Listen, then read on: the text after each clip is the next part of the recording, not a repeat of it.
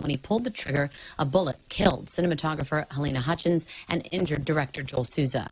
In a statement, Baldwin's attorney says he had no reason to believe there was a real bullet in the gun or anywhere on set. Gutierrez-Reed's attorney says these charges are the result of a very flawed investigation. Fox's Jessica Rosenthal. Hutchins' family says the charges are warranted. America is listening to Fox News.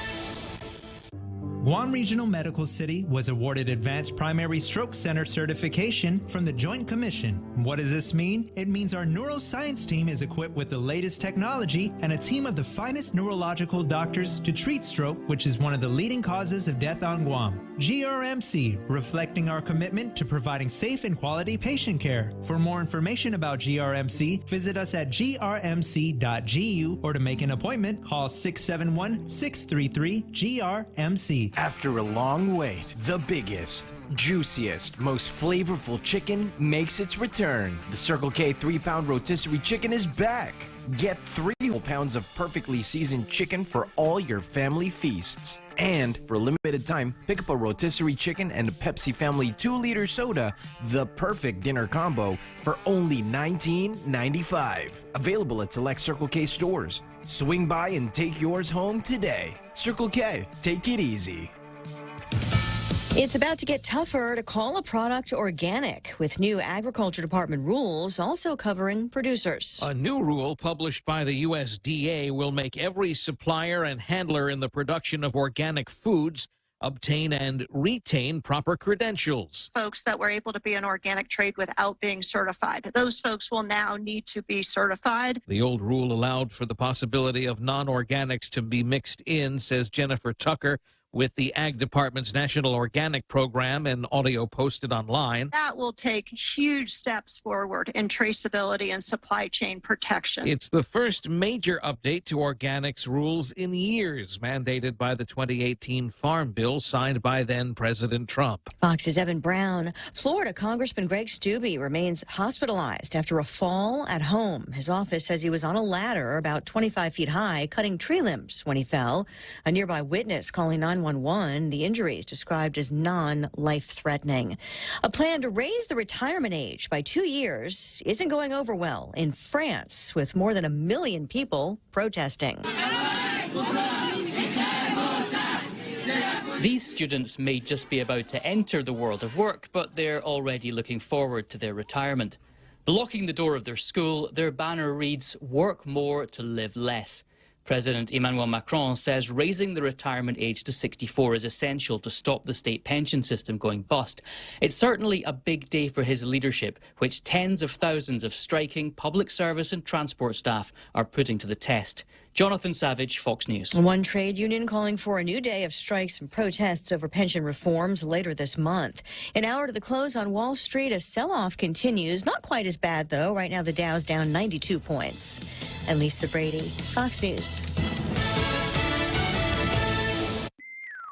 Fly even higher and get to your destination with the United Credit Card from First Hawaiian Bank. You can earn 40,000 miles with $2,000 worth of spending within the first 3 months. That's 40,000 reasons to get on board with the First Hawaiian Bank United Credit Card. It all starts with yes. Certain restrictions apply. To learn more about this offer, visit any First Hawaiian Bank branch or go to fhb.com/United. Looking for a new home or that special place to spend your retirement? Century 21 Realty Management has the place for you. Ladera Towers Condominium in Manila. Luxury living you deserve. Amenities like a gourmet kitchen, a large jacuzzi tub, private lanai with a magnificent ocean view, and 24/7 security. Other amenities, large swimming pool, couple of tennis courts, 3-bedroom condo units are available right now. This is an opportunity you should look at now before they're all gone. Call us now at Century 21 Realty Management, 647-5003, or visit the website, laderatowerguam.com or guamproperties.com.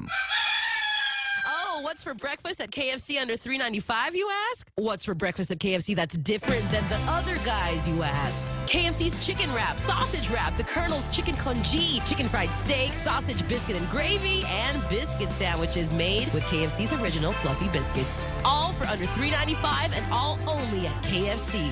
Plus, with waffles and the Colonel's chicken fried rice, we've got something for everyone. So visit KFC for breakfast today. It's finger licking good. happening? Good morning, Guam. At 6:06 on Friday, January 20. I'm Donna DeJesus with a look at your local news on The Point. GPD was investigating a purse snatching that occurred at the Macruja Mall food court. A video circulating on social media captured a group of women sitting at a table. A man walks towards them when he suddenly leans in and grabs the victim's bag. The man then darts off, running toward the other end of the food court. GPD spokesperson Officer Berlin Savella says the incident occurred on Wednesday night. Messages circulating on social media state that the purse was recovered.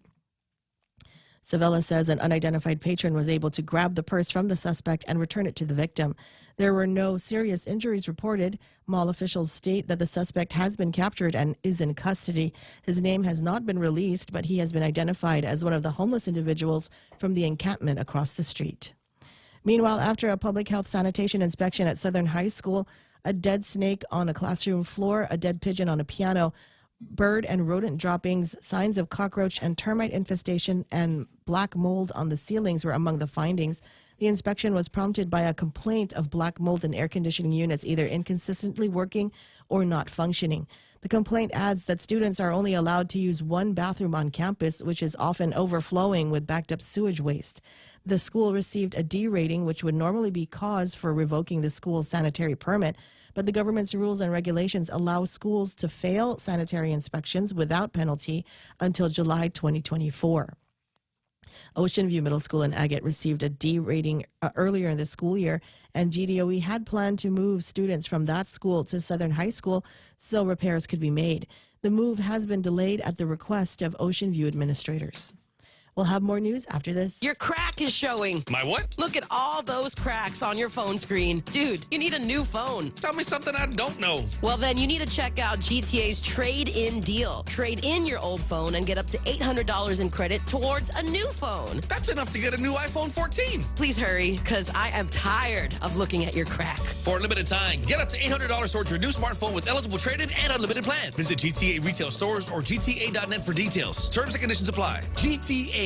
We start with you. The PUC is scheduled to meet next Thursday, the 26th, to decide the LEAC, or fuel surcharge, on power bills beginning next month. GPA is recommending to maintain the surcharge at about 32 cents per kilowatt hour, stating the price of fuel dropped recently but is still higher than normal. The LEAC pays for GPA's cost of fuel, and it fluctuates along with fuel pricing. GPA under-recovers its fuel expenses if it charges customers less for fuel than the actual cost of buying it. GPA estimates the under-recovery will be around $33 million by the end of January. Under-recovery peaked at about $47 million by the end of August. If the fuel surcharge isn't changed, the fuel under-recovery would be reduced to about $915,000 by the end of July. And a major waterline break caused road closures and traffic jams for most of yesterday on northbound lanes of Marine Corps Drive in East Agana. It also raised concerns among residents about a project later this month that will transport heavy power plant parts on the road from the port to Dedido.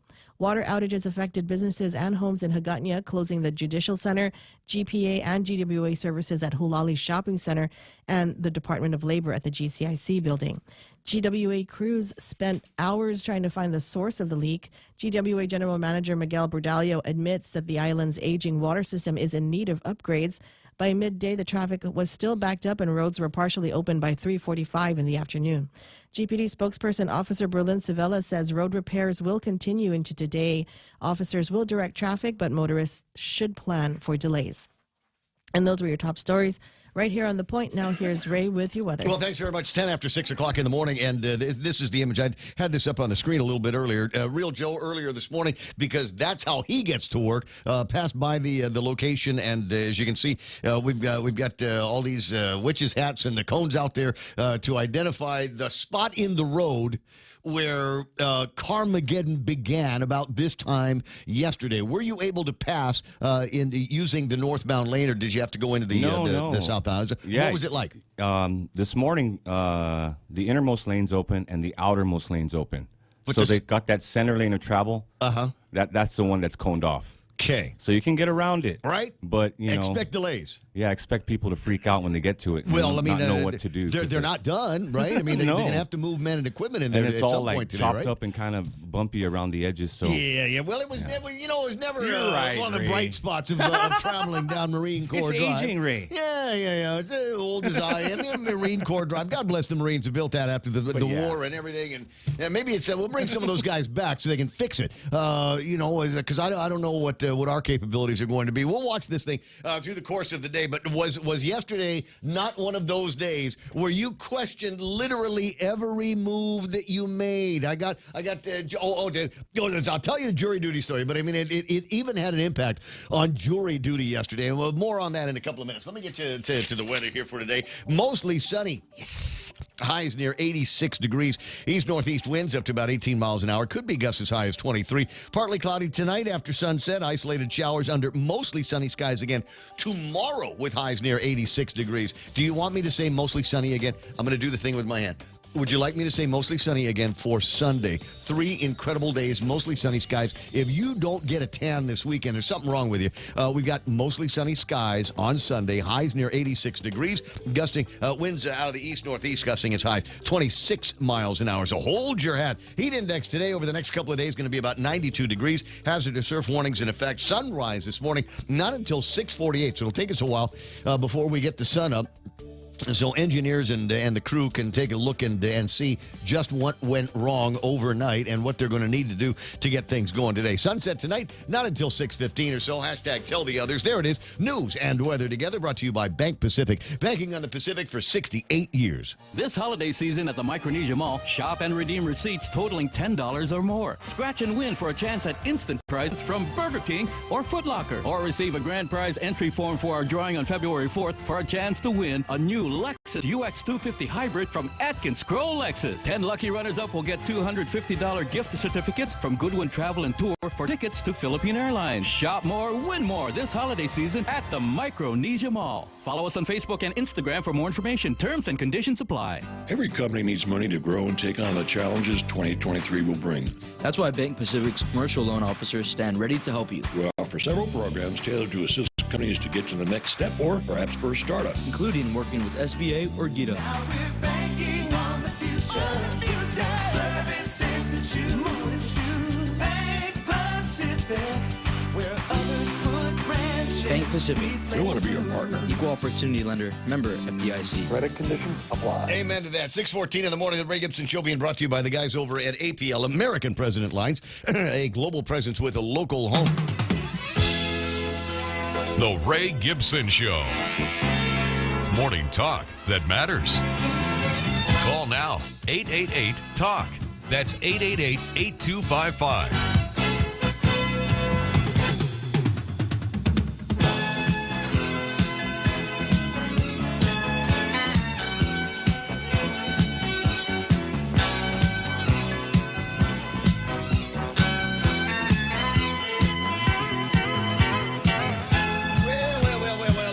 Just say how sorry, deeply, deeply sorry I am that I had to split at 8 o'clock yesterday morning because it jury duty. Another 4 of these. I think if the calendar is right, if I've looked at the calendar correctly, is another 4 of these before I will be done with jury duty, hopefully for the rest of my life. I'm hoping that will be for the rest of my life. My understanding is it stops when I'm 65. I'll be 61 in May, and maybe in between the intervening time, the folks over at the jury will recognize what an incredible mistake they made by reaching out to me in the first place. But yesterday, with everything going on, I felt a little more of a sense of urgency. I want to say thanks very much to Tattoo Shauna and Galu, who's a buddy of mine that actually works over at the court. And they were giving me kind of play-by-play as I was making my way south on Marine Corps Drive. They gave me kind of a play-by-play of what I could be expecting. And they were absolutely right. By the time I got to over where Tattoo Shauna's place is, by the car dealership, it began to slow down. But it was moving. It was moving. The only time that I felt like conscious of a stop was right in front of the intersection where the construction was, because that was the first gate of hell.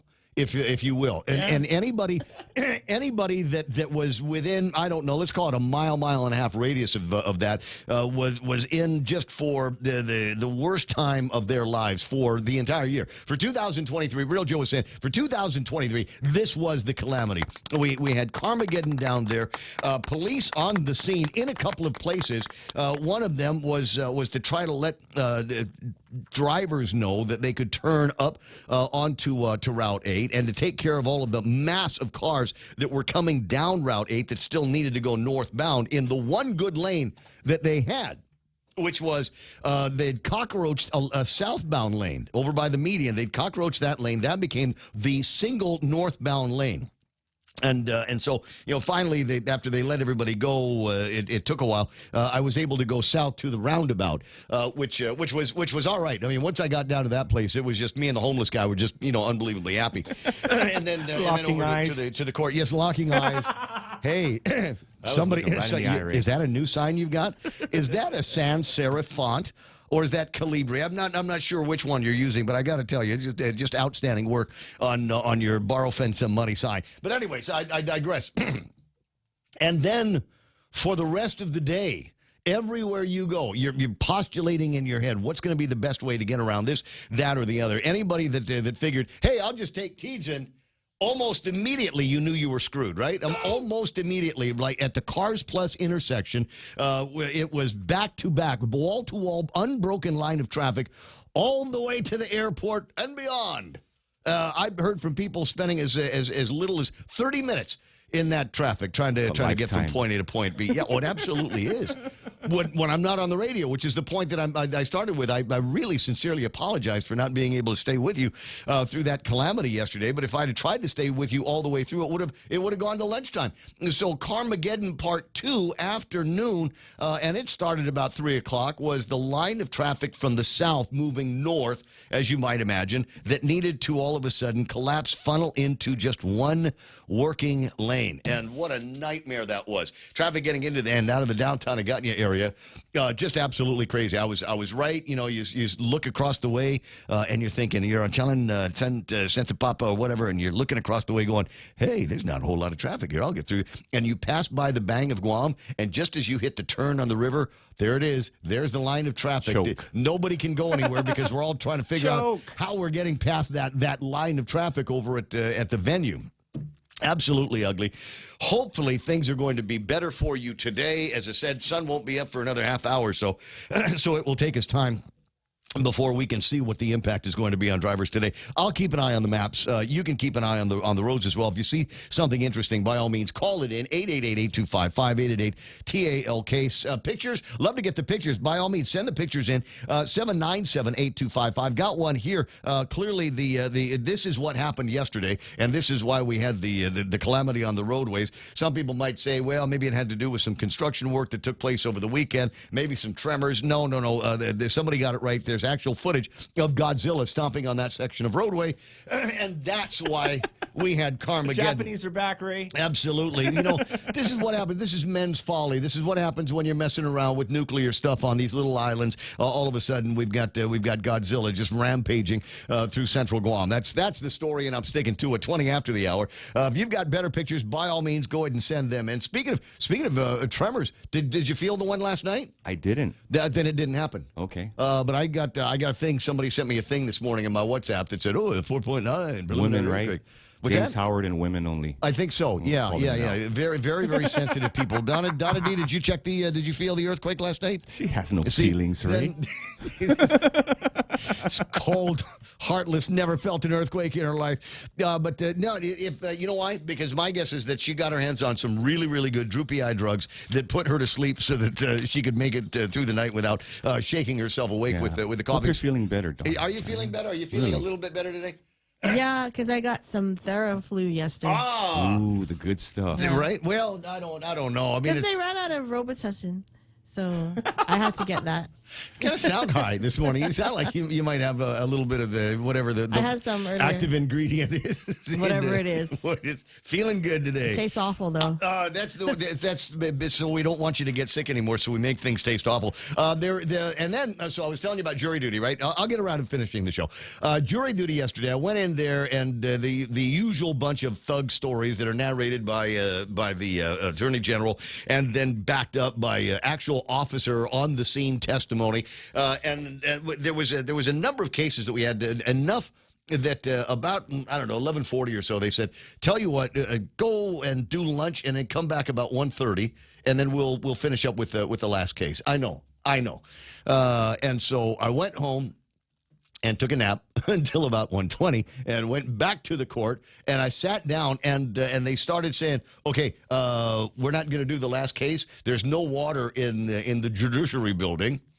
And so they're releasing us. So we sit down, wait for Judge Iriarte to come by, take a look at everything that we've done so far, and then she excused us for the rest of the day. And I'm sitting around going, I have no idea what to do now. I thought I was going to be in here until about 3.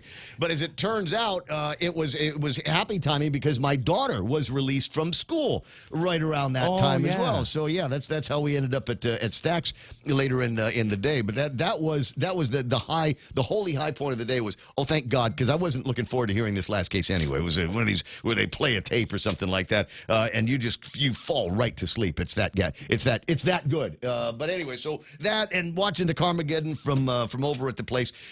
My daughter Mayumi, senior at Academy of Our Lady of Guam. And then, of course, Candid made the rest of the day that much more interesting by sending out a story about threats that were leveled against some students or at the school itself by a kid at the Academy of Our Lady of Guam. So some of you might be wondering, hey, Ray, is your daughter going to school today? And the answer is, hell no. Not only no, but hell no. Number one, all of the parents that I've been in communication with of young ladies at the Academy of Our Lady of Guam are just out of their mind, crazy mad that they found out about this situation from Candid News as opposed to hearing from somebody over at the school. And then they found out the kid is back in school, and there are going to be there will be a number of students that will not be attending at the Academy of Our Lady of Guam. A little bit more on that a little bit later on. I actually got a statement from the president of the Academy of Our Lady of Guam, but I don't. It came through fairly late last night, and I don't know that it has convinced anybody. We'll talk about that and more. Donna D reporting earlier about the. It's the only way I can describe the guys. Maybe the dumbest crook that we've had for most of the years. Snatching. The purse snatcher over at the Micronesia Mall at the food court over at the mall. This was village viral. I think everybody had it on their phones at one point or another yesterday. It took a while to get to the action part, but you can see a bunch of ladies sitting in a corner the table at the mall, just kind of enjoying lunch. And then you see this guy coming in from the eastern side, and he just reaches in and he grabs this one. Hey, he grabs it, and you're There he running goes. like hell. It's like a 5K. She fell down, man. She gave chase. Now this is the fun part, guys. This is the benefit, the beauty, the blessing of spending your time with me on the Ray Gibson Show, because I've got footage from elsewhere in the Micronesia Mall. Yes, I absolutely do. I've got footage that nobody else except the cops has got, and so we're going to play this, and you will be able to see the guy coming in. I forget in this particular shot where he's going to be coming in from. I think he's going to be running in from behind down the stairs. He's coming in down the stairs. He's going to try to make his way to one of the many exits that they have at the mall. And he goes around the truck, and there's guys that are chasing him, and he's freaking out, and he throws the bag. And a customer goes over, retrieves the bag. So there's happy ending number one. Wow. I don't know if the other footage that I have. I think this is the same shot from a different angle, and you can see the lady lining up over at customer service, hearing the commotion, turning and seeing what's going on. I think she is the one that eventually grabs the purse. Yep. There it is. She goes into action, grabs the purse, and as you can see, they gave chase, and he's still running around the mall. But another guy that was faster than him. Yeah. Actually was able to caught him and restrain him. What was in that bag, Ray? What do you think, man? I don't know. Throat lozenges, maybe. A rosary and a throat lines smell like my grandmother's purse.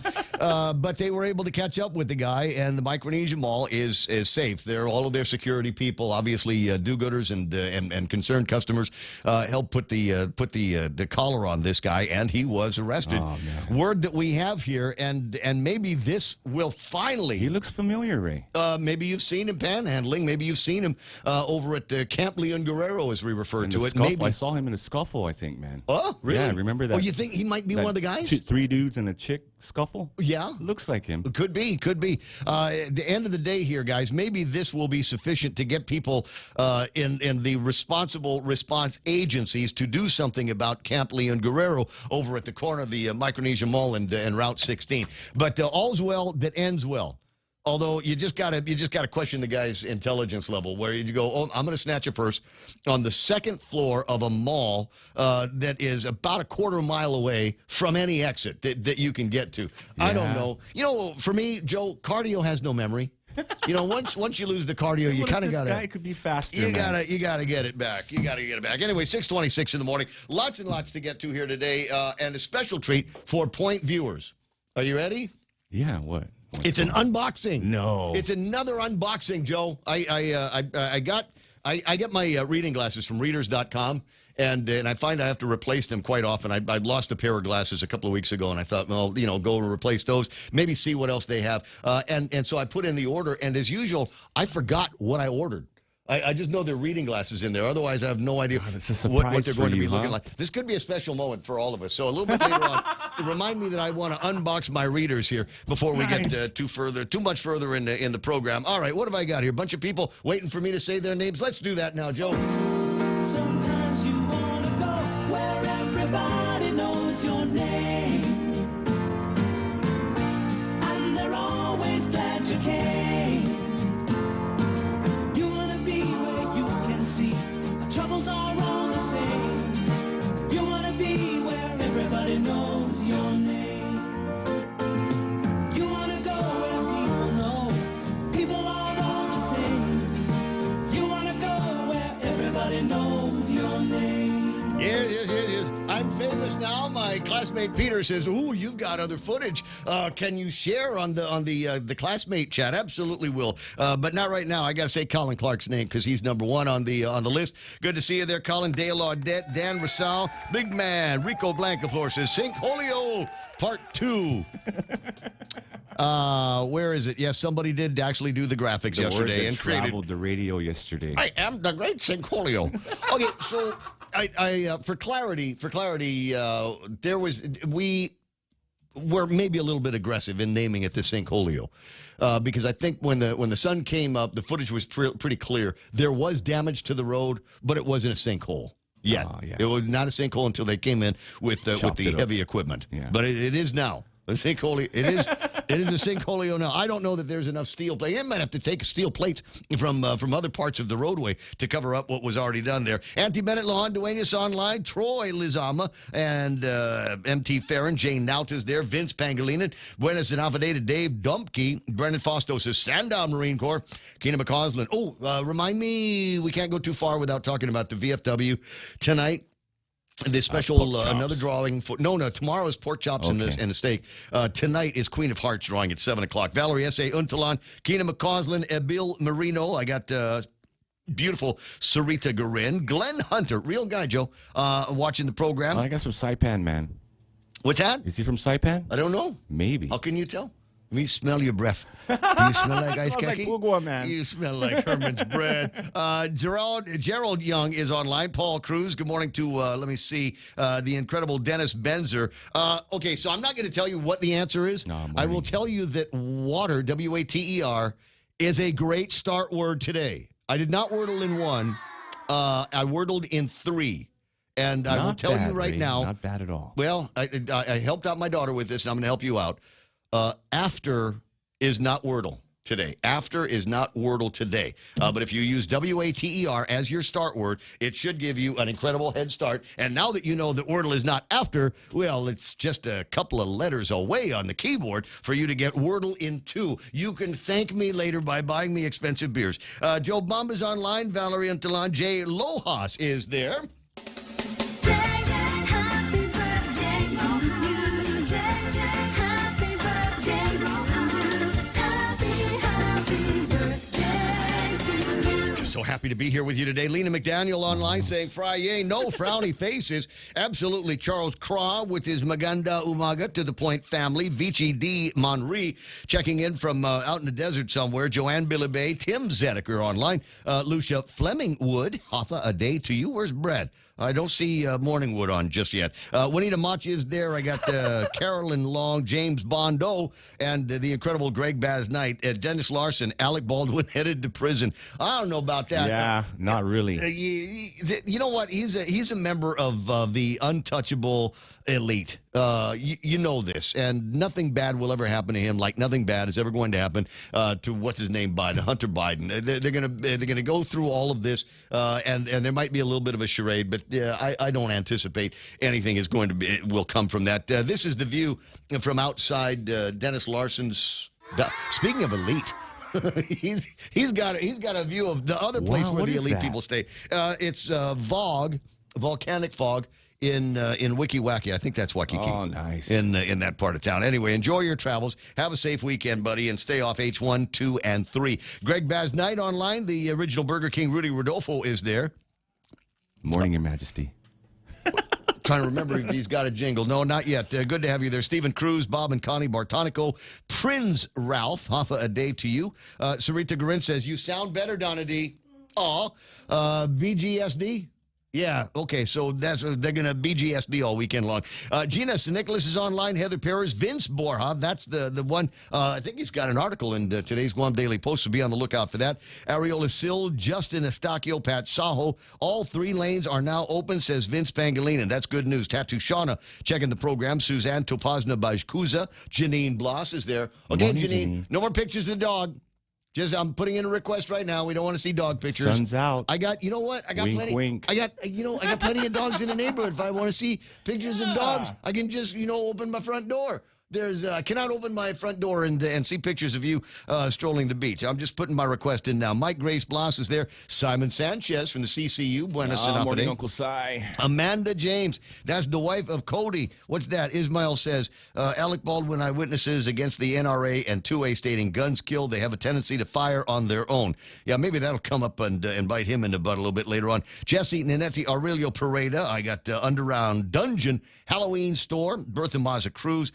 Francis Duffy. Morning, Jeff. It's good to have you there. 60 degrees where I am in Texas, and I'm freezing, ready to get home to Guam and enjoy the warm weather. What did I say it was going to feel like? 94 today with mostly sunny skies, Amanda. Me and Cody, we're going to go drink. We're just going to go hang out at the beach and say nice things about you. Jennifer Calvo Guzman hanging out. So is Sonia Villagomez Uggan. I got Brandon John Diego, Detwin Kitsutsu, Bill Petit, Dita Camarillo's online, Anne-Marie Damian Cruz, Hoffa a day to Roland Torres, Linda Gabriel, Alex Affleway, Mary Juan. Almost want to say marijuana. Oh, yeah. No, it's not. It's Mary Juan Camacho checking us out today. That's nice. Marie Babauta Baldwin and Jose Tetpahagu, Ro Torres, Naomi Taitano, Galo Boleto checking in the show. That's the guy that was talking me down from the Carmageddon into the courthouse yesterday. What is the outcome of the red Jeep trial? Well, if they went into any of that yesterday, they let him out by about 1 o'clock in the afternoon. Anne-Marie Brita, good morning to Scott K. Armstrong, Julia Santos, Jaden Pangolinan, Michelle Diego Kitsutsu, got John Pablo, Nabir Onalaram, Tony Rodriguez, Yo T-Rod, what's up? Ruel the Rooster Drillon checking us out today. So is Pat Saho, Tracy Limtiaco. We might know her as the lady that knows a bunch of stuff about the Guam Power Authority. Yeah. Might be some of that conversation coming up a little bit later on. Or not. I don't know. Cosette Villena and Charlie Keone, because I want to spend the morning talking about me all day. Can I do that? I mean, it is the Ray Gibson show, right? Yeah, there's topics. That's what I'm here for, issues Ray. and stuff like that. There's Cody. Sherry Uriorty, the Christine Oliver is hanging out with us. So is Joey and Vanji Gokwi, Sherry, Brennan, Marhart, Rob, Doris, Marie Tidinko, Michelle Bueller saying coffee time. It's always coffee time in the Ray Gibson Show. Marhart, Rob, Mark Ina, Brad Wood says present and accounted for. Morning, Wood. KLB Guam is online, so is Bill Freeton. You suppose maybe people are getting that? Or do you suppose just like, shoo, 10 barbecues later? God, I hope so. Going, what's so funny about Morning Wood? I don't get it. Our Amanda listeners James, get it. Amanda's going, rub it in. Pam Duvall's the hot sister of the program, checking us out. So is Dean and Liza Castro. Let me just real quick take a look and see if the roll call is complete on the YouTube side. MP Ogo Kitsuto in Japan, 30 degrees in Yokosuka, and $1 will get you 127 yen over at the place today. Got a couple of headlines I might share with you a little bit later on. Who's your Big Daddy 06? Senator John Savaris is online saying good morning to everybody. Savaris. And I say happy birthday to your mom. Good morning, I missed that. And happy birthday, Mayor. I missed it until I saw it on Facebook. Yeah. You know who else has a birthday? This blew my mind. This totally blew my mind. Jesse Bias. From Jesse and Ruby, Yeah. Casuals, his own, solo career. The guy is 70. Yeah, looks 40. Right? He's 70 years old. young. I'm completely, I don't know why. I mean, we all kind of came up together. I'm 61, like I said, so it shouldn't surprise me that this guy here is 70, but the guy, it looks 40, sounds 20. Sounds, he's still got a beautiful voice, and the incredible amount of talent that guy has. If you know him, do me a favor, just click on him on Facebook or message out to him and say he's getting plenty of love with Ray Gibson on the program. And he even has they have that song Pugwa, right? Oh, yeah. Yeah. And so whenever I'm in the room, they change the lyrics. It's Pugwa, give it all to Ray. Yeah. I love that about them. Oh, my God. Anyway, and Johnny Utah checking out the program here. 637 items in the table of contents. There's stuff, and some of it I've already kind of touched on just briefly, but we'll get into them and discuss them in a little bit more depth as the program continues. And by way of pushing the program further a little bit more, it's time for our first big look at big news and headlines with Donna D, who Sarita says sounds better this morning. Avadana, what happened? Police are searching for two men who attacked an elderly man early Wednesday morning, sending him to the hospital in critical condition. GPD states that the assault occurred on Chalan Tromohu in Dedido. CIS detectives are canvassing the area for information. The victim is now responsive and in stable condition. Meanwhile, the U.S. Geological Survey reported a magnitude 5.0 quake near Dedido around 11 o'clock last night. The tremor occurred at a depth of about 75 miles. Villages near the epicenter might have felt a very weak shaking. The epicenter was about 20 miles northeast of Chigo. The event has not prompted any tsunami advisories. And the 2023 income tax filing season will begin on Monday. This is what Revan Tax will start accepting 2022 tax year returns and is in line with the date that the IRS will also begin the nation's tax season. The due date for filing of returns is April 18. And those are your local headlines on The Point. Now back to Ray. Yay, paperwork time. Start gathering that stuff up. Bug the lady in HR and accounting about whatever it is, the W-4. Yeah, those papers that you got to get. W-2. I've got a box. I got a box that I keep threatening to just take to Benita Manglotnia up in Chico. You don't even stop. You just throw it out of the car when you pass by. Yeah. Get it done. Could you? I just do I have to actually show up and sign anything or pay? So I'm hoping that this is the year. And Benita, if you're listening, maybe you can thumbs up or thumbs down. Is this the year that the what is it called? The standard deduction goes up by half? Because I'm serious. Because if it is based on last year's tax return, there's a very good chance that this time around the government of Guam may owe me money. Oh yeah. And then I can be on the lookout and bug knocking Crystal on Paco. doors. Hey, when am I getting my refund? Huh? Yeah, they get everybody else's refund, but all of a sudden when I'm owed a refund, it's like, oh, we're slow. We can't, not returning telephone calls, whatever. All right, so anyway, 6:39 in the morning. I'd probably take a break, but I wanted to get this done first. I wanted to see if I can open up the paperwork here and find out exactly what kind of reading glasses it was that I bought a couple of weeks ago. I use readers.com, and I'm not making a recommendation. In fact, I think I'm going to do the opposite of it. I go through them because the glasses are relatively inexpensive. But I will tell you this. One of the things that disappoints me about most glasses that I'm getting these days is they scratch very, very easily. Oh, yeah. So, I mean, you got to be careful where you put these things down. You're wild, too, man, with your glasses. Yeah. All right, so I got these standard, almost Clark Kent glasses. This is a duplicate of a set of glasses that I already had. But the temples kind of bent out a little bit. I like them, man. You like them? Yeah. Am I pretty? Yeah. Am I model worthy? Hey. Feeling some type of way, Ray? I got you, buddy. All right, so that's. I may have only gotten the two pairs. All right, yeah, it's just two. And then last week, I lost the ones that kind of look like this, and I kind of like these because they remind me of like the kind of glasses that people wore back in the 1920s. Oh no, Einstein. Yeah, you know. You do look a little smarter, Ray. Just a hair. So there's a classic picture. There's a classic picture of my great grandfather picking up the first bag of air mail ever on Guam down in Sumai once upon a time, and he's wearing like what Bob Klinsky would refer to as like a campaign hat, and he's dressed in all white like people did back in those days, and he's wearing a dark pair of round, funny-looking glasses just like this. Love them. With the tag, he had the tag. So I'm reliving that particular moment. 6:41 on the Ray Gibson Show. Tell you what, I will, Mr. Peabody, says Brad. That's what I'll call them, Peabody glasses. I don't know, and this might have cost me all of $29 or something like that. In 6:41, Donna D's taking care of the news. I will return in just a second. We'll find out what's happening in oh boy, now the most important thing we do is a traffic report. It's coming up next. Everyone has a busy schedule these days, and sometimes we forget to schedule our routine dental checkup and cleaning. Don't neglect your dental health.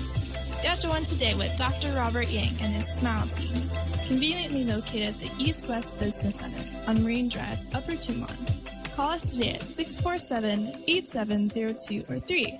Again, that's 647-8702 or 647-8703. We make smiles happen. Half a day, this is Honey. Here at APL, our expertise and extensive network can help you grow your business and reach out to more global markets. As a responsible carrier, APL is also committed to a sustainable future, whether it's protecting the environment or investing our efforts in giving back to the community. Our dedicated teams in Guam, Saipan, and on U.S. mainland are here to support you. Call 588-4651 or visit apl.com. Can do here, 6:42 in the morning, Ray Gibson Show, and I just absolutely love the idea that they've entrusted me to help sell condominiums over at Ladera Towers. If you're looking for a great investment property, maybe you're looking for someplace, maybe you're downsizing. Maybe, you know what, I don't need to live in this big house anymore. 3-bedroom condominium in Manilao sounds about right. And you got to go in, you got to do an inspection on the Ladera Towers condominium. Luxury living, you deserve amenities like gourmet kitchen. There's a jacuzzi club, private lanai, tennis courts. There's this massive swimming pool. And I kind of like the way it's laid out here in the shape. So we've got, you got a spot over there for like families and stuff like that, and then you got another spot where you and your buddies can goof off. Perfect for the impromptu flotillas that you want me to do when I go and hang out at your place. Got some great barbecue locations they've got there. 3-bedroom condo units are available right now. I don't know that there's any 2-bedroom condos. I think those have all been snapped up. So before this opportunity runs out, you need to call Century 21 and ask them about showing you around here. 647-5003 is the phone number, or you can just visit LaderaTowerGuam.com or GuamProperties.com. Yeah, I know people that live there, and it's my favorite thing when they say, hey, we're going to do a barbecue. You want to come by? And I said, do I have to do anything? And they said, all you got to do is swim, bro. All you got to do is swim, and we've got hot water in the jacuzzi for you, and we've got hot babes that you can, like, hang out with. And I said, you had me in hot water. All right, so here's what we're looking at today. I will go right to the downtown Agutnia area and try to give you kind of a description of what we're seeing. I'm getting told here that all 3 lanes are open. Okay, I'll take your word for it. You got pictures. By the way, yeah, 797-8255. Maybe it was talking about southbound lanes. Which would make sense because they were down to 2 yesterday. But I'm dying to see what's happening on the northbound lanes. A little bit of traffic at the intersection of 1 and 4 moving that way. Traffic slow north and southbound around the Chamorro Village. And as we get close to the intersection of 1 and 8, obviously slower traffic, but it appears to be moving. Slower southbound traffic right around the pizzeria area and Dial Rentone down in that area. You might see a little bit of traffic on Route 8 as people kind of go slowly through the intersection over by Venue and over at Rainbow Market, trying to figure out, okay, what really do I want to do? What's at risk? Don't see too much happening on the intersections on the downtown Agutnia side. So let me just zoom out and scooch up and see what's happening up in the north end of town. Nothing major up in Marine Corps Drive on your way to Anderson Air Force Base. Slower than normal traffic around the village, around McDonald's right now. But otherwise, everything should be looking good. 1 and 3, not so bad. 1 and 16, over by Camp Leon Guerrero, not so bad either. Intersection traffic all the way to 8, 10, and 16.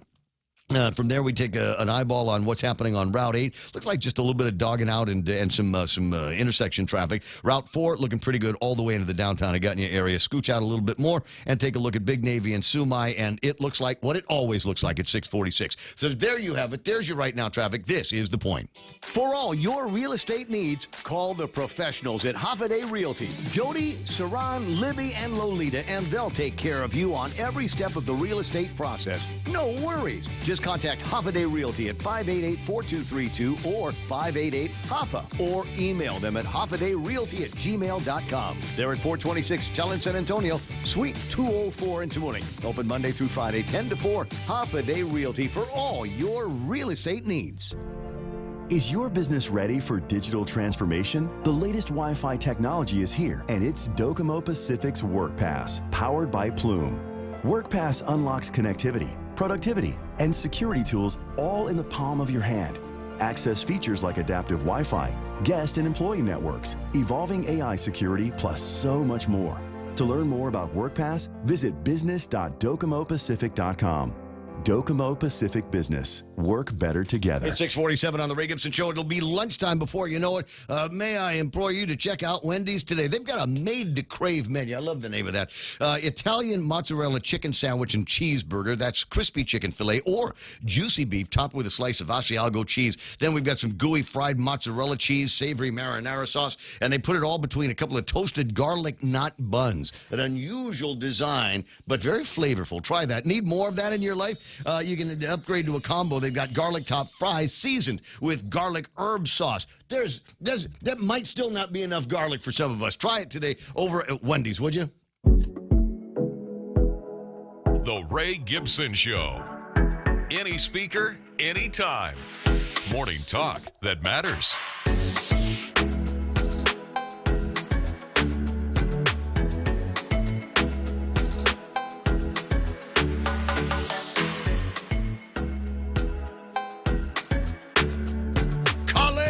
Knock that off. Say just a nasty conversation to Colin that Colin might be involved in here this morning.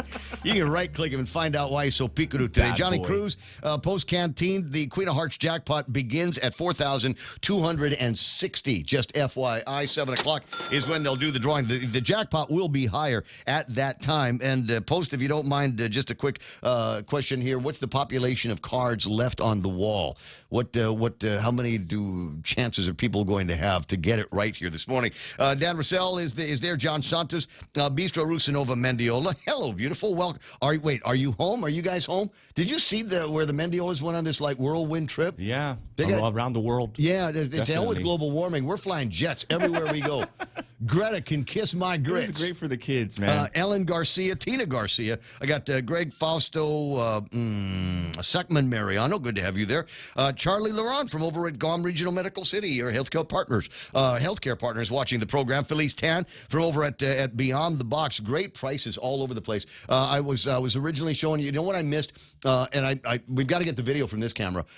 Is the guy that stole the purse?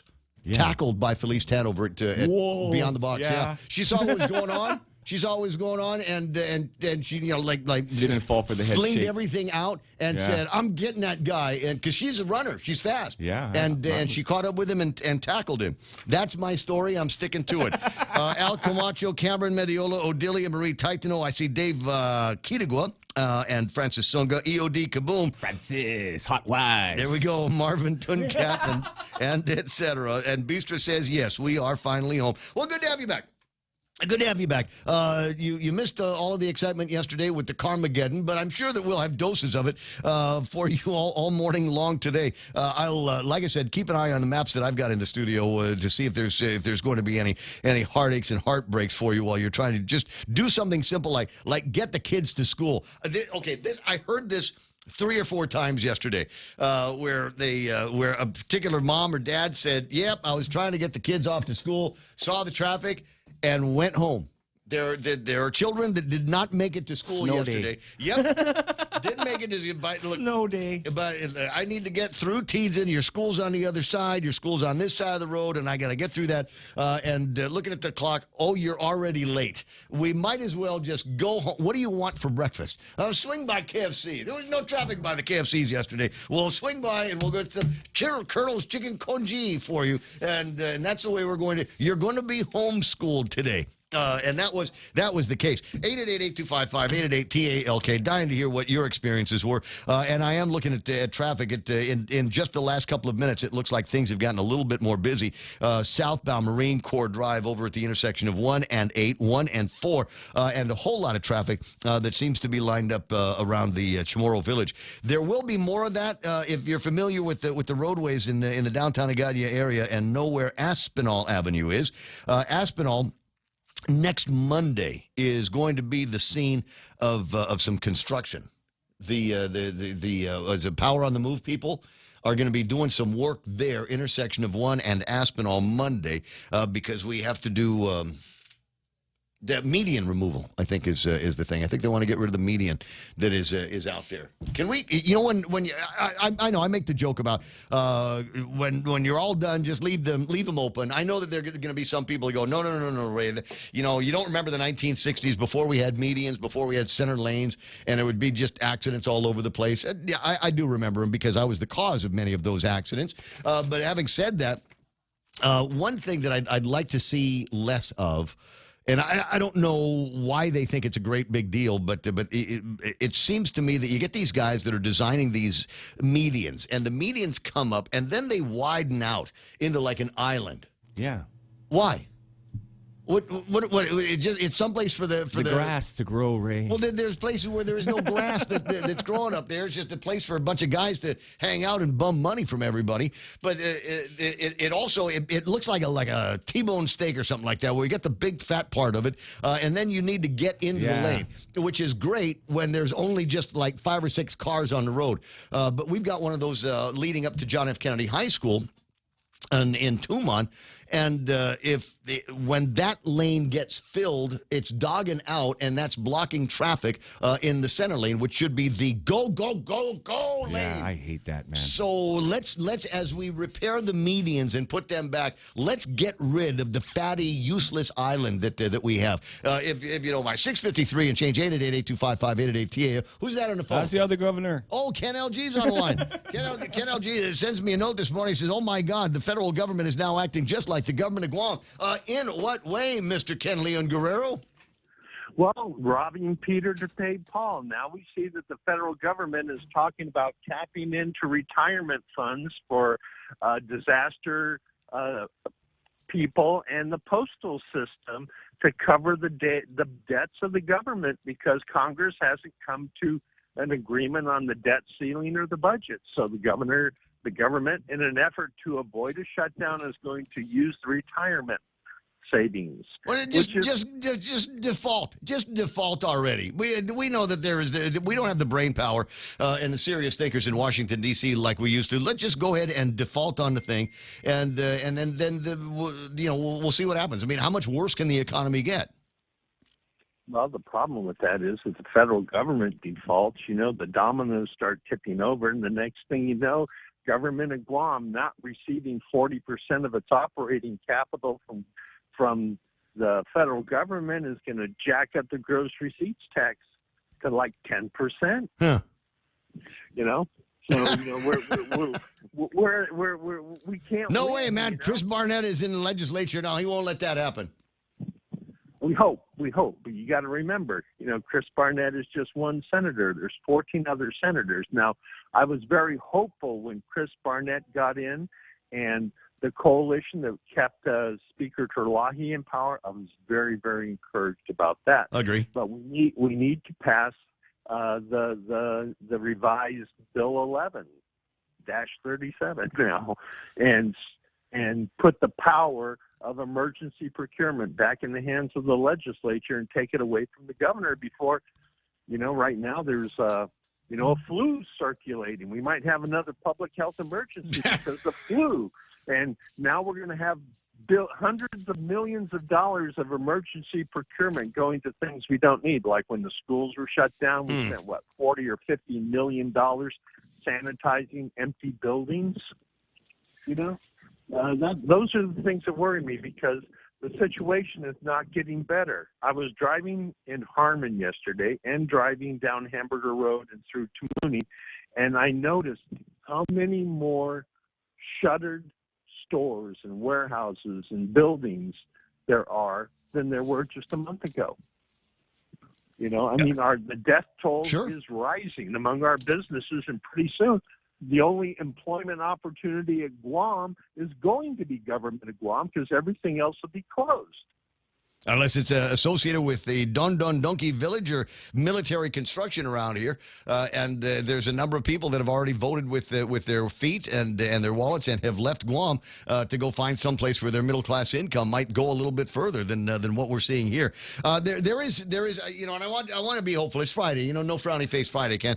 And so I do want to give you hope. We've got the paperwork from the OPA came out yesterday, and they announced in that paperwork what their audit plans were going to be for the balance of 2023. And the good news is they're going to be taking a look at certain functions of the government of Guam that many people have had questions about and see if there's there.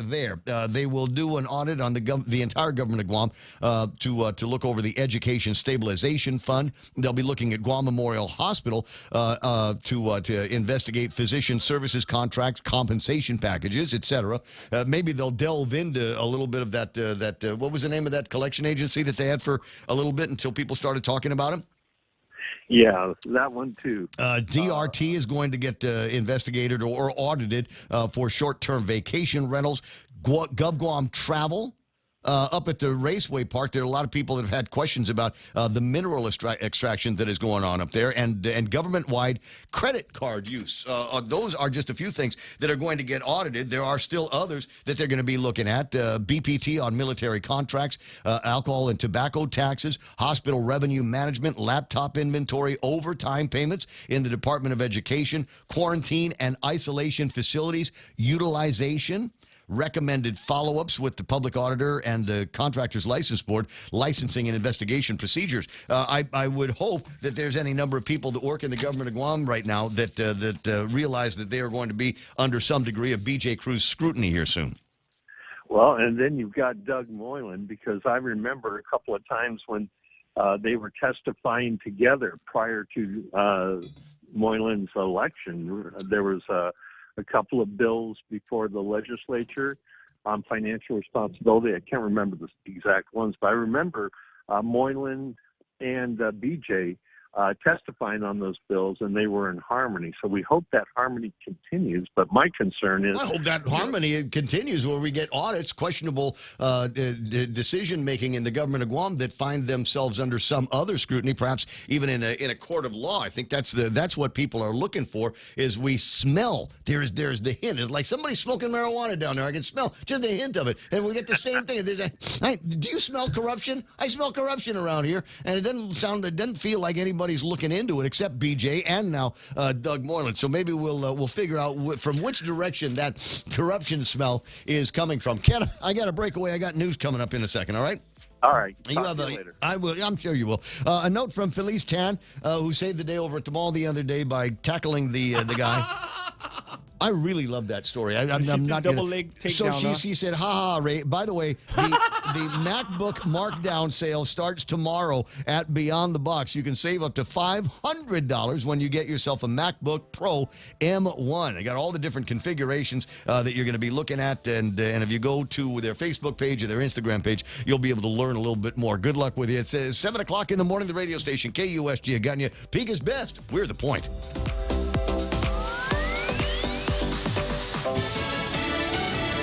No strings attached. Lisa Brady, Fox News. That's the White House message to Congress as the U.S. hits its borrowing limit. Congress must address the debt limit without conditions. Our posture on this hasn't changed. There will be no negotiations over the debt ceiling. Deputy Press Secretary Olivia Dalton rejecting a push by House Republicans for spending cuts. She spoke to reporters en route to California, where the president is now getting a first-hand update on the widespread damage from a series of storms that killed at least 20 people. The U.S. Supreme Court says it still doesn't know who leaked a draft opinion on abortion last year. Investigators tasked by the Chief Justice to find the source of a leaked opinion 8 months ago of the Dobbs decision has to date been unable to identify a person responsible, according to a new statement from the Supreme Court. Chief Justice John Roberts ordered a probe calling the leaked opinion to the publication Politico an egregious breach of trust. Fox's Jared Halpern at the White House. An investigation has found it's unlikely the court's IT systems were hacked. Actor Alec Baldwin charged with involuntary manslaughter, facing up to 5 years in prison if convicted for the shooting that killed a cinematographer and wounded the director on the set of his movie Rust. We believe Baldwin, as a producer, knows everything that goes on this set. And so, there was a lot of problems. New Mexico Special Prosecutor Andrea Reeb tells Fox News safety concerns were raised and not addressed. This was a loose and reckless scene where safety was compromised just to save money. Baldwin has said he never pulled the trigger when the gun went off, and his attorney says he had no reason to think there were live bullets on the set. Attorneys for the movie's armorer, who's also charged, have previously suggested sabotage. More of the interview with prosecutors coming up on the 5 on Fox News Channel. The Dow down 147 points at the closing bell. America is listening to Fox News. Join us at Mezcla Chamorro Fusion Bistro and see why they've been crowned Guam's best Chamorro food restaurant for 9 consecutive years. Experience Chef Peter's candied salmon over scallion coconut rice, octopus tenactac, Chamorro platter, and their award-winning gourmet burgers. Or if you're looking for something healthy, try their keto-friendly menu. Come and enjoy Mezcla's half-a-day service at their Hagatnya location from 11 a.m. to 2 p.m. for lunch, 5:30 p.m. to 9 p.m. for dinner, or 10 a.m. to 2:30 p.m. for their famous Sunday brunch. Wishing you a happy, healthy, and prosperous new year from your friends at Security Title. As we clean house for the new year, this is an excellent time to make sure the title to your land is also in order. It doesn't matter if you own a ranch in Inarajan, a house in Dededo, or a hotel in Tumon. Keeping the ownership clear promotes peace in the family and can avoid future misunderstandings. When it comes to your family property, call the professionals at Security Title. We are here to help. Quick correction, the Dow down 252 at the bell. The S&P and the NASDAQ also lower. The fight over Indiana's abortion ban goes before the state Supreme Court. The Indiana Attorney General's office and the ACLU, which represents Planned Parenthood, argue before the state's high court over whether or not Indiana's new abortion law violates privacy protections under the state constitution. Its abortion ban followed the U.S. Supreme Court's overturning of Roe v. Wade that was later blocked by a county judge. Eliminates licenses for all abortion clinics with exceptions, allowing abortions at hospitals in cases of rape and incest and to protect the life of the mother. No word on when a decision will come down in this case. Fox's Jeff Manasso. Russia is claiming it's opened a criminal case against a U.S. citizen suspected of spying. The State Department says it's not able to confirm those claims at this point. Russian officials have not named the suspect or said whether that person has been arrested. A British actor familiar on both sides of the Atlantic, Julian Sands, has gone missing while hiking in California's San Gabriel Mountains. The actor who starred in Boxing Helena and A Room with a View was reported missing last Friday in the Baldy Bowl area around 7:30 at night. This was during the atmospheric storms that had caused flooding and mudslides in the area. The San Bernardino County Sheriff's Department confirmed to Fox News Digital that ground crews conducting a search for sands were called off due to avalanche risk and the weather conditions in the area. However, they eventually continued efforts. Sand's car has been found in the Mount Baldy area and was towed away Wednesday. Michelle Polino, Fox News. Job cuts are coming at Wayfair. The Wall Street Journal reporting the online home furnishings retailer is preparing to lay off more than 1,000 workers. Again, the Dow drops more than 200 points. I'm Lisa Brady, Fox News. Guam Regional Medical City is the center of excellence for general and minimally invasive surgeries like colonoscopy, dialysis and vascular access, gallbladder, skin and soft tissue, gastrointestinal tract, hernia repair, spleen, select liver and pancreas diseases, upper endoscopy, and more. Schedule your appointment with GRMC today by calling 671-633-GRMC. That's 671-633-4762. For more information, visit us at grmc.gu. Is your business ready for digital transformation? The latest Wi-Fi technology is here, and it's Docomo Pacific's WorkPass, powered by Plume. WorkPass unlocks connectivity, productivity, and security tools all in the palm of your hand. Access features like adaptive Wi-Fi, guest and employee networks, evolving AI security, plus so much more. To learn more about WorkPass, visit business.docomopacific.com. Docomo Pacific Business. Work better together. Have a day and a happy new year from KFC. And me, I'm Colonel Sanders. And to kick off the new year, I'm bringing back one of my best deals, the $25 fill-up bucket. That's 10 pieces of original recipe drumsticks and thighs with 2 large sides of red rice for only $25. It's the highest caliber meal for you to spend less money. KFC's $25 fill-up bucket is available at all KFC restaurants island-wide and here for a limited time. KFC, it's finger-licking good. Half a day at 7:06. I'm Donna DeJesus. Here's a look at your local news on The Point. Murder defendant Branty Wallaby pleaded not guilty before Magistrate Judge Benjamin Sison in Superior Court yesterday. Wallaby denied that he had anything to do with the killing of Arno Naroon. His brother Jaron Wallaby, who repeatedly told the court that he is not guilty, will have to wait another week to answer to the murder charges. The court had to appoint a new attorney due to a conflict. One of the witnesses in the case is a current client of his appointed counsel's office. He is back in court on January 26. The Wallaby brothers were apparently drunk when they attacked Naroon in Derrida last month. GPD investigators saw surveillance footage that corroborated the reports. Naroon's family says he did not know the assailants. He died from blunt force trauma to the head. And a local activist group took the opportunity to be present during the Joint Region Marianas open house at the Guam Cultural Repository building in Mangilaw. The repository plans to care, study, and keep a record of Guam's cultural artifacts unearthed over the years. Members of Putehi Letexan protested, saying the sacred objects belong to the people of Guam, not JRM or the Department of Defense. Governor Lulian Guerrero stated yesterday that she does not feel there's any conflict, as the DOD is the entity that funded the cultural repository. But the activists don't want the military handling the cultural artifacts, saying the Chamorro people are the rightful stewards. Still, the military says they are taking this responsibility to preserve Guam's cultural resources very seriously. More news after this.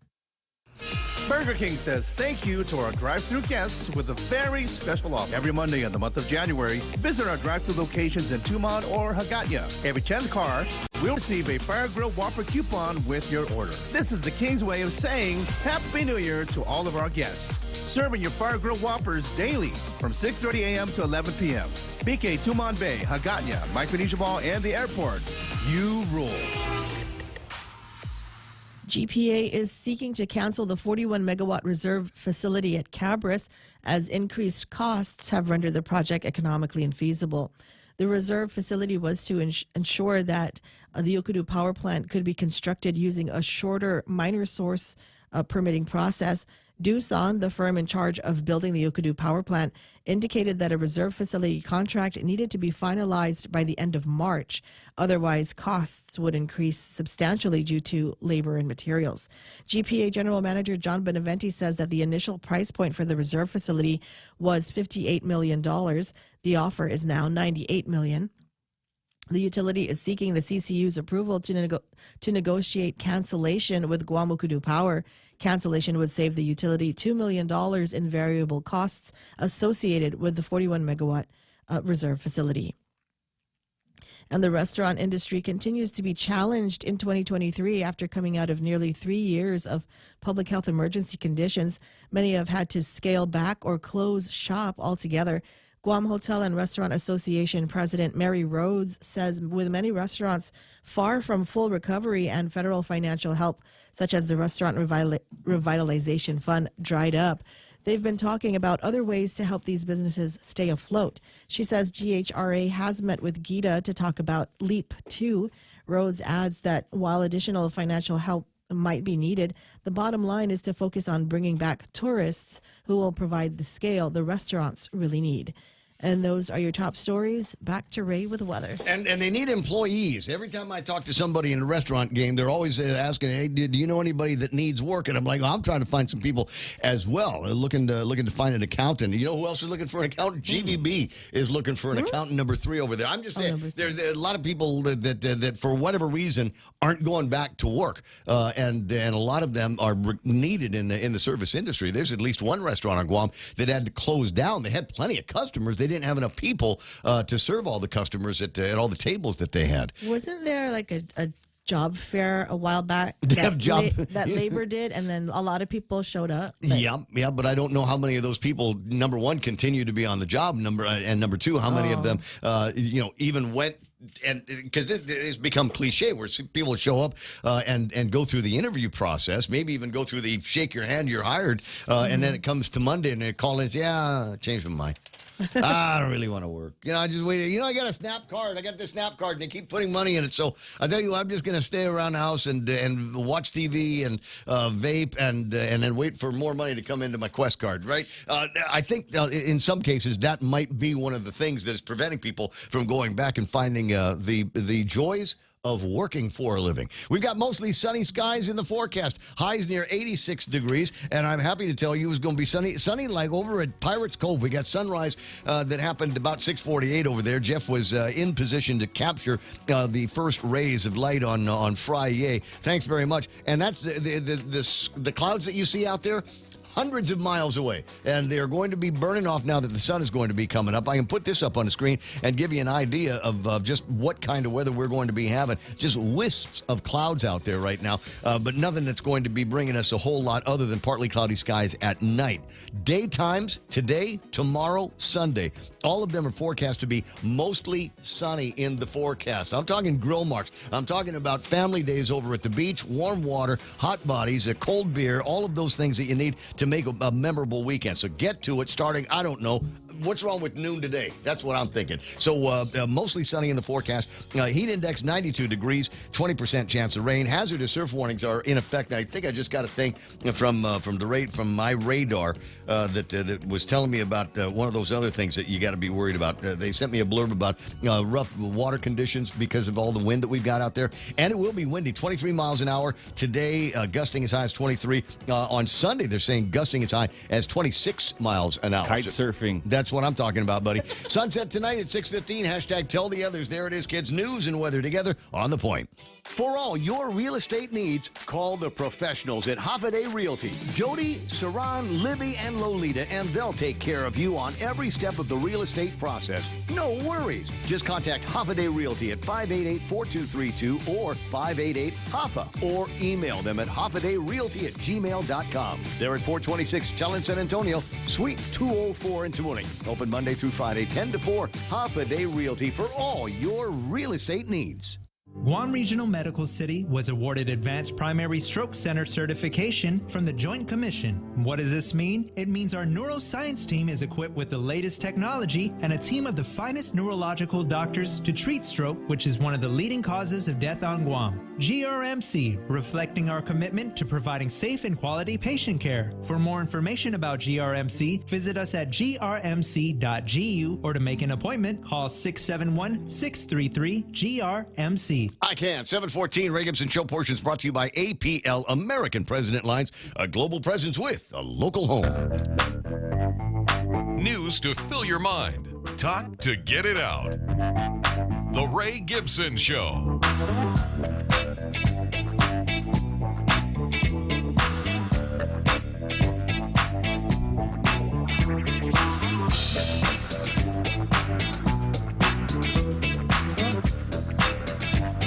Oh, yeah, there's that, too.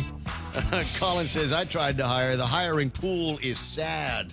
Is it? You get people that come in just like no work ethic, no real experience, just there because somebody told them that there might be a job or something like that. I don't know. What time's the break, Ray? What's that? Yeah. What time's the break? Exactly. Exactly. What is the job pay? Well, we start at minimum wage, but in 6 months we ought to be able to give you a raise. And the guy says, okay, I'll come back in 6 months then. It's stuff like that, guys. Quarter after 7 o'clock in the morning in the Ray Gibson Show. It's about time for us to take a look at what's going on in the markets. Let's do that right about now. This will be interesting. Reed Hastings, you've never heard that name before. He is the founder of Netflix, and he is leaving the role as CEO of the company sometime soon. You know what it is? They just don't have enough good movies anymore over on a Netflix side. And the one good show that they had, that Wednesday show, I think they sold that off to like Amazon or something like that. So they're not even lined up for the sequel when that comes around. You know who else is quitting? And I don't know how you feel about her. Some people say that she was the savior. She was the guiding light behind COVID-19 in New Zealand. Jacinda Ardern. That name familiar? No. Jacinda. She got a lot of teeth. Wow. A lot of teeth. But she was the one in... She saved lives, Ray? Oh, absolutely. My God, absolutely. Locked down the entire country. Draconian. You thought it was bad here. Oh, my God. You should have seen just how bad it was in places like New Zealand. And they were raving about it. This is how just, psyop people were, is they were going, yeah, we're locked down. Yeah, we can't do anything. Kids ain't going to school. Nobody's going to work. The economy has gone to hell. No more Haka, Ray? But we didn't get COVID-19. We're okay. And they had this incredible record, right? This was like Woman of the Year, and then all of a sudden, I don't know, somebody landed an airplane and there was COVID, and they weren't prepared for it, because they thought just by locking everything down and staying indoors that they were going to survive the whole thing. Rude awakening for her. She says, "Yeah, I'm leaving. I know what this job takes, and I know that I no longer have enough in the tank to do it justice. It is that simple. I don't have any next steps beyond looking forward to spending time with my family again." Jacinda, come to Guam. Come to Guam, and you can work at Applebee's. Oh, what do you say? Yeah. Yeah, make you manager if you want to. Anyway, 717. Where was I? I was looking at some of the numbers, right? Daryl. Oh, this is all ugly here. Stand by. S&P 500 in reverse by 30. They closed at 38.98. The Nasdaq off by 104, 10,852. Dow Jones Industrial Average off by 252 points. Still not the biggest loser. Biggest loser is the Nasdaq. More on that in a second. FTSE down by 83. Nikkei down by 385. Hang Seng Index drops by 27. The only two markets that are up here are the VIX Misery Index and Shanghai. Shanghai picked up a mere 15, almost 16 points. DAX down by 261. All right, big losers on the NASDAQ. Meta Platforms, Alphabet, that's Google, Workday, and Baidu. We got Enphase, Lucid Group, DocuSign, Marvell Technology, and Illumina down around the bottom 5 of NASDAQ. So not a great day. Meta may be doing better, and I'll explain. You're going to go, Ray, you're just doing that story so you can say the word nipple on the radio. And it's not. Ray. This is it's a news story amid ongoing pressure from a loose affiliation of activists representing the Free the Nipple movement. Meta has altered its prohibition of uncovered breasts in Facebook and Instagram. Nice 3. You might. What an opportunity, Well, man. I was going to say, don't hit the applause sound effect just yet. The company's oversight board offered an olive branch to those who believe all nipples should be allowed, but it doesn't go far enough for many critics of the prohibition. Only transgender and non-binary users will be able to post their breasts, meaning that photos of topless women who were born female and identify as such will still be taken down. Does this make any sense to anybody? No, it doesn't. How can you tell, depending on the quality of the surgery and the routines or whatever man boobs that are out there, are you going to be able to tell who's who? And that is among the criticism. It's not entirely. Look at the areola, Ray. What's that? Attorney areola? What? I said you got to look at the areola to tell me. Oh, I'm sorry that you were talking about a family here. No. Of course, it's not entirely clear how users will be able to prove that they fall into one of the protected categories, and Meta explained that it will use human reviewers to make the final call. Well, there's a job opening, if I ever heard one. The board confirmed this is not a final decision and that there will be additional nipple-related exceptions based on context of protest, birth giving, and breastfeeding, which it did not examine here, but also must be assessed. Based on that, maybe there is enough gas in the tank for Meta to be able to see themselves as the number 1 big go-getter. They picked up 2.35% of share value today. Other news that we like to look at here, let's go to the commodities. Gold, $1,934.50. That price is up by $27.5. That's a big jump for gold. We don't often see it move in double digits in terms of value up or down, but it did that today. $27 in the green for gold, $1,934 shy of $2,000. And we'll see what happens when it gets up there. Oil. Do I have bad news on oil? Yes, I do. Oil continues to climb. It's over $80 a barrel again today. $80.38 in right now trade. When I got into the office this morning, it was $80.32. Even worse news. Yesterday, I reported to you that Tapas traded at $87.53. $87.53. Now, that was already up by about 50 cents from the day before. So, yesterday, $87.53. Today, $89.03. Is that and that's a fairly big jump over the course of a day in trade for Tapas crude. So I'm not going to say brace, because we already had an increase by 15 cents for the price of gas on Guam. But I'm going to say that you might want to fill it up at $4.85 because that might be the new cheap for gasoline as we make our way through the springtime. Maybe go to Japan. Let's go see what's happening in the land of the rising sun. 128.5 is the bank exchange rate today. What did the guy say in Japan? Kitsuso in Japan said that if you were there today, you can pick up hold on, I got to scooch up. 127 yen for your American dollar. We've got the Philippine peso at 54.77 and the won 1,234 or 1,234. .61 is where you're going to find the won. For those of you that do the exchange in that particular direction. 7:21 in the morning in the Ray Gibson Show. 888-825-5880-TALK. Normally going to Jerry Roberts in the Extra Point. We're going to give him a couple extra minutes to get into the studio. In the meantime, my very close, very dear personal friend, running buddy, John Halloran on the line. Good morning, John. Happy anniversary. Hey, Happy New Year. Happy New Isn't it? Did you and Marie just have your 40th? No, 42 coming up. 42. Oh, even better. Well, congratulations to her. I don't know. She must be feeling kind of a certain kind of way because I've noticed there have been more posts of you and her wedding picture online. I have no clue about all that, man. She doesn't tell me what she's doing, and I don't want to know. Spoken like a true husband. Hey, what's going on? What's in your head? Hey, this is what's in my head. Okay, I've been here since 1975, and when I got into that traffic thing yesterday, that was the worst since 1975 that I've ever been in. Even L.A. that I grew up in, that was the worst. It took me from Halali Shopping Center at 20 to 8 till 9:15 to get to Barragata Heights. I believe it. Is that what people were doing when they were calling in yesterday? People were calling in. You know, it's the age of cell phones and smartphones. So a lot of pictures. A lot of it's funny. People were sending me video of cars not moving. I'm going. You could have just taken a picture, but a lot of bad traffic, and it was like that all day long. I mean, even right now, as I'm looking at the intersection over by the cemetery there, we've got traffic slowing down southbound on Marine Corps Drive. Not necessarily meeting up with a whole lot of northbound traffic. I'm wondering if the people that were going north, like you were, figured out different ways to get out of town, O'Brien Drive or maybe Challenge Santa Papa to get out of there. Well, if I had known, I would have probably gone through Sinahanya and Chalampago and past FD and that way, you know.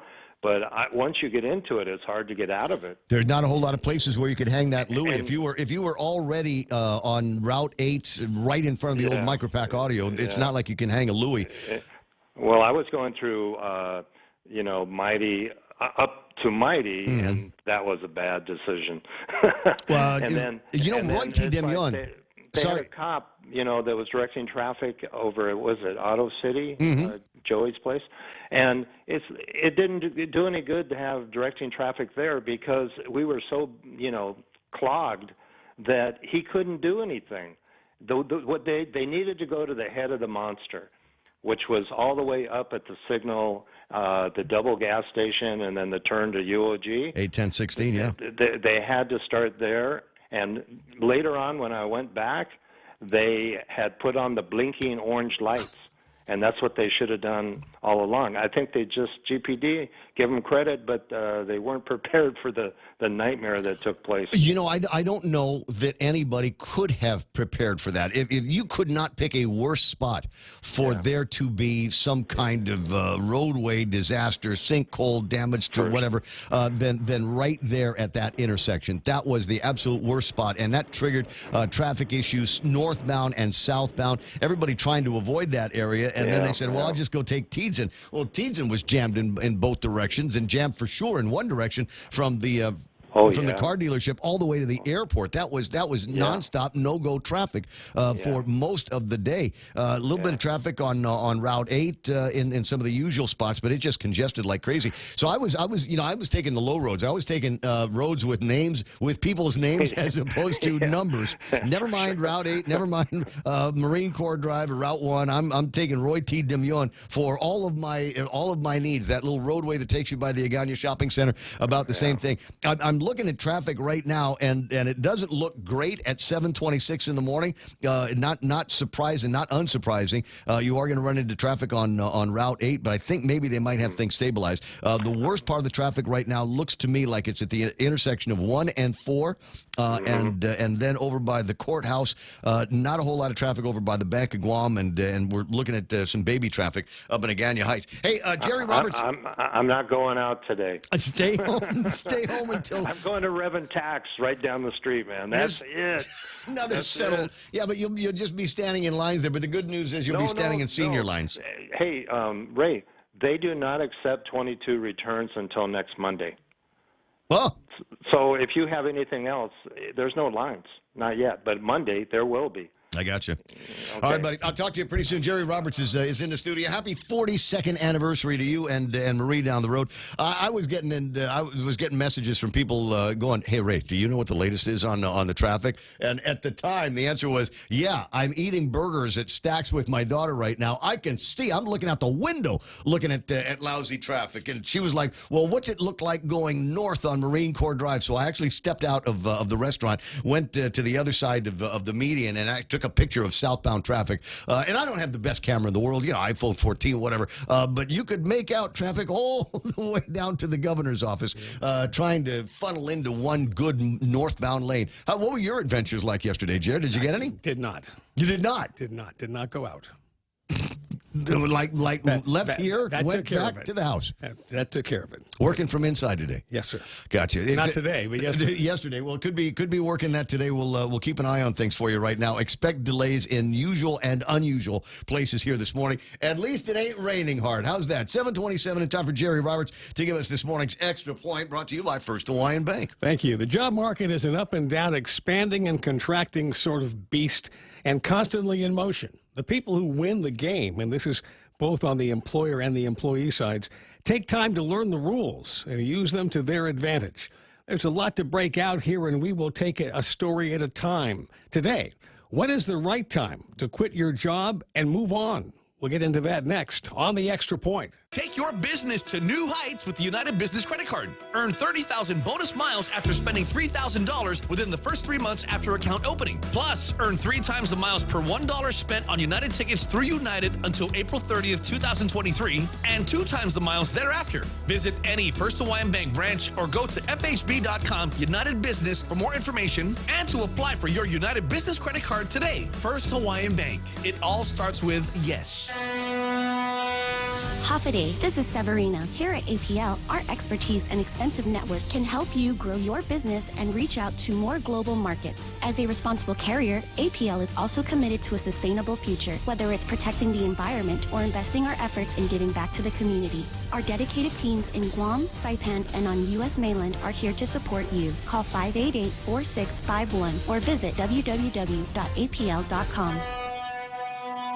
Every year in Guam, a few thousand jobs are vacated. I can't give you an exact number on that, but that's a reasonable guess. Some are as a result of termination. Others involve the worker making a conscious decision that, 1, I don't want to work here anymore, or 2, I have a better opportunity waiting on me, so off I go. In the nearly 5 years of doing The Extra Point, we've never done a dedicated program on the topic of leaving a job and picking the best time to do that. The job market in Guam is different from the overall United States. A large number of our jobs are tied to tourism, and that will take a while to rebuild. There are opportunities here, but our size is a limiting factor, along with relatively low wages. On the mainland, it's a mixed bag. The tech sector is now laying off masses of workers, while other industries can't fill jobs. With the Great Resignation, there are millions of unfilled positions all across the country. A few companies have come to Guam for their staffing needs, and that includes United Airlines. United advertised that they had 1,800 positions available, I think at the Denver location. I don't know how many of those they filled the past few days in Guam, but there were a bunch. It stands to reason that most of those hired by United were probably already employed and decided to leave their job for what they felt was a good opportunity to advance their career. This is one of the key reasons for quitting a job. For a moment, let's set this aside and focus on the others. Health and family reasons often bring forth the need to leave. Negative issues with a current employer also play a part. Maybe there's no way to advance with your company. Maybe your boss has no interest in helping you to grow. Maybe the relationship with the boss isn't very good. Maybe what you're doing now doesn't allow you to utilize your talents. Maybe you're bored out of your skull. If any or all of this is your reality, leaving might be the best option. Or you find yourself with a legitimate chance to grab onto an opportunity that could change your life, whether or not it changes your zip code. In my opinion, the way to approach the job market is to learn how it works and to make it a goal to continuously improve the skills that attract potential employers. Doing that, you create a market for you, regardless of how the general market is performing. Let me close with some personal advice. If you're thinking of leaving your current job, let the CEO or top manager know why. They may have something else to offer you. There's no harm in trying. If you want to change jobs, let everybody in your personal network know. They may have inside info on job openings weeks ahead of recruitment, ads, and job postings. Maybe you want to start building your skills now with the thought that you'll be moving forward in a year or two. Make a plan and follow it. Don't just talk about it. And here's one more. If United Airlines siphoned off a considerable number of workers from Guam's ranks, well, those jobs will now have to be filled by somebody, right? Your next opportunity may be right here. A career is a marvelous thing, but it has to be managed if you want to make the most out of it. Grow those skills. Work that plan. Expand that network. Build a powerful image and reputation that will attract any employer in any job market. It won't happen overnight, but you can do it if that's what you really want. That's The Extra Point. Be responsible and make something good happen today. For 93.3, The Ray Gibson Show and First Hawaiian Bank, I'm Jerry Roberts. I don't know that I've ever quit too many jobs in my life. I've left them one way or the other, broadcasting guy. But there was one time I took my letter of resignation to Lee Holmes once upon a time and said, I'm not quit. There's some interesting things going on across the street over at Sorensen's place, and I'm thinking about going over there. And I handed him the paper. He looks at it and says, do not accept this resignation. You can't leave. Now, of course. He's just kind of one of those, you don't know how to quit a job, do you, son? I said, no. He says, that's okay. I know how to keep you. And then there was a bag of money that he threw at my head, and I'd forgotten all about Sorensen job for a couple of years. You know what I mean? Yeah. Anyway, Jerry Roberts in the Extra Point. Again, brought to you by First Hawaiian Bank. Outstanding one. I think you should be able to make it out of town today. That's right. I think you might be able to make. So he's talking about, might want to go down to Agana. And down to Agana was not the hell that I thought it was going to be yesterday morning. The hell was getting out of Agana. Forget Marine Corps Drive, and you might be thinking about going by the Bank of Guam because it's tantalizing. It's tantalizing because you're at the intersection over by the Payless headquarters, and you're looking, there's nothing there. There's nobody over there. But once you make that turn over by the Reflection Center, bam, Carmageddon. And so I found the best way to do everything was going by the old Sizzler. Around the old Agana swimming pool. Anybody remember eating at Sizzler and swimming in the Agana pool? Yes. Well, it seems like a long time ago. and then, like I said, low roads. You want the Roy T. Damien roads. You want all of the peekaboo roads that are out there. If you know the Ledzing and Kenyatta area, that might be the way to get out. I do. A long way around, but you'll at least be moving. There you go. All right. I appreciate 7:34. Jerry Roberts in the Extra Point. Now time for Donna D to take care of a look at news and headlines. Being brought to you by the folks over at Holiday Realty. Maybe you've got some ideas on where to put a business. Yeah, right there at the intersection. No, I don't know about that. Oh, and my daughter, very, very concerned about T-District yesterday. Did anybody know whether T-District bothered to open yesterday? With all of that traffic in the area and Rocky's pet store. When I passed by in the morning, they were closed, but I don't know what time they open. So hit me up with some information on that. 588-4232 for Hoffaday Realty at gmail.com. Also being brought to you by Burger King. Try the Stackers. They've got, somebody asks, does that come with just one burger on it? No, they're called Stackers. So we take the burger and we put another one on. That's a double. They come in threes. That's a triple. And they've even got a quad stack. This will keep you full all weekend long. Try it today at the drive-thru with jalapeno bites at Burger King. Now with news and headlines, here is Donna D. Donna, what happened? The purse snatcher seen on a viral video of an incident at the Micronesia Mall has been captured. The video shows the man walking up to a group sitting at the food court, grabbing the victim's bag and darting off. Mall officials state that he is in custody and the purse was returned. His name has not been released, but he has been identified as one of the homeless individuals from the encampment across the street. And GWA has announced an emergency water outage in Maritzo today, starting immediately until 5 o'clock this afternoon. Crews are making mainline repairs. For more information, contact GWA's 24/7 phone line at 646-4211 or on their Facebook page, Guam Waterworks Authority. And Kaha is opening a new exhibit featuring cultural gifts from FestPac. In 2016, Guam hosted almost 30 island nations from throughout the Pacific. The exhibit will display gifts donated by artisans from FestPacs of the past. The grand opening is tonight at 6 o'clock at the Kaha Gallery on the second floor of the DNA building in Hagåtña. And those are your local headlines. Back to Ray. Did the Nauruan guys? Was it Nauru guys? Or was it a Kapinga Marangianesian guys? Who was it that with the hats? With the Rapa Nuian guys with the very interesting artwork on the hats. I wonder if that was left by. I will support that. The exhibit that they're doing, the gifts of the. I think that's a great idea because they're raising money. I like that. I want them to raise money. I don't want them to just go and go find Josh Tenori over at the Lieutenant Governor's office and say, can we just have $150,000 so that everybody we know, 100 of us, can go off to FestPac in Hawaii? No. Do it like everybody else does. Raise money, do bake sales and car washes and all of that kind of thing. You're not too good to step over and pick up aluminum cans and make money that way. 7:37 in the morning in the Ray Gibson Show. And yeah, everybody has seen that viral video up at the Micronesia Mall the other day, and some guy looking at a bunch of women and reaching in and dashing off with somebody's purse. You have not, though, seen the the other video from the Micronesia Mall that shows the chase. You will see here, if you're watching on Facebook Live and YouTube Live, you'll be able to see the guy coming down the stairs in an awful big hurry, freaking out now, realizing that he's probably going to get caught, and throws the bag out into the air. And nobody caught it like a bouquet at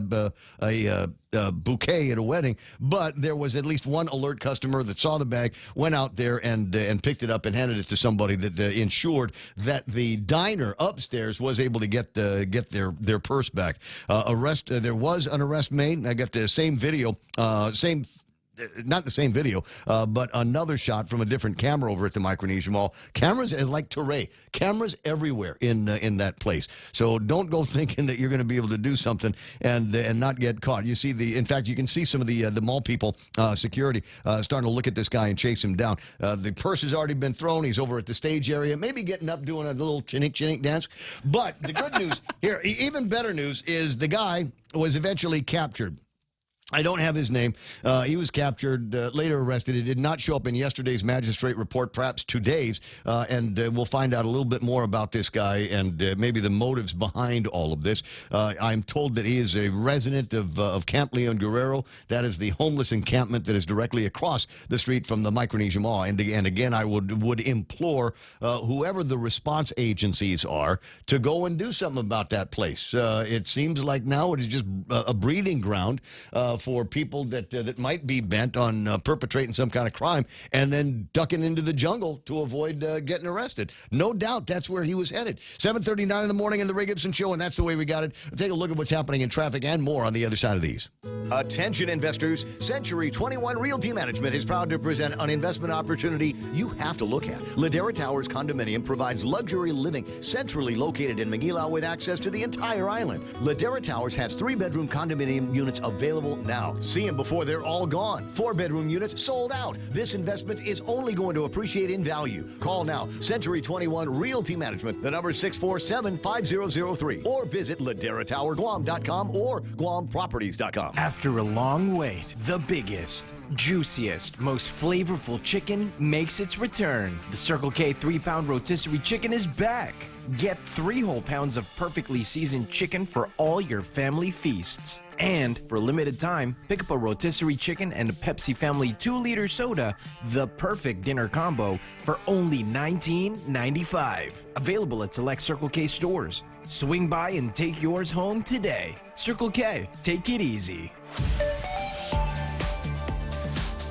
Well, what do we got here? 20 away from 8 o'clock in the morning, and let me see. What is her name? I was looking at it just a second ago, and her name is Adora.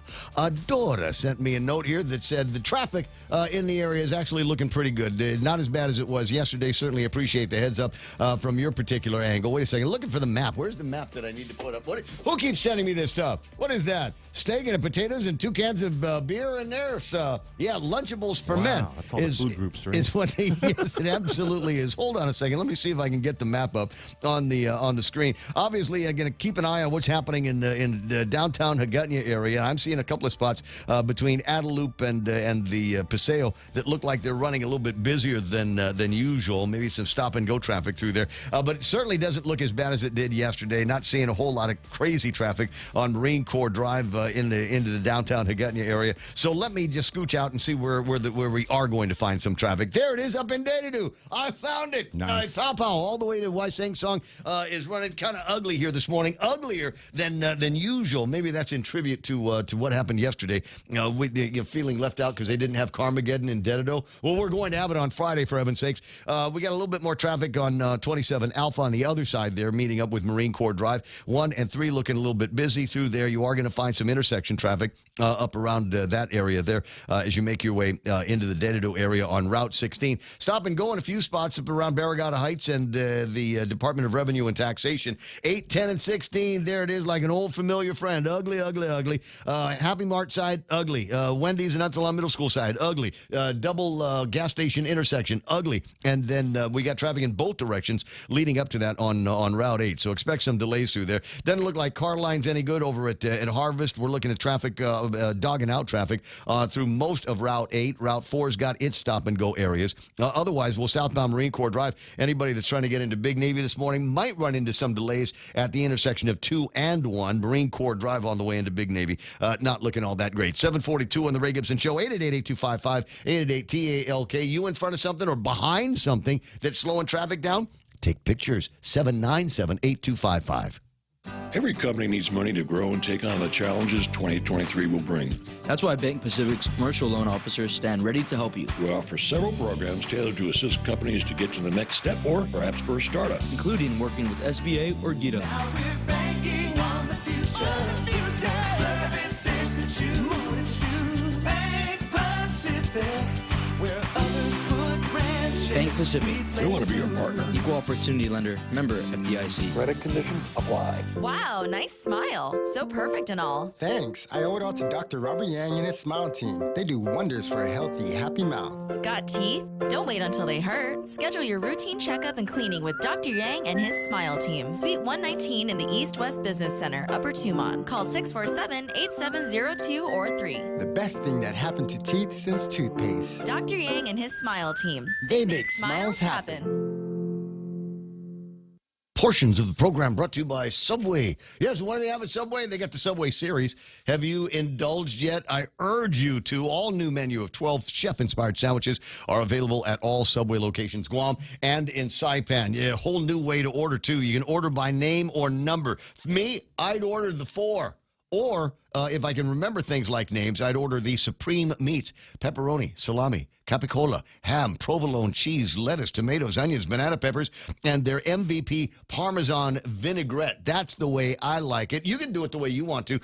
Order by name or number, and let the Subway sandwich artist do the rest. At Subway, eat fresh. News to fill your mind. Talk to get it out. The Ray Gibson Show. Call now, 888-8255.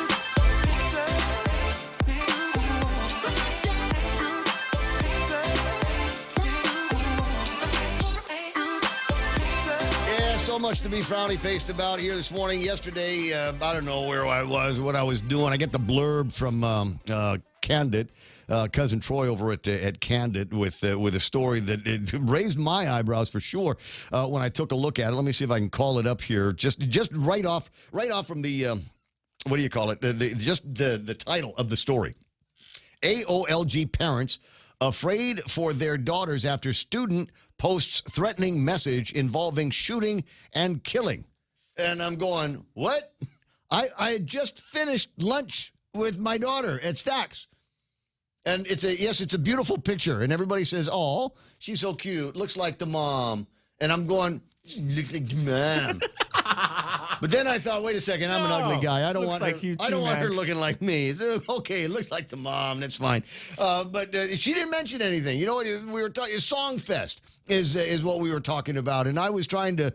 You know, she's really excited about it, and I try not to ruin the healthy excitement about Songfest at Academy. But I'm remembering now that I was the Father Duenas class of 1980 with the first senior class to do Songfest at Father Duenas, and to say that me and most of my friends basically gave it nothing but lip service would be kind of an understatement. If you can imagine, you know, the quad, we only got up there and sang one song. It's not like now where you know, you got the classes and they're doing like 3 songs. There's a walk-on, then there's the song, and then there's a walk-off song that they do. We just did the one song, and poor Frank Bloss had to write it, and for the most part was, you know, just kind of got you know, convinced, like in the Mafia, convinced some of the guys that they needed to learn the lyrics as well. We just use it as an excuse to drink beer over at Peter Villa's house. Having said that, I was telling her about those stories, and she's sitting there rolling her eyes, but she didn't tell me anything about somebody at the school that was threatening. I had to read about it from Candid, and that's the thing that has a lot of parents kind of up in arms about this. I mean, maybe that's an understatement as well. the chats that I have been a part of, that I've seen, the comments that I've seen, all basically say the same thing: is whoa, why are we hearing about this from Candid? Why didn't anybody at the school, which has all of the super duper information, super highway means of communicating with parents when there is such a crisis like that, why didn't they alert parents so that parents could make a more informed decision on whether or not they wanted to send their little girls to school? And that's what people are ticked off at. The school did not inform the parents, and then come to find out that the student that made the threats is back in the classroom. The story on Candid goes on to say that there are a bunch of there were classes where there were only 4 girls in them. Wow. And so, that's crazy. Right? Meeting of the minds, conference between mom and dad real quick. And Mayumi's not going to be going to school. She didn't want to go to school today anyway. She mentioned that yesterday. Yeah, I don't blame her. Dad, it's just Friday. I don't want to. Dad, it's mostly sunny tomorrow, right?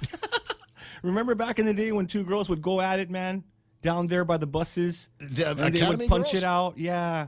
No, I don't. But I mean, okay. there's I hear from time to time that there have been eras at that school where there was bullying, and there's mean girls, right? You're gonna have mean girls wherever you go. Oh man. Even Father Duenas, you got their mean boys out there, dudes. that kind of thing. So, but I don't know that it ever escalated to I'm just gonna kill you. And then posting that on social media. 7:48. So this morning I got up, and this came in about 9:35 last night. I was already fast asleep by then. Says, dear, this from Mrs. Rita Duenas. Says, dear parents and guardians, let me begin by offering you, as parents, reassurance that your daughters are safe in our care. I understand your alarm after reading the article regarding social media posts that contain intense material. Its contents, while brief, warranted immediate attention. We assure that is the social media post from the student, not the Candid article. We assure everyone that the school administration has taken immediate steps to address the situation and ensure the safety of our students and the school community. We've consulted with professionals regarding the situation, and it is being handled appropriately. The safety of our students, faculty, and staff remains a top priority, as in all things.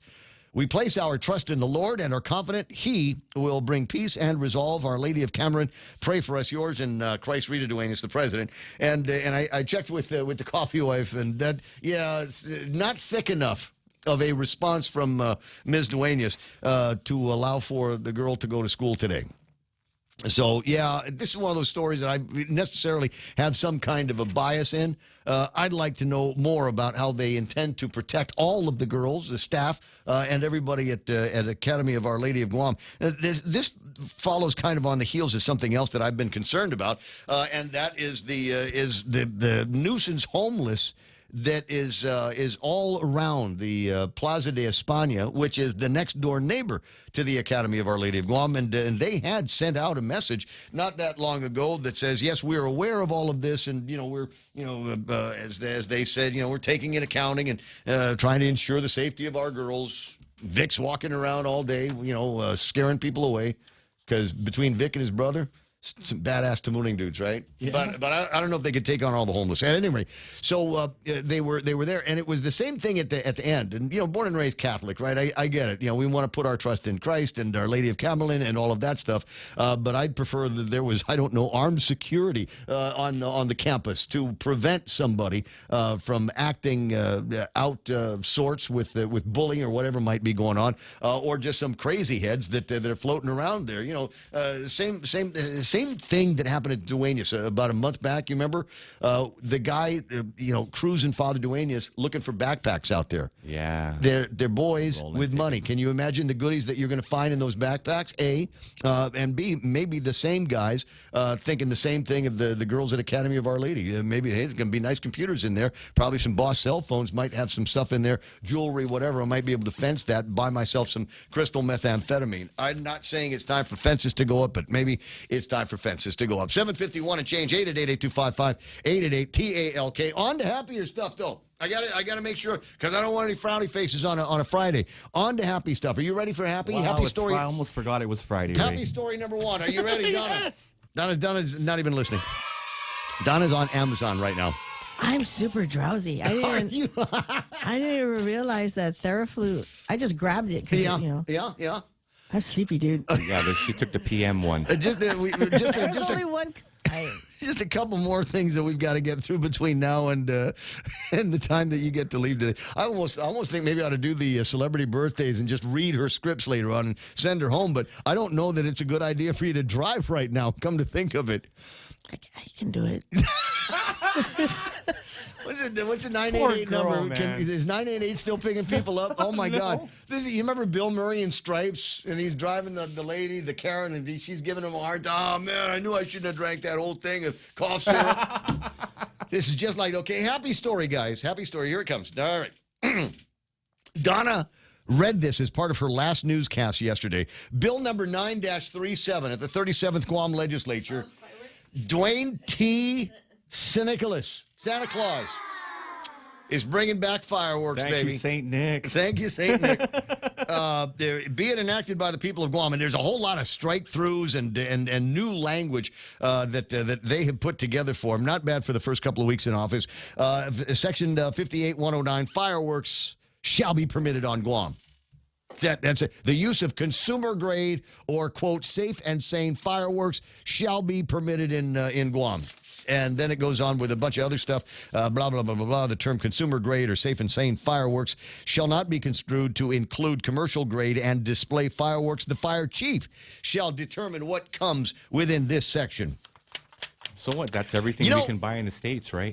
Yeah, kind of makes that sound stuff. here. And we go to the once upon a time portion of the legislation. El legislator en Guam finds the prohibition of consumer-grade fireworks is grounded in the concern for public safety and security, but unfortunately, it has led to the illegal and dangerous practice of using actual firearms as a substitute for fireworks. There have been cases where teenagers would steal their parents' firearms and shoot them in the air as a substitute for fireworks. The act of shooting a firearm into the air is not only illegal but incredibly dangerous due to the fact that bullets shot into the air will come back down with considerably more force and could potentially hit innocent bystanders. This has happened here on Guam in the past. On New Year's, where bullets go up in the sky, and I want to say it was a little girl that got hit in the shoulder. It was. On a boat out there that, a bullet came down out of the sky. If teenagers and the people of Guam had access to consumer-grade fireworks, they would not have to resort to the illegal and dangerous practice of shooting firearms into the air. And then there's a whole bunch more once upon a times and definitions and things like that. It's an interesting piece of legislation. I don't know that anybody was asking for it, but, the guy ran kind of who is this guy campaign. I don't remember running or hearing any ads for him on radio or television or anything like that. I know he had a couple of signs up on the way to my house that I saw, and that was it. And then all of a sudden it came down to the primary election, and son of a gun, the guy made it. And he's from Agate Ray. And then all of a sudden it comes down to the general election, and wow, the guy made it in there as well, beating out a couple of fairly well-known, recognized, experienced names. And I've got to assume that in all of the speeches that he made before the body politic, the idea of bringing back fireworks must have come up, and enough people liked it and said yeah to him and voted for him. And now, fulfilling his campaign promise, he has come out now with language that could be bringing it back to Guam. Now, the logic that just because it's available means that teenagers and the other boys in the village won't resort to shooting their firearms or making what my auntie used to refer to as canyons. I think that's still going to happen because, we're boys. We like to hold a lighter to something and then watch it catch on fire and maybe explode in our midst. Just saying, it's one of the things that we like to do. So I got a feeling that it will be there will be, we all got that one crazy cousin that has got nice guns and lots of bullets, and he's still going to shoot rounds at midnight. Okay, in my village, they don't wait until midnight. Usually like lunchtime. Pop, pop, pop, pop, pop, pop, pop. I mean, just practicing. I mean, I just want to make sure my bump stock works.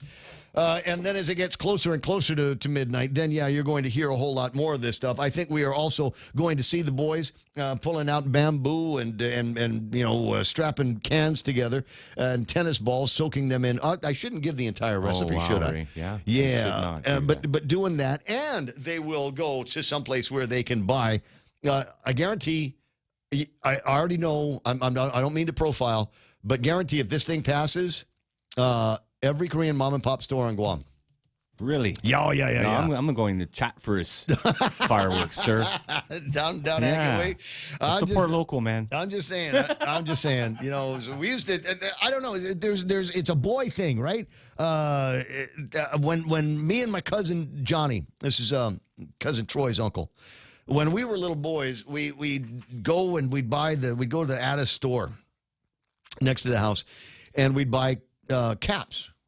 Right? You remember you have guns? For the cap guns, yeah. Cap, a little piece of paper roll. with the dots? Yeah, with the dots on it. I can smell it, man. That's why I brought it up. So we would go and we would buy rolls of that kind of thing. But Johnny, who, there was larceny in his heart since we were little boys. And he was creative as hell. I'll tell you one of these days how he was able to turn a BB gun into a .22. But and so what he would do, and he taught us how to do this, was he would find a way, a knife or something like that, and he would shave out all of the gunpowder from these caps. And, you go through the entire roll of a set of caps, and you've got a pretty sizable amount of gunpowder. And then we'd sit around and try to figure out what we were going to blow up with our gunpowder. And it was because the cartoons would end by about 11 o'clock. Saturdays at 11 o'clock, and we go into the soap operas, and there was nothing else to do. So we just looked for some kind of rules to break or something that was going to, that would have gotten us in trouble with our parents, grandparents, aunts, uncles, and ancestors going back 5 centuries. But it was a good time, and that's how we entertained ourselves.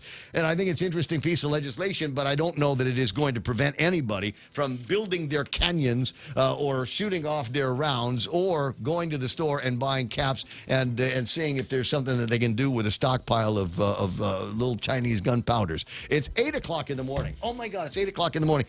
Good news story number 2 for the day. Payless Mall grand opening over the weekend. And we'll see if we can get somebody last name Calvo on the radio to talk about that before too much longer. Donna D's got news and headlines coming up right after Fox's news and headlines. That's coming up here in just seconds. The radio stations, KUSG Agana, 93.3. Pika's Best, this is The Point.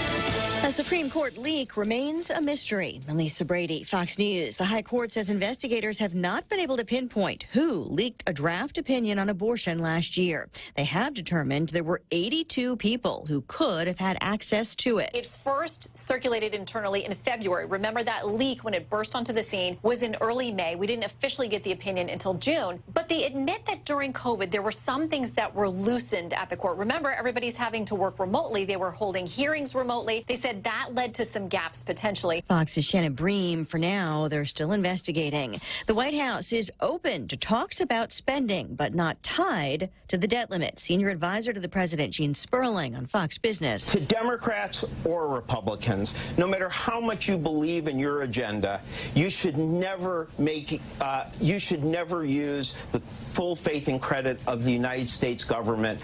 You should not hold that hostage for your agenda. Some Republicans pushing for spending cuts as part of a deal to address the borrowing limit, which the U.S. hit today, triggering steps by the Treasury to prevent default for now.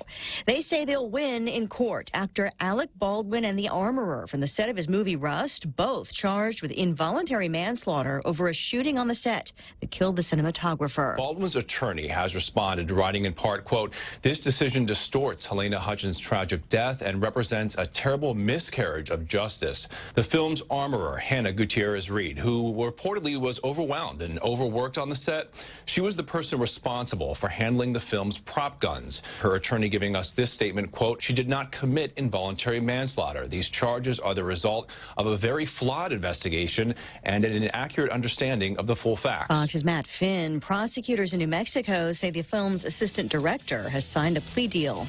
America is listening to Fox News.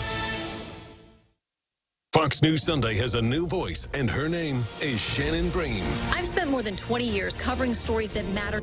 Is your business ready for digital transformation? The latest Wi-Fi technology is here, and it's Docomo Pacific's WorkPass, powered by Plume. WorkPass unlocks connectivity, productivity, and security tools all in the palm of your hand. Access features like adaptive Wi-Fi, guest and employee networks, evolving AI security, plus so much more. To learn more about WorkPass, visit business.docomopacific.com. Docomo Pacific Business. Work better together. Fly even higher and get to your destination with the United Credit Card from First Hawaiian Bank. You can earn 40,000 miles with $2,000 worth of spending within the first 3 months. That's 40,000 reasons to get on board with the First Hawaiian Bank United Credit Card. It all starts with yes. Certain restrictions apply. To learn more about this offer, visit any First Hawaiian Bank branch or go to fhb.com/United. Lawsuit against the EMTs. The attorney for Earl Moore's family says police video of paramedics strapping him face down to a gurney shows barbaric behavior. The Lifestar paramedics, Peter Cadigan and Peggy Finley, are already facing murder charges in Sangamon County. Police video captures a woman's voice inside a home telling them Moore is hallucinating from alcohol withdrawal. Finley's then heard telling him to walk, that they won't carry him. Autopsy results concluded his death was caused by compressional and positional asphyxia. Moore's family attorney, Ben Crump, said police treatment of black men is now spilling over to EMTs. Cadigan and Finley's attorneys say their clients did not commit crimes, with Finley's attorney saying what she did may have been negligent but not murder. Jessica Rosenthal, Fox News. The Moore family also suing the ambulance company in Illinois. A Russian vessel off the coast of Hawaii is being tracked by the U.S. I would say that the Coast Guard is monitoring this Russian vessel. That's we believe is an intelligence gathering vessel, but is operating in international and open waters. Pentagon deputy spokesperson Sabrina Singh says they haven't seen any unsafe behavior. Meantime, Russian officials are claiming a U.S. citizen is under investigation for espionage without confirming a name or an arrest. The State Department says it's aware of the reports while emphasizing they are unconfirmed. The new head of collapsed cryptocurrency exchange FTX tells the Wall Street Journal he's open to a reboot as he works to return money to customers and creditors. Also that he's set up a task force to explore restarting FTX.com, explaining while its top executives have been accused of criminal misconduct, some customers have praised its technology and suggested there'd be value in rebooting the platform. Fox's Lillian Wu. John J. Ray III is best known for leading Enron during its bankruptcy and recovering more than $800 million for creditors. I'm Lisa Brady. This is Fox News. Subway's new series of sandwiches also includes the Italianos. And you can't say no to sandwich number 4, especially when the Supreme meats with Black Forest ham, Genoa salami, and pepperoni now includes capicola and the famous MVP Parmesan vinaigrette. The number 6 Boss Meatball Sandwich has pepperoni and fresh mozzarella. I'll raise your mozzarella with number 5, the Bella Mozza, which also includes Subway's newly added capicola. It's obvious. We got to continue this debate on the next Subway Chicken Series level. At Subway, you got to refresh to be fresh. Half a day, this is Josh here at APL. Our expertise and extensive network can help you grow your business and reach out to more global markets. As a responsible carrier, APL is also committed to a sustainable future, whether it's protecting the environment or investing our efforts in giving back to the community. Our dedicated teams in Guam, Saipan, and on U.S. mainland are here to support you. Call 588-4651 or visit www.apl.com. Half a day and a happy new year from KFC. And me, I'm Colonel Sanders. And to kick off the new year, I'm bringing back one of my best deals, the $25 fill-up bucket. That's 10 pieces of original recipe drumsticks and thighs with 2 large sides of red rice for only $25. It's the highest caliber meal for you to spend less money. KFC's $25 fill-up bucket is available at all KFC restaurants island-wide and here for a limited time. KFC, it's finger-licking good. Your local news is brought to you by Nambo Insurance. Skip the line. Pay online is fast, easy, and secure. Visit Nambo.com for more information. Half a day, it's 8:06. I'm Donna DeJesus with a look at your local news on The Point. Every time firefighters enter burning buildings or battle blazes, their health is at risk. The International Association of Firefighters says 74% of line-of-duty deaths among firefighters are a result of cancer, in many cases brought on by exposure to harmful chemicals while on the job.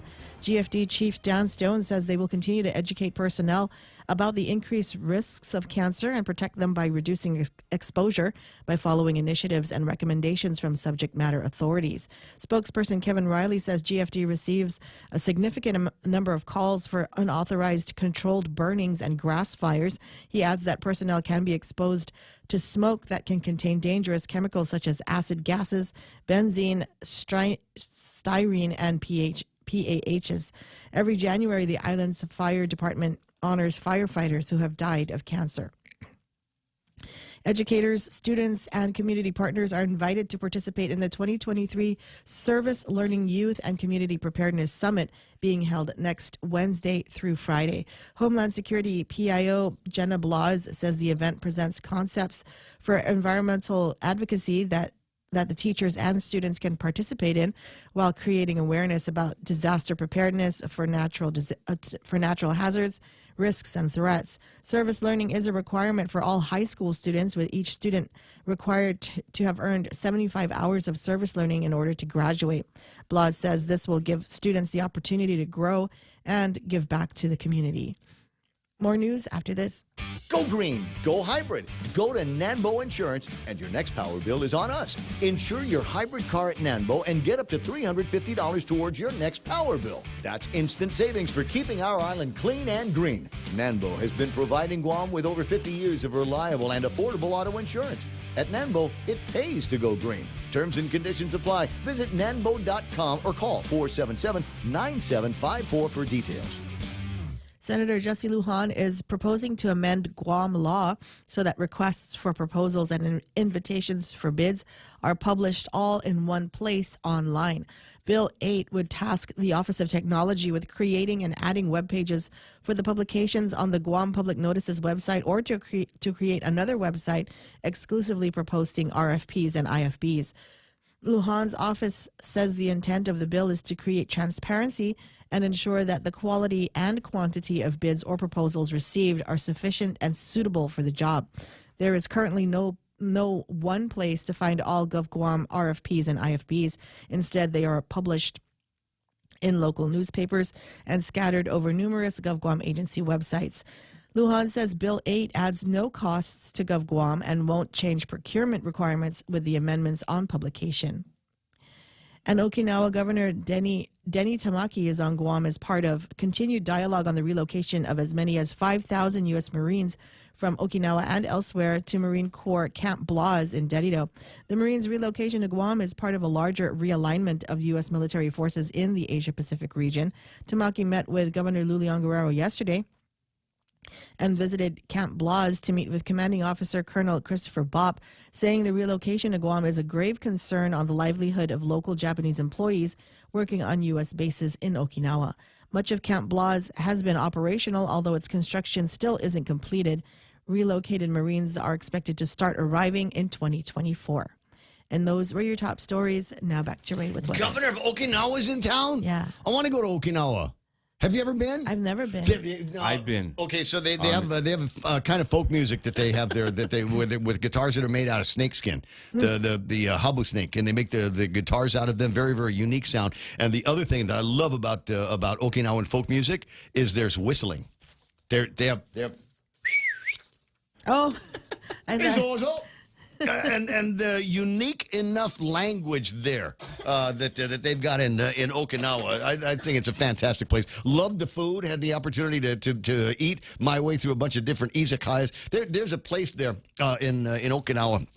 It's kind of off the beaten path, and they've got all these different kinds of soups and sobas and things like that. But it's all made with pig. There's nothing in there that is not made from some part of a pig, and it's really, really, including the ear. Have you ever eaten pig ear? I mean, like raw. It's raw. Bit. It's raw. I like the snout, Ray. Yes, you can get that too. You can get that too. They clean it so there's no more snot in it anymore. But they got with the ears. They'll take the ears and then they'll julienne them, very, very thin slice, julienne them, and then soak them up in something. Eat that with some cold Orion beer. Which is, oh my God, that's the good stuff. Every once in a while, somebody says, what's your favorite kind of beer? And the answer is, when I'm in Okinawa, it's only Orion beer that I will drink there. But anyway, so they got the Habusake, and if you go see Jimmy over at the izakaya that used to be the Rotary Sushi, he might have some Habusake in there, and that's the sake. Usually comes in a clear bottle so that you can see the snakes that are inside fermenting with the sake, and you go, what does that taste like, Ray? And let me just say, put some lead in your pencil if you're not careful. They're crazy about bitter melon in Okinawa. You can buy the not Tim Tams. What's the one? It's the chocolate with the flavoring in it, and they have a bunch of different ones. Kit Kats. Hey. You can get bitter melon Kit Kat in Japan. Yes, and it tastes like bitter melon and eggs. And then they got a big, massive pineapple growing thing that they do out there in Okinawa. I'm dying to go back. Tell you what, trade me for about 5,000 Marines. Yeah, I'll be a happy guy. Good diving in Okinawa as well. 8:12 in the morning. Supposed to do weather, right? Have nice weather in Okinawa. Water's a little bit cold. Mostly sunny, highs near 86 degrees today. Tomorrow, mostly sunny, highs near 86 degrees. Sunday, mostly sunny, highs near 86 degrees. Now, it might be partly cloudy or whatever at night, and who cares? Might be gusty, too. We'll see some winds here, gusting as high as 23 miles an hour. Sunday, maybe as high as 26. Don't worry, it's just there to cool you off. We got 3 days of grill mark opportunities. Please take advantage of that. Sunset tonight at 6:15. Watch it on the water. We still got hazardous surf warnings and all kinds of rip current things that are in effect, so be careful when you're out on the road there. 8:13, this news and weather together on The Point. Everyone has a busy schedule these days, and sometimes we forget to schedule our routine dental checkup and cleaning. Don't neglect your dental health. Schedule one today with Dr. Robert Yang and his Smile team, conveniently located at the East West Business Center on Marine Drive, Upper Tumon. Call us today at 647-8702 or 3. Again, that's 647-8702 or 647-8703. We make smiles happen. Your crack is showing. My what? Look at all those cracks on your phone screen. Dude, you need a new phone. Tell me something I don't know. Well, then you need to check out GTA's trade-in deal. Trade in your old phone and get up to $800 in credit towards a new phone. That's enough to get a new iPhone 14. Please hurry, because I am tired of looking at your crack. For a limited time, get up to $800 towards your new smartphone with eligible trade-in and unlimited plan. Visit GTA retail stores or GTA.net for details. Terms and conditions apply. GTA, we start with you. It's the black hole of crack culture. Huh? Can we call it that? Yeah. Too late. 8:14, Ray Gibson Show, brought to you by APL American President Lines. A global presence with a local home, also being brought to you by Guam Regional Medical City. They are your healthcare partners. Morning talk that matters. It's the Ray Gibson Show. Can't live up to that. Call now, 888-TALK. That's 888-8255.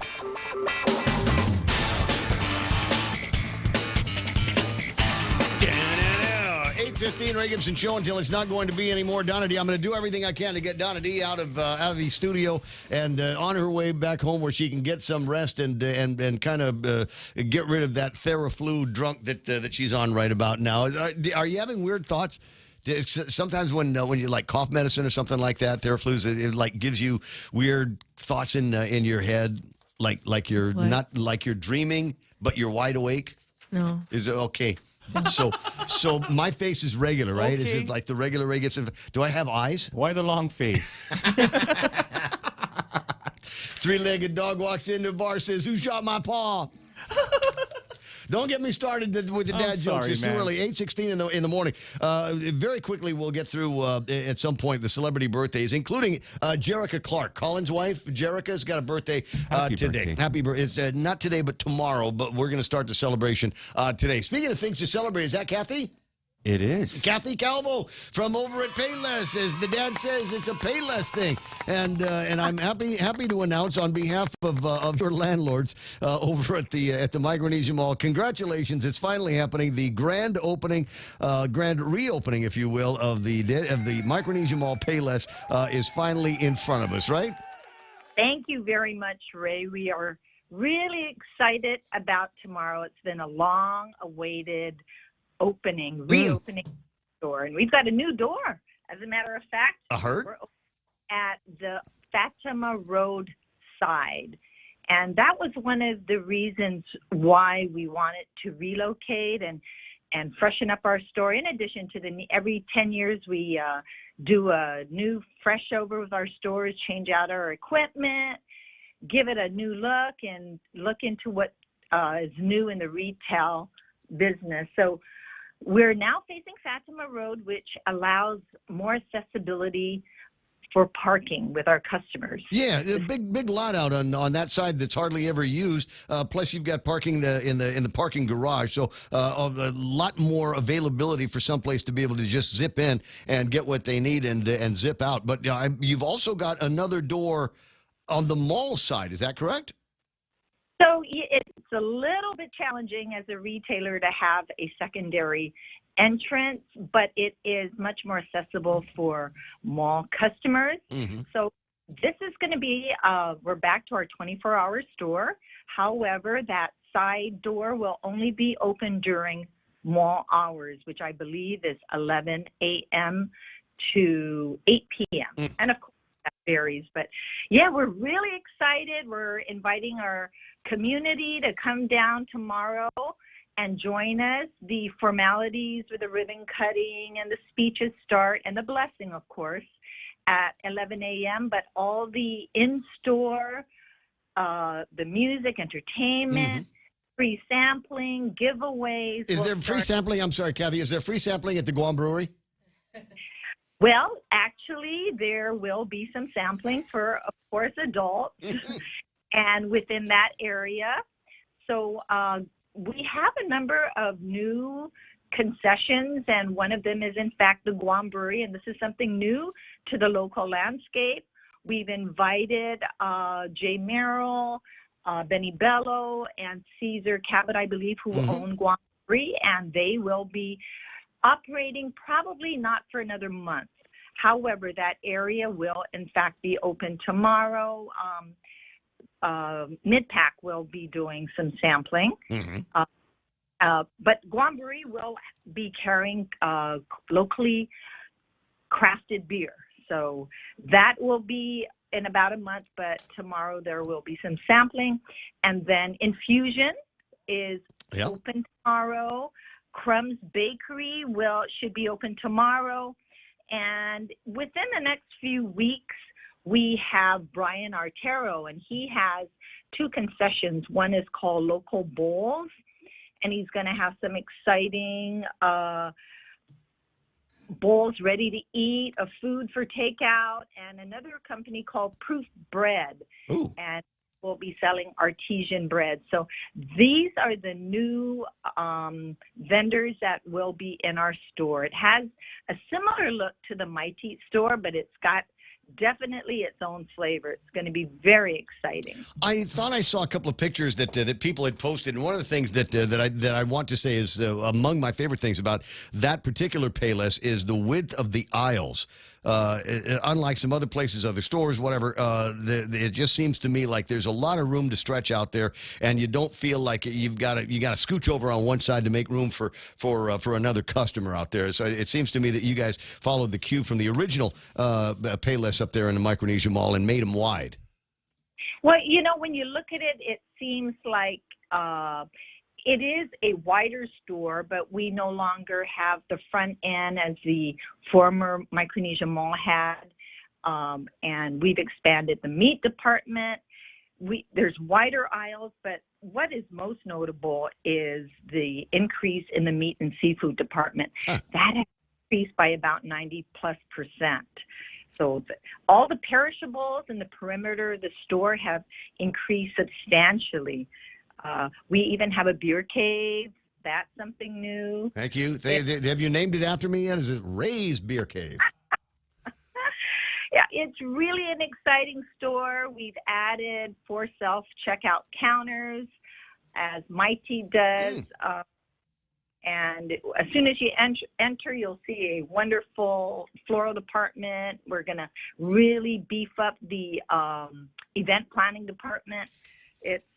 So it's really going to be a very exciting shopping experience, and that's what we want to. Looking forward to it. Kathy Calvo on the line from Payless. Grand opening. The place will start at noon tomorrow, and they're going to be open 24 hours a day, 7 days a week. Now, there's also specialty shopping that people like to do. We get people like Kenley and Guerrero and Dave Sablon and so many others that are big into keto and keto options. Is there a keto section at the mall Payless? So what we've done with this particular store, which really stood out because it had an exclusive Health Smart section. Mm-hmm. So what we've done is integrate it into the rest of the store, and we're calling out the items with shelf toppers that say either Health Smart or natural and organic, and these have been approved by our in-store dietitian, Rose Calvo Shandour. So it's throughout the store. We've really found through the years, Ray, that it's pretty much part of the mainstream now. And so we still have the same selection. We just have made it more convenient for the general public by integrating it into the entire grocery. Well, one of the other things, and you were an early adopter, you and others early adopters in CBD, and I recall once upon a time there was a blossoming interest at Payless to be able to sell CBD products. Is that still going on? Well, actually, we were never allowed to have CBD, but we did have hemp products that had hemp in okay. it. And unfortunately, we had to remove it from our shelves because public health told us that it was not. We weren't able to carry it. Wow. So, maybe we got a bunch of new senators in the legislature. Maybe they'll see their way clear, because there's a lot of people for whom diet, exercise, and certain kinds of supplements to keep themselves happy and healthy. I think it's up to the consumer to be able to determine whatever it is that they want to find in terms of supplements, and why not let somebody like you carry those kinds of things. 824. Now you mentioned a bunch of different food options, kind of grab and go things. Is there anything like, and I've asked the question before, but I want to be very, very clear. Is there a deli experience there at the mall Payless? The version of deli varies from one person to the other. Are you referring to cold cuts or are you referring to just like a buffet line like our Mighty? Yes, and I'm not. I'm looking at Donna D, because she's the one that's bugging me to ask you about it, and so okay, something like here's a memory from 100 years ago. You remember you used to be able to go to Rainbow and get fried chicken and rice and salad and all kinds of kind of fiesta prepared food, that kind of thing. Is there gonna be an experience like that at the mall Payless? We don't have a self-serve. If it's self-serve, no, we do not have that. We're pretty much relying on our vendors to provide the prepared food for our customers. So I believe that Brian Artero will have something really exciting with regard to the variety and diversity of prepared food, but Payless, we will not be carrying that. All right, gotcha. Well, that's okay, because we have the one near my house. I got one near my house. Have you noticed? And I'm kind of curious. I don't pay that much attention because it's the Payless near my house is always busy. But have you noticed that there are customers that are fewer transactions at the Mighty store because they're moving back to the mall location? Absolutely, and I believe Dedado was the most obvious when it came to the sales increase because of the location. Mm-hmm. And Mighty as well, but we're seeing a repositioning of our customers now that the mall is back opening. We've heard many customers say, I want to get my store back. There's I want you to have your store back. I want to be able to my place. The only time I can get into Payless because it's so crowded most of the time in the afternoon when I swing by or later is the morning. When I pass by 5 o'clock in the morning on my way to work, 4:30 in the morning, it's kind of not as bustling as it is later on in the day. Hey, congratulations, Kat! You and Uncle Mike and everybody have done such an outstanding job with the Paylesses, and I'm sure your old man's proud of you. He attended our grand opening in 2019 when the My Pete store opened, and because it is where mom and dad are located, we have their photo prominently up in the checkout station. And this Micronesia Mall location has Two Lovers Point. Ah, nice. We have a wonderful mural by a local artist, but I know my mom will be there. Thank you very much. But we are inviting everyone to come out. We've got entertainment. Kyle Mandapat will be our MC, and we've got Robert Kinga, Pacific Cool, and Fluffy Mendiola, who will be performing inside, and a lot of free giveaways. And it's just going to be a fun festivity as we welcome back our customers. 8:27 in the morning, and it's not quite time to talk about it yet. Kick the Fat coming up in March, I believe you said. So we'll build some time and we'll get you back on the radio to talk about that. Yes, our website is open, the Payless Community Foundation.com, and that will lead you directly to the Kick the Fat registration. Early bird registration is happening right now. So sign up. It's going to be fun. There's going to be a live entertainment again, and we're going to have fireworks and a 5K as well as a 10K. Yeah, I haven't figured out which one I want to run yet. Just yet. 10K, right. As you know, cardio has no memory. Yeah, a couple of years ago, the last time we did a real live Kick the Fat, I came in second place in my division. But that was about 25 pounds ago, and so I'm. You'll find me over at the treadmill over the next couple of months, beginning that process of getting ready for Kick the Fat. Our Kick the Fat website. We've got a lot of tips on getting back on the road to a healthy lifestyle, and they've done a really wonderful job. So we've been regularly promoting Kick the Fat and ways to get back on live racing. Well, you just let me know if there's anything else that you need, and I'll be in a position to help out. 8:29 in the morning. Congratulations, Catherine. I'll see you this weekend. Thank you very much. Bye-bye. 888-8255-888-TALK. Well, that's good news. That's good news that they got all working again, and now you will be able to go up there. That is your Payless, right? I mean, as you know, you think about where you live, proximity, and all of that kind of thing. That's yours. Actually, the Jigo Payless is closer to my house now. Oh, is it? Because I live in the boondocks of Dedido, right at the edge of Dedido and Jigo, so I'm closer. Almost like it's not any further up, and you'd be in Jigo, right? Okay, gotcha. Yeah. Understood. They're all nice, I guess. Yeah. 8:29 in the morning. Celebrity birthdays on the way. Donna D's last big look at news and headlines is coming up next. What's for breakfast at KFC under $3.95, you ask? What's for breakfast at KFC that's different than the other guys, you ask? KFC's chicken wrap, sausage wrap, the Colonel's chicken congee, chicken fried steak, sausage biscuit and gravy, and biscuit sandwiches made with KFC's original fluffy biscuits. All for under $3.95 and all only at KFC.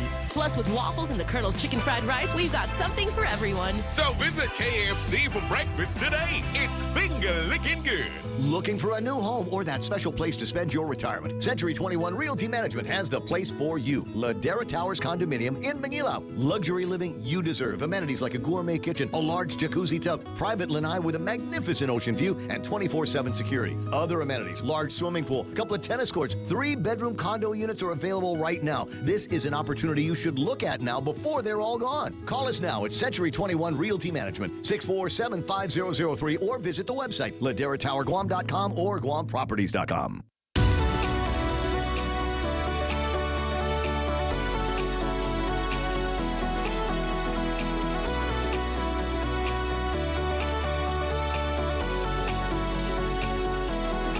Well, all right, then.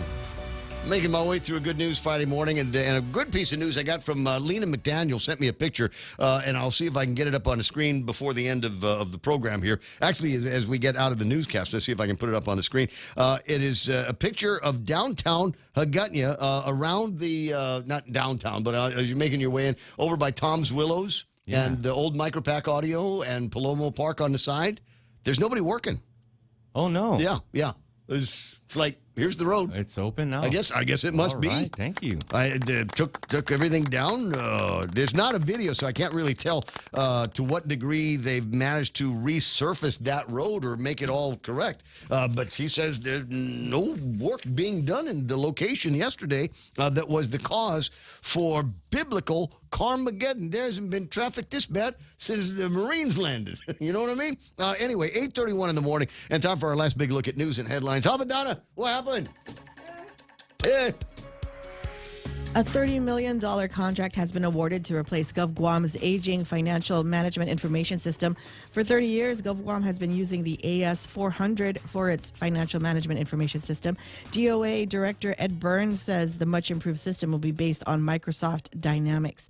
The initial contract term is 5 years and is capped at 10.5 years. And the formal reactivation and naming ceremony of Camp Blas is set for next Thursday.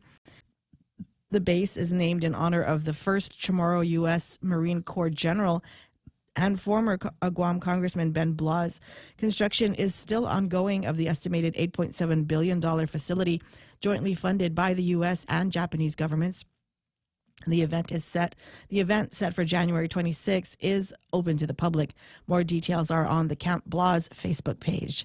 And the Mayor's Council discussed disaster training by the Red Cross and enrolling more pregnant women and children in the WIC program by Public Health. WIC health educator Perpetual Quintua says the program currently has about 6,000 clients, and they hope to reach more members of the community. Pamphlets on eligibility and what is offered will be distributed to mayor's offices. And that was your last look at local headlines on The Point. Now, with the last breath that she's able to make before she figures out, am I going to cough? Am I going to sneeze? Am I going to just make that weird kind of noise? But Donna D is going to get out of here in a couple of minutes. But I do want to take care of this. We got to take care of the celebrity birthdays. All right. While she's here. Yay. Because I just love her reaction when it's somebody that she digs. Okay, all right. Number one, astronaut Buzz Aldrin is 93 years old today. He's still alive. Yes, he's still alive. Not quite room temperature yet. Buzz Aldrin, happy 93rd birthday. Paul Stanley, you know who he is? Yes. He's from Kiss. He's the guitarist of Kiss, is 71 years old. Bill Maher. The cat face? I believe he is. He's not the cat face. He's the one with the star on his eye. Yeah. Oh, that's my favorite. I think. Oh, wait, no. That's Ace, right? Sorry. Ace is the one with the star in his eye. I'm confused. I don't know. You know what? When I was 14, you were a radio guy, Ray. Come on, man. I was forced to know who was who in Kiss when I was 14. Because my buddies, there's one cool guy was my friend was Andy Pellicani, and he didn't like disco, he didn't like folk music. He liked specifically Kiss music. And then he didn't know which way to turn when Kiss came out with that song. No, not that one. God gave rock and roll. Oh, no. Was it Tears in Heaven? No, that's somebody else. They came out with a disco song. Huh? The Kiss. They did. I didn't know. I'll look it up and send you a link. Lorenzo Lamas is 65 years old. Greece too. David Bazuki. What? Bazuki. Is that name familiar to you? No. If you are a parent of young people that play Roblox, he's the guy. He invented it? He's the creator of Roblox. Happy 60th birthday to David Bazuki. Yeah. Yes. Well, you can pay your kids allowance in Roblox bucks, right? I do. You do? Oh, there you go. There you go. If you're looking to something to celebrate Camcorder Day, Disc Jockey Day, and International Sweatpants Day. Yeah, happy Disc Jockey Day to you, Ray. Thank you very much. You're puking out the answer right here. We got Jerica Clark celebrating a birthday today. She's famous for being Colin Clark's wife. Happy birthday. Robbie Benson The voice actor? Well, he was in a movie called Ice Castles back in the day. Oh, he was? Was he in The Boy in the Bubble? He was the boy in the bubble as well. I think he was in a gang movie, too, for a little bit. Anyway, my gosh. The voice of Beast in Beauty and the Beast. He is 67 years old. From Thelma and Louise, Beetlejuice, Gina Davis is 67 years old.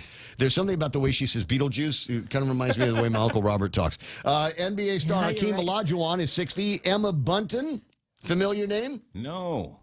Spice Girl. She was Baby Spice. Baby Spice. Is 47 years old. Not quite a baby anymore. And I'm going to say his name even though I've never watched the show. From Yellowstone, Luke Grimes is 39 years old. Tomorrow, Sunday, another great musical birthday here. Steve Perry. Oh, Journey. From Journey. Yes. Well, formerly of Journey. The best. Well, yeah. He is Journey. I'm sorry. He is Journey. The guy, what's the Filipino guy that took over? Arnel. Arnel. They say that, and I'm not hating. I'm just saying that I hear Arnel sing, and he's good, and he's good on his own songs. But I don't know that I prefer his version of the Journey hits. Oh, no. Right? No, yeah, right. Okay, so I'm not being a hater when I say that. No. Like, I like his voice. I like the way he does it, but I don't. He's not Steve Perry. Yeah, exactly. He's just an impersonator. Right. Okay. All right. Well, I'm glad I'm not hating. Linda Blair is 64 years old. Linda Blair has actually been to Guam. She came out here. Exorcist? No. She didn't come out here for perform an exorcism. I think she came out. I think it was the second anniversary of Hit Radio 100, and her and the guy from Airplane and all of that stuff. But anyway, she's been to Guam. She knows the place. Who else got a birthday over the weekend? Diane Lane. Oh my God. That sounds familiar. Yeah, is she blonde? She's so pretty. She's Superman's mom. Yeah, she was Superman's mom. She played Martha Kent in the Superman movies. Yeah, when the Superman was handsome. Never mind. What? Which Superman movies? The one where she played the mom. She played Martha Kent. One of the more recent ones. With the, never mind. With the good-looking guy that didn't die yet. What's his name? But they're not bringing him back as Superman. No, isn't that messed up? Yeah. Because he left. What's that show called? The Witcher. Is it called The Witcher? I guess you know more about it than I do. Obviously, I read about it. That's why he left. But he's upset because he's not coming back. Yeah. And legions of fans are saying that might be the best Superman like ever. He is since Christopher Reeve. Yeah. Right. That hairy chest. This is the guy. I mean, the chest and the arms. Right. Okay. Like I wasn't looking at so your totally hairy chest, totally not Superman. gay. But when I first saw him in the show, I'm going to the gym. That's it. I'm going to the gym. I'm going to see if I can pack on He those. left The Witcher to do Superman, and then they told him, "Oh, sorry, you're not in Superman." Right. So he left for nothing. Okay, so getting back to Diane Lane. Never mind the Superman. She played the mother of Superman, which in my mind is just an indication that the world continues to turn and life goes on. And damn it, we get older. Because I remember Diane Lane from Streets of Fire. Was she in Troy? I don't know if she was. She might have been. For me, the boy crush was on Diane Lane in Streets of Fire. That's it. I mean, the rest, all the other acting and all the other actors and actresses, and kind of forgettable. But she had it. DJ Jazzy Jeff is 58. Guy Fieri, known for being a chef or being on television. Diners, drive-ins, and dives. He was on to something else. They play. Okay, I never understand this, and they still do it. So I go to the gym and I'm on the treadmill and I'm doing my treadmill workout. And on screen, there's 3 different screens in front of me, and arguably they are playing stuff that I don't really care for one way or the other. But there's always one that's on the Food Channel. And I'm trying to figure out why we would put the Food Channel on in the gym. Because it's safe. I don't know. It's neutral. They used to play that at the bank, too. Right? Yeah. So I'm just watching the thing, and they don't have the sound up, so you can't even hear what's going on. So it's just something playing in the front, and they show way too much food, preparation of food, and he is on a new one there. Looking at something to celebrate over the weekend: Play Date Day, Granola Bar Day. It's Hugging Day tomorrow, New England Clown Chowder Day, and Use Your Gift Card Day. I've got to say this: use your gift card. I have 2 gift cards, and it got to be worth about $100 in my bag that my brother gave me for birthdays and Christmas for the Bargain Tactical. Bullets. To go buy bullets. And I swear to God, maybe today's the day I'm going to use them. Use your gift card date. I know that they don't generally expire, but somebody gave it to you as a gift, so go out there and take advantage of it. Chinese New Year, it says on Sunday. Oh, really? Already? I'm going to double check that. And it's Hot Sauce Day on Sunday. So everybody, if you've got a favorite kind of Denatzi, maybe go shopping and buy yourself a new one. Somebody gave me for Christmas, my friend Alexis gave me Rick and Morty hot sauces. Oh, man. Is it good? Yes. Yes. So I started at one end. There's 4 of them in there. So I started at one end, and it was kind of it more tasty than it is hot. And then there's another one over at the other end of the 4 that was, oh my God. And so that's the one that I've been putting on my chicken. That's the one that I've been putting on my pizza. I'm starting about thinking about putting it in my cereal. It's that good. So hot sauce day, where are you happen to find it? If you've got a favorite hot sauce, maybe you're in the house right now because you're afraid to get on the road. Take a picture of your favorite hot sauce. Even better if it's an off-brand that nobody's ever heard of, and send it to me, 797-8255, 797-8255, so I can share it on the screen. Is that it? Are we done for the week? I think so. Are you good? Yeah. Oh, are you going to be able to get some rest this weekend? Yeah. Are you marrying people? Are you singing? Are you performing? No. Get some rest, Don. I don't want to see your face till Monday. Yeah.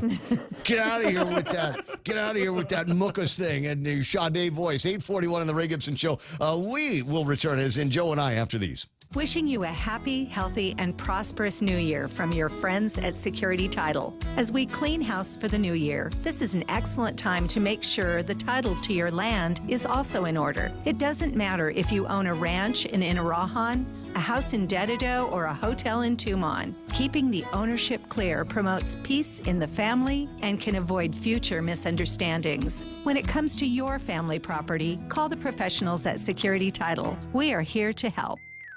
Fly even higher and get to your destination with the United Credit Card from First Hawaiian Bank. You can earn 40,000 miles with $2,000 worth of spending within the first 3 months. That's 40,000 reasons to get on board with the First Hawaiian Bank United Credit Card. It all starts with yes. Certain restrictions apply. To learn more about this offer, visit any First Hawaiian Bank branch or go to fhb.com/United.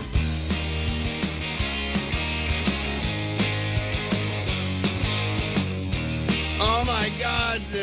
What is it? The Board of Regents at the University of Guam upheld the statements that were made by the University of Guam about statements made by Dr. Ron McNinch, and you know that I used to have a lot of respect for that outfit. I'm not so sure about that anymore. There's such a thing as academic freedom. There's also a thing, freedom of the press, freedom of expression that we all enjoy here. True. And there, I'm sure, are times where I say things that might not be running parallel with your dreams and desires and your personal outlook on the world, for which all I'm going to say is, actually, there's nothing to say about that, is there? Wow, I didn't mean to hurt you.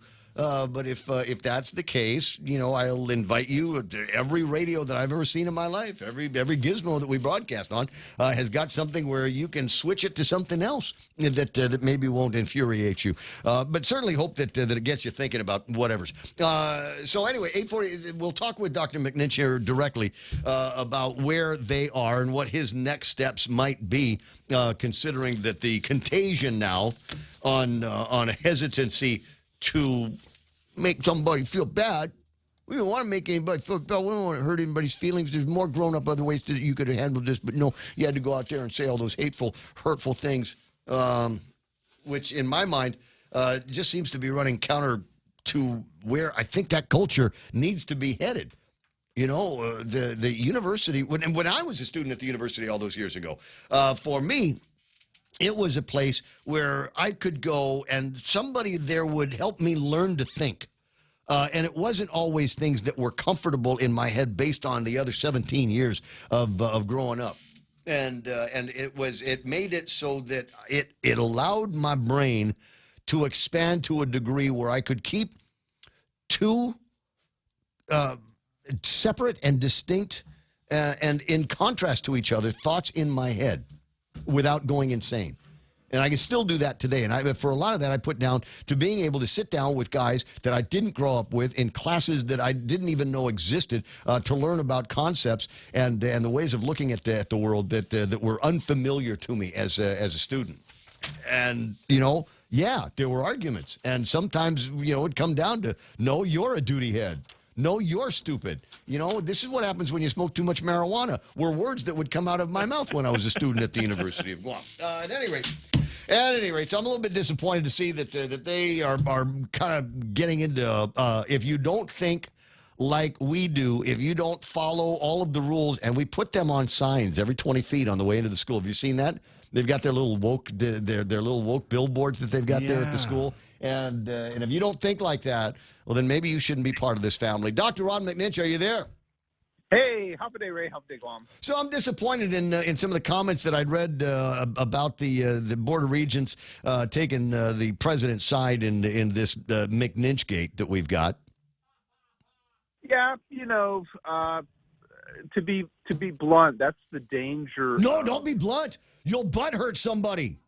There will be they will have another meeting, and they say he didn't shut up yet. He still goes on a radio. What the? Didn't he learn his lesson? And ready for this? I'm not speaking for the University of Guam, okay? I hope everyone knows that I am not the god of the University of Guam, and I'm all-powerful in terms of everything I do or say represents the university. Everything I'm saying here is representative of me, and I think I'm going to have to start making that disclaimer every time I talk to you. Right? No, nobody's got the time for that kind of thing, bro. I mean, look, it is what it is, and you know, I'm sorry. How do I want to frame this? There's at least one criticism coming from that was directed at you, coming from somebody who I think has got just an incredible capacity to be crass themselves. So I'm going, well, there's the kettle calling the pot black. How about that? Sure, and you know, I think that in general, here's, I guess, the thing that, and in a way, I feel bad for the Board of Regents because they don't do this every day, 365 days a year. That is, they don't engage either with the public or with students or with learners on an active and continual basis. Well, it's like the board over at the airport. They don't fly the planes. They don't handle your luggage. You know what I mean? Right. And so sometimes when they say things, they're saying things. I call boards that operate like this mushroom boards. That is, they get fed on crap and kept in the dark, and then they end up, having opinions that probably aren't for the best of everyone, because the standards that are being proposed are anti-mission to the university. That is, if you want all of the little kids to sit in a row and raise their hand and stand up and sit down when the bell rings, that's fine. That's why we have a public school in K through 12. If you want students to learn, they're going to have tension and contrast and conflict to drive their sense of wanting to know and learn and argue their sides better. You got it. I mean, that's the university. All universities, I think, should be someplace to go to get out of your comfort zone. Get out of there. Evacuate. Run away. Go and find something else to learn. There's going to be a concept or two that is going to really, really upset you. I mean, by all rights, I should stay off Twitter this week. They changed the algorithm, and I'm seeing a whole lot more things that don't run parallel with my mental culture. But I'm not going to, because I want to be able to see some of these concepts, some of these posts, and be able to, in my head, come up with how I would debate some of the things that are coming out that people are talking about these days. This is like going to your family Thanksgiving dinner and you're told you can't talk. Other people can talk at the table, but you can't talk. Don't say Trump. Don't say Trump, and don't say gay. The other thing that really bothers me is you have to beware of the self-proclaimed expert. And what I mean by that is, if somebody wants to question my expertise or my understanding of things, I'm welcome to that. But if they say, I'm going to do that because I am the expert on it, okay, great. Then I should be able to question that also. Sure. Because what is the training or background that board members have? What is the expertise that they have to judge the things that I do and say as an academic. What found, and here's the other thing is, most of them come strictly from the business community, and I thrive in the business community. But the university is not a business; it's a separate entity. It's an island of learning within an island, is what it is. And how do we get people to learn? How many discussions have the board had on student learning, or student accessibility to learning, or anything else like that? I love that. The commentary coming in on is kind of interesting. Some of it is all right. Some of it's not flattering to you. Jose Martinez says the UOG Board of Regents are hacks and sheep for Adelup.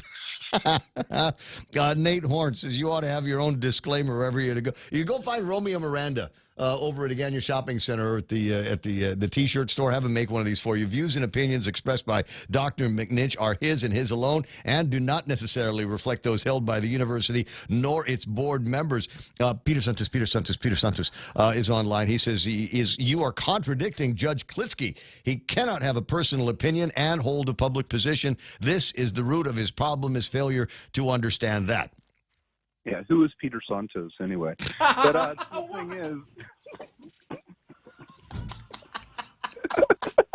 I'm not crying. You're crying.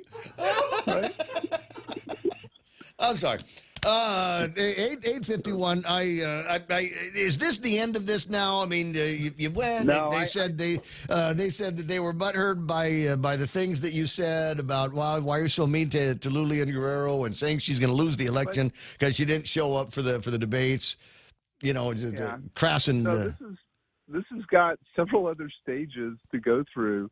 As I kind of joke, it's the gift that keeps on giving, because this has to be followed through to the point that it has an absolute endpoint, and it doesn't have that yet. I don't have the materials they produced. There's supposed to be like some other kind of letter or something. I haven't seen that yet. I love this. This is going to be in his what do they call the permanent record? Come on, dude. Oh, I'm scared. I'm 60. Look at me. I'm so old. Do you suppose that somewhere out there is a folder with Sister Callista's handwriting in it, saying all the times that I was bad when I was in the second grade? Sister Charles is very disappointed with you, and she's put it down in paper. Yeah, I wish some of the folks can recall some of the things I've gotten in trouble about at the university. I've gotten in trouble because of many things, hopefully, that they'll agree with. And I made people mad at me here over it. And nobody spoke up about any of those things. Well, that's kind of where I wanted to take the last question related to this topic, this McNinch Gate. I wanted to take it in this direction. Are you getting any support from among your academic peers at the University of Guam, or have they tucked tail for the most part? No, I mean, most of my peers view the academic freedom issue as being very substantial and concerning. I guess a lot of them, because we just came back, we've been out for several months and stuff like that. We haven't talked about it yet. In general, we will talk about it in the near future. Some of my individual peers have talked to me about it. The union was deeply concerned about the threats on academic freedom, and also at that meeting the other day, and I have issues about that meeting, there was no due process, I believe, granted to me at that meeting. And so they came up with this proclamation. I was not allowed to look at it before they issued it. I was not allowed to correct it's here for transparency. Oh, my God. Right. I wasn't allowed to explain to them where they might have been off here or there on some of the things that they had to, on some of the views that they had, which were, in my view, clearly wrong. Some of the things they had to say did not follow policy, did not follow the rules, so to speak, I believe, in my own view of it. Also, the union asked to speak. They initially didn't even want to let the union say anything, and the union has a right in their contract to speak at any meeting of the Board of Regents. And they initially declined the union, Bob Barber of the University Union, they declined to let him speak. And then they made a reconsideration and then let him speak for 3 minutes. And in general, oh my God.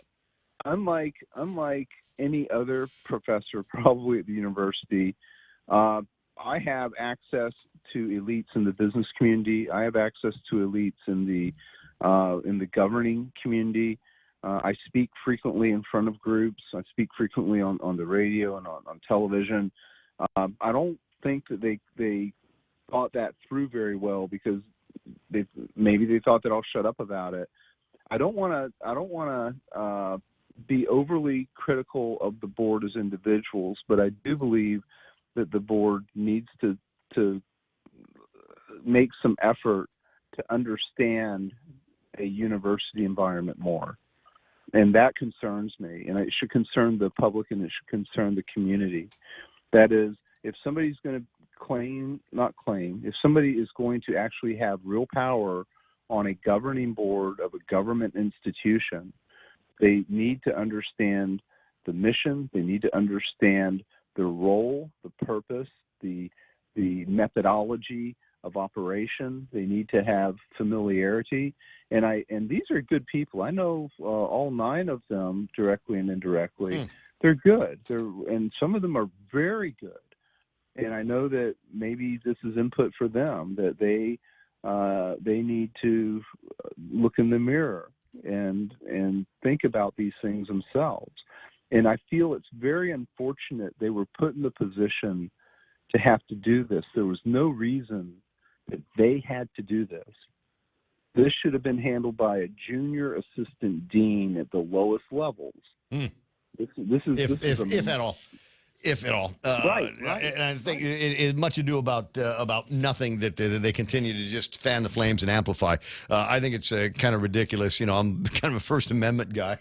And would back up on any platform and for any reason your desires to speak. I think it's interesting that maybe, it came from the university email account or whatever from Dr. Ron McNinch at the University of Guam, but it doesn't make any difference, especially given the history of the University of Guam over all of the years, where you would want people to be able to pulpit from the university, to be able to, in a very, very loud and easily amplified voice, say what their thoughts and concerns are, especially where it comes to moving things forward around here politically, even if it meant holding Lulian Guerrero and Josh Tenorio's feet to the fire on something like the great debates. And I'm here to tell you that the great debates are less great today because there were no great debate in 2022. Well, I think they're even greater, Ray. I think that because there was a That's why I said it like that, because I knew you'd disagree. I knew we need an anthem behind him. Give me some kind of an anthem. Why, Dr. Ron McNinch, are the great debates even greater today? Absolutely. They're greater because we're having this discussion. And this discussion is driving what kind of college campus do you want? To be blunt, I don't see GCC having these issues. I don't see the Guam Community College, going after people like this. I don't see Mary Okada going after people like this. Well, they don't have the GCC great debate, but maybe next year, maybe in next year's. Hey, listen, I gotta go, Ron. Do you have a thing? The 4 o'clock this afternoon might be fun.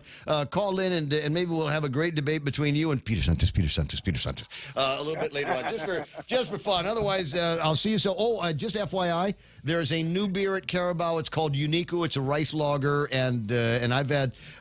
They might still have some. They might still have some. Wow. So go ahead and grab yourself a couple of growlers over the weekend, all right? Hey, sounds great, and thank you so much, Ray. All right, buddy. Closing in at 9 o'clock in the morning, and what have we got here? Oh my God! It's the last hour of the last workday of the week here. Is it the first week of 2000? No, I guess not. But anyway, so it's a Friday, 9 o'clock, and you might be wondering, Ray, what do you have for the small talk portion of the program? And it's an amazing and incredible amount of small talk, primarily because I had to jet early yesterday, but we'll see what happens after Fox News Live. KUSG, I got you 93.3. We're Peak is best. This is The Point. This is a Fox News alert. A counterculture symbol has died. I'm Lisa Lacera. I am yours. You are mine.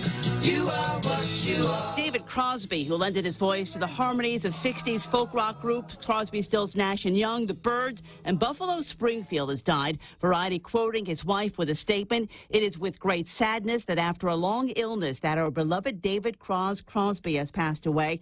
Crosby, who was inducted into the Rock and Roll Hall of Fame twice as part of the Byrds and CSN&Y, has sold more than 35 million albums. David Crosby was 81.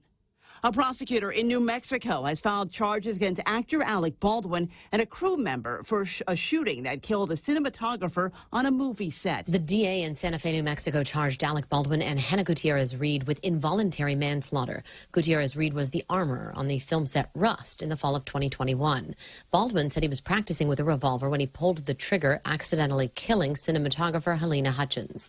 Baldwin's attorney said in a statement, though, the actor had no reason to believe there was a real bullet in the gun or anywhere on set. But Special Prosecutor Andrea Reeve told Fox News co-host of The Five, Judge Janine Pirro, that even before the shooting, there were a couple accidental discharges. There was a lot of safety concerns that were brought to the attention of management, and he did nothing about it. And she says Baldwin was a producer for this film. Fox's Jessica Rosenthal. A showdown could be coming between the White House and House Republicans as the U.S. has reached the debt limit. Senior advisor to the president, Gene Sperling, says the White House is drawing a red line. What you don't have the right to do is to say that we are going to hold hostage the full faith and credit of the United States to get what we want. America is listening to Fox News.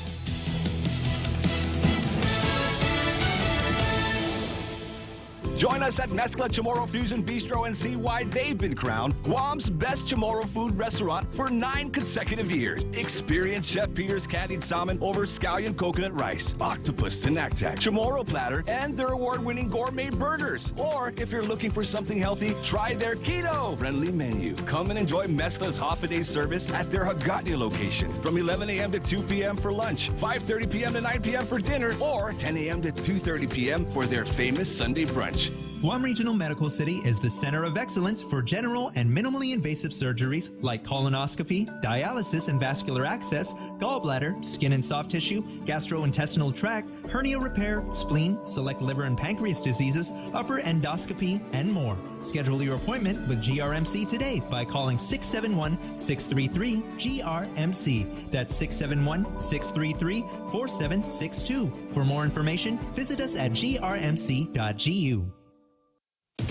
2 brothers have been jailed in Sweden, found guilty of spying for Russia. Payman and Payam Kia spent a decade passing on key documents from the Swedish security service to Russian military intelligence, the GRU.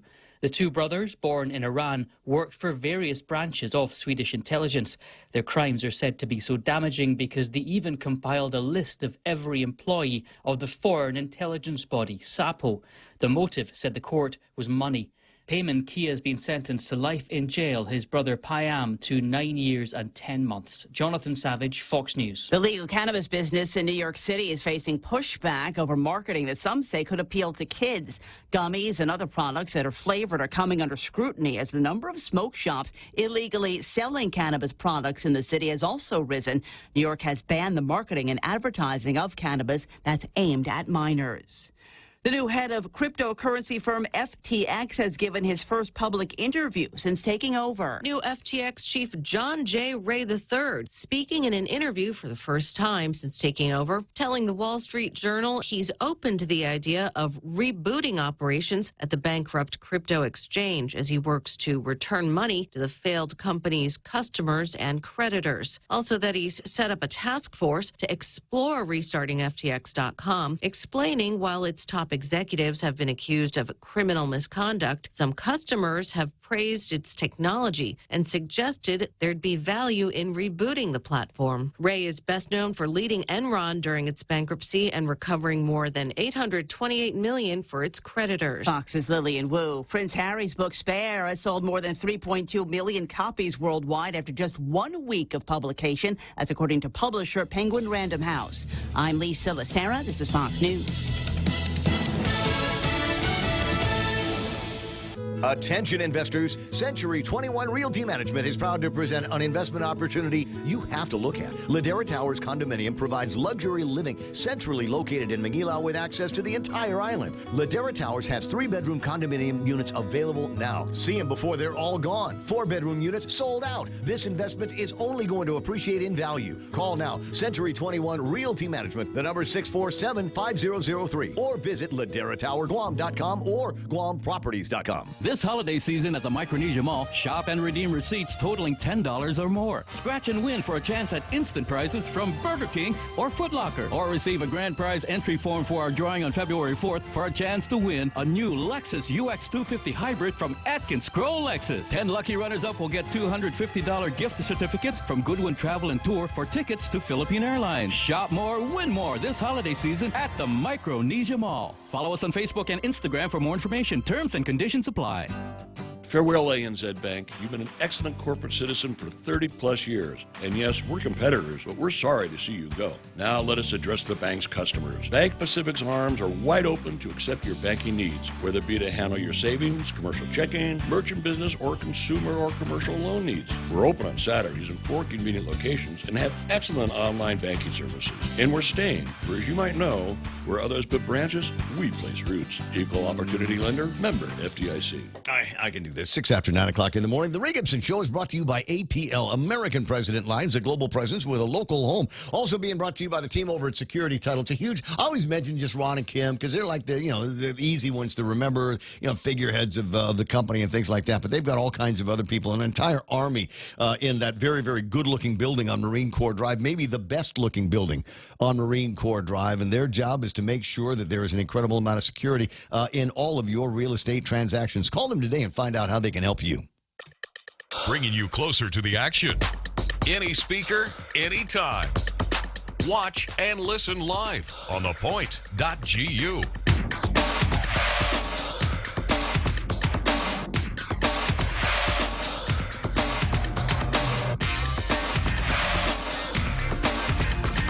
Cryptic, that's all I can say. Hi, my name is Ray.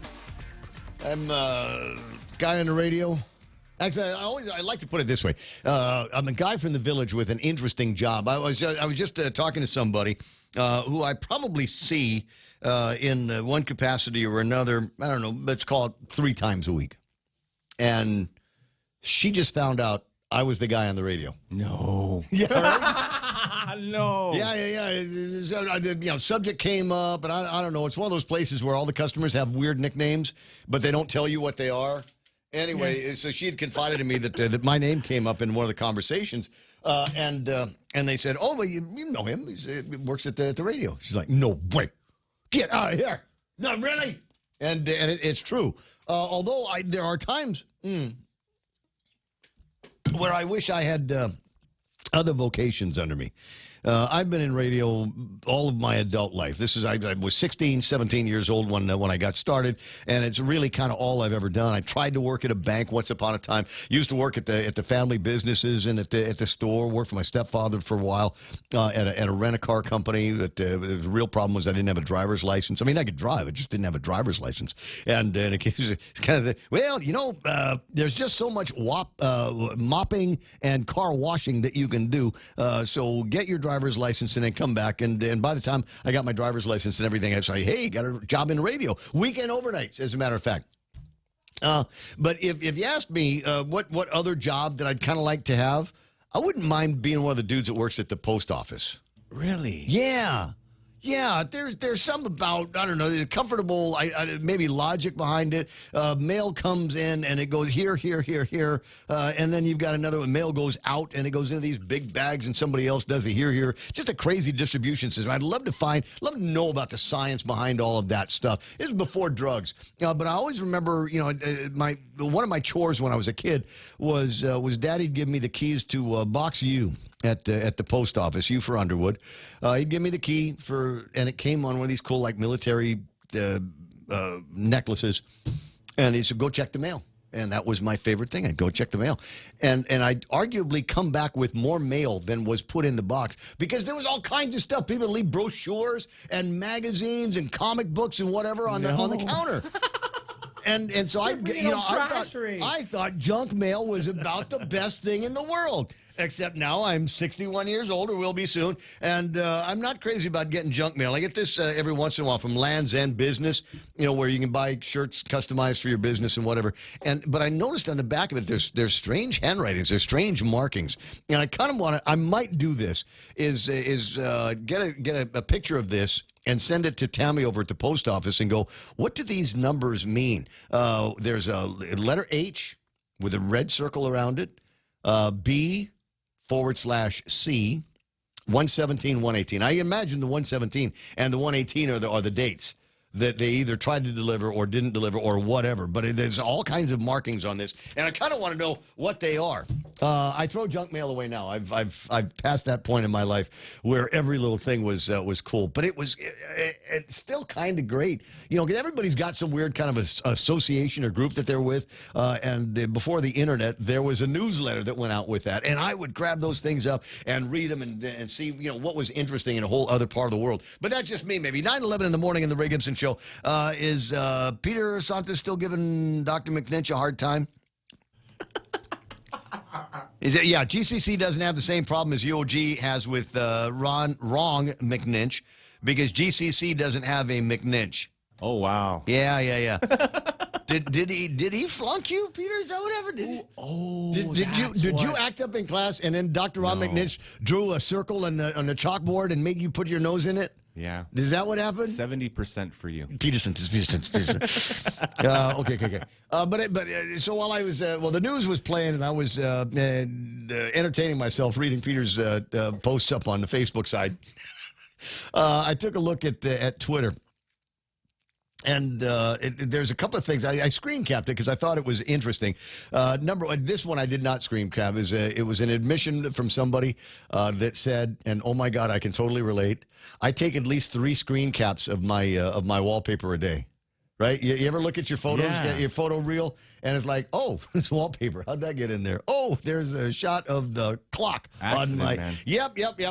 Guilty as charged. So one of the guys that I follow on Facebook is Cat Turd, CATTURD.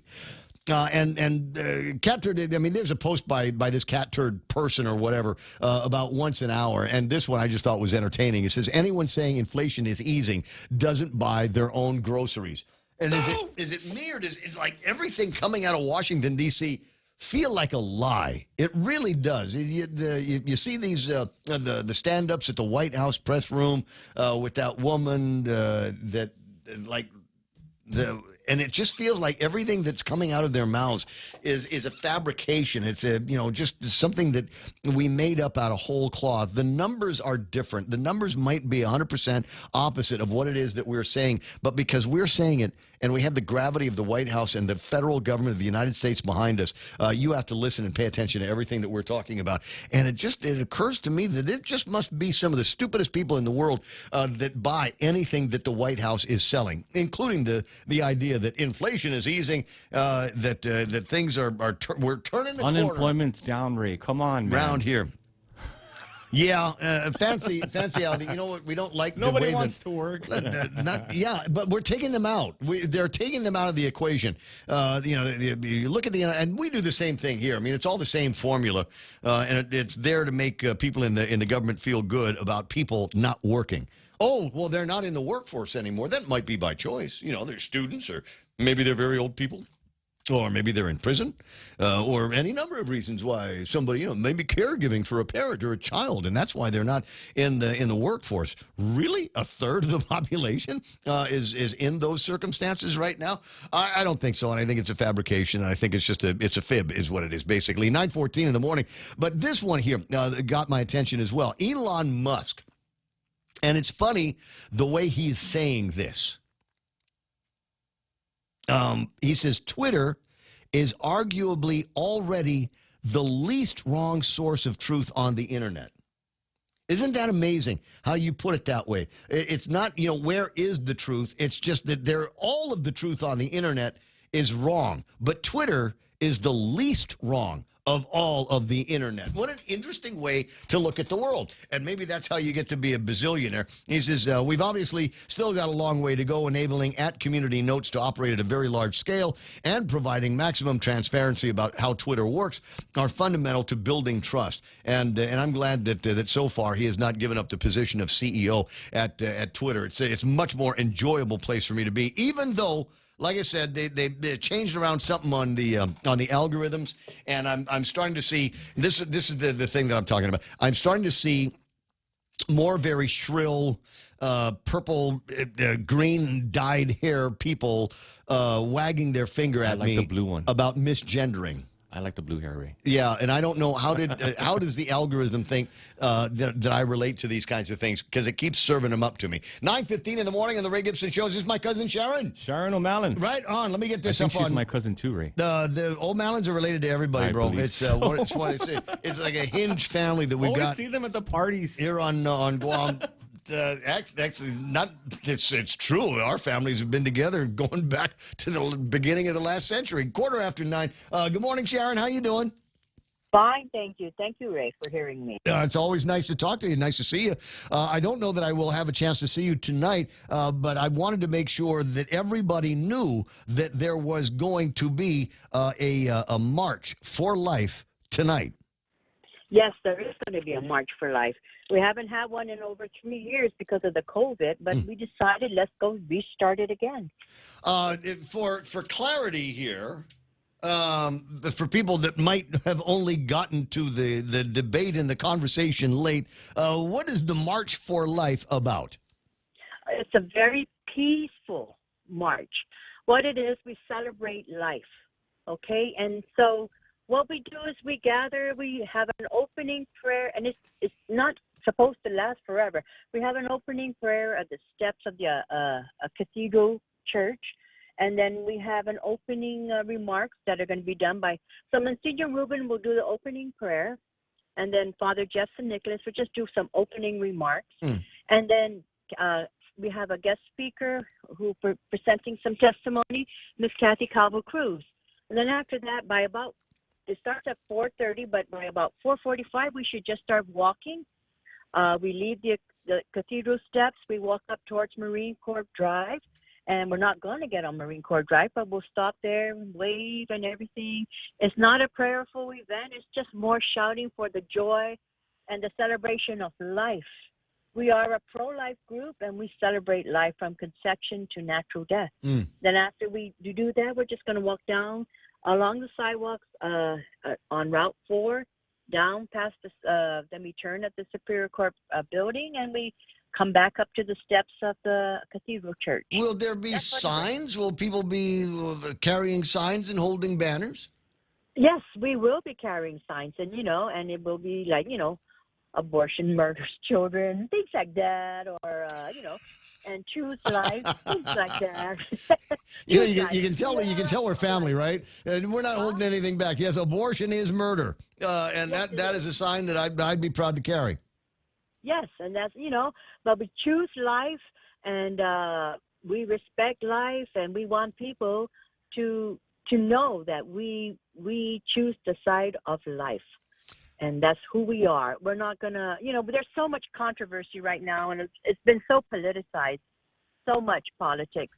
And just because of this and that, it doesn't mean we don't stop this fight. We move on. Now, you mentioned not going to be all prayers. Not like we're going to be Lasadzu all the way around again. No, not at all. But it would be wise to maybe direct a couple of prayers, and hopefully it comes up in the opening remarks for certain people and now certain elected people. I'm thinking in terms of Attorney General Doug Moreland. Pray for him to continue to have the strength to be able to do what needs to be done to have that injunction lifted. The Attorney General's office it has two big cases, not just the lifting of the injunction of the 1990 law. They are fighting that district court battle. You know about that battle, right? The one where they're trying to remove the in-person requirement. Yes. This lawsuit was started by the Hawaii ACLU Planned Parenthood group, with which allowed telemedicine abortion on Guam. There is a law that anyone seeking an abortion would have to do a process of would do a process of in-person interview with the doctor, and the doctor would require them to be interviewed, show them an ultrasound, talk to them about options versus abortion. And then what happened was when our governor came into office, they started this looking for Planned Parenthood to come to Guam, and Planned Parenthood turned them down because we didn't have we're not profitable enough for them. So then the ACLU with some Hawaii doctors, Dr. Radu, and they interned, and these people were introduced to Guam because we had the emails showing it, where James Flores, Dr. Bez, and Mariana Cook, and those guys, they all invited them to Guam, and then they said, let's take these conversations off email. And so they started talking about it, and the next thing you know, ACLU sued Guam. And so that's the lawsuit we're in. Yep. And because of that... It's funny, the names that you bring up, I'm certain one of them was dead set against telemedicine when it was before her over at the legislature. My, how things changed. 9:21, what time does all of this get started again? Okay, 4:15 is showtime. 4:30 is start time. And then hopefully we'll be done by 5:30 p.m. And so... and then what happens afterwards? When we do a 5K in Naganya, there's always we got refreshments at the end and raffles for T-shirts and nothing like that this time? Awards? No. No, nothing like that. And what it is the Knights of Columbus will be providing water breaks and stuff like that, so that as you're walking, the Knights of Columbus have been such a wonderful group of men that have always supported us, and they're so great. And so they will be providing water, but after we're done, we're just going to clean up and head away. Okay. And stuff like that. I might be at Carabao. Oh. Yeah. Well, why not? It's close. You're walking anyway. 9:22. March for Life this afternoon. If you want some more details, get a hold of me or find Sharon at GuamCPIC.com.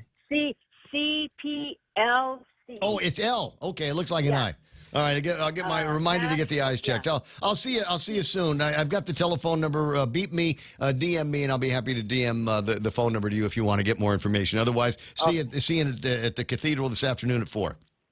Thank you. Thank you you're welcome. much, Ray. Thanks for all right, cuz I'll see you soon. 888-825-5888 TALK 9:22 in the morning. And there we go. There were already on more than one or two chats that I'm on. Everybody comparing notes and figuring out how we're going to carpool to get into Agania at the same time. And thank goodness, if you're wondering why they've taken care of all of that construction and the destruction on Marine Corps Drive, it's so that everybody could get in for this March for Life. Now this is kind of interesting. And I might have put it up on the screen before without any explanation, but it's on the screen now with explanation. Lena sent me this picture. This yesterday was the site of the Carmageddon, right? The first opening of hell on Guam for the Carmageddon. And there were guys there, and there was heavy equipment, and the police on the scene. And Real Joe, as early as 4 o'clock this morning, passed by there. And 2 of 3 lanes were open. You were able to get by there, but it was still very, very clearly construction/destruction zone, right? Yeah, definitely, man. Where did everybody go? Where did everybody go? Did they all just fix it and we come in and we'll... Smooth now, Ray. Well, I couldn't tell you if that's the exact spot. It looks like it, man. Normally that takes a little while to get done. I recall... Some of you will recall, and I thought it would end up being Carmageddon as well, but it was a Navy line.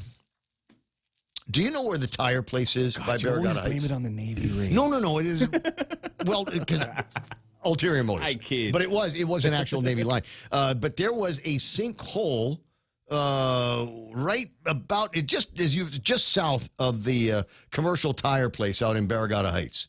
Just south of that, there was a sinkhole that opened up, and I thought that was it. There will always be a sinkhole, and there will never, ever be decent traffic in that area again. And at the time I was living up in Barragata Heights, I know, pinky out. Do it. But I was at the time I was living there. Not as exciting as you think, but I was living up there, and I thought, oh God, will be the bane of my existence.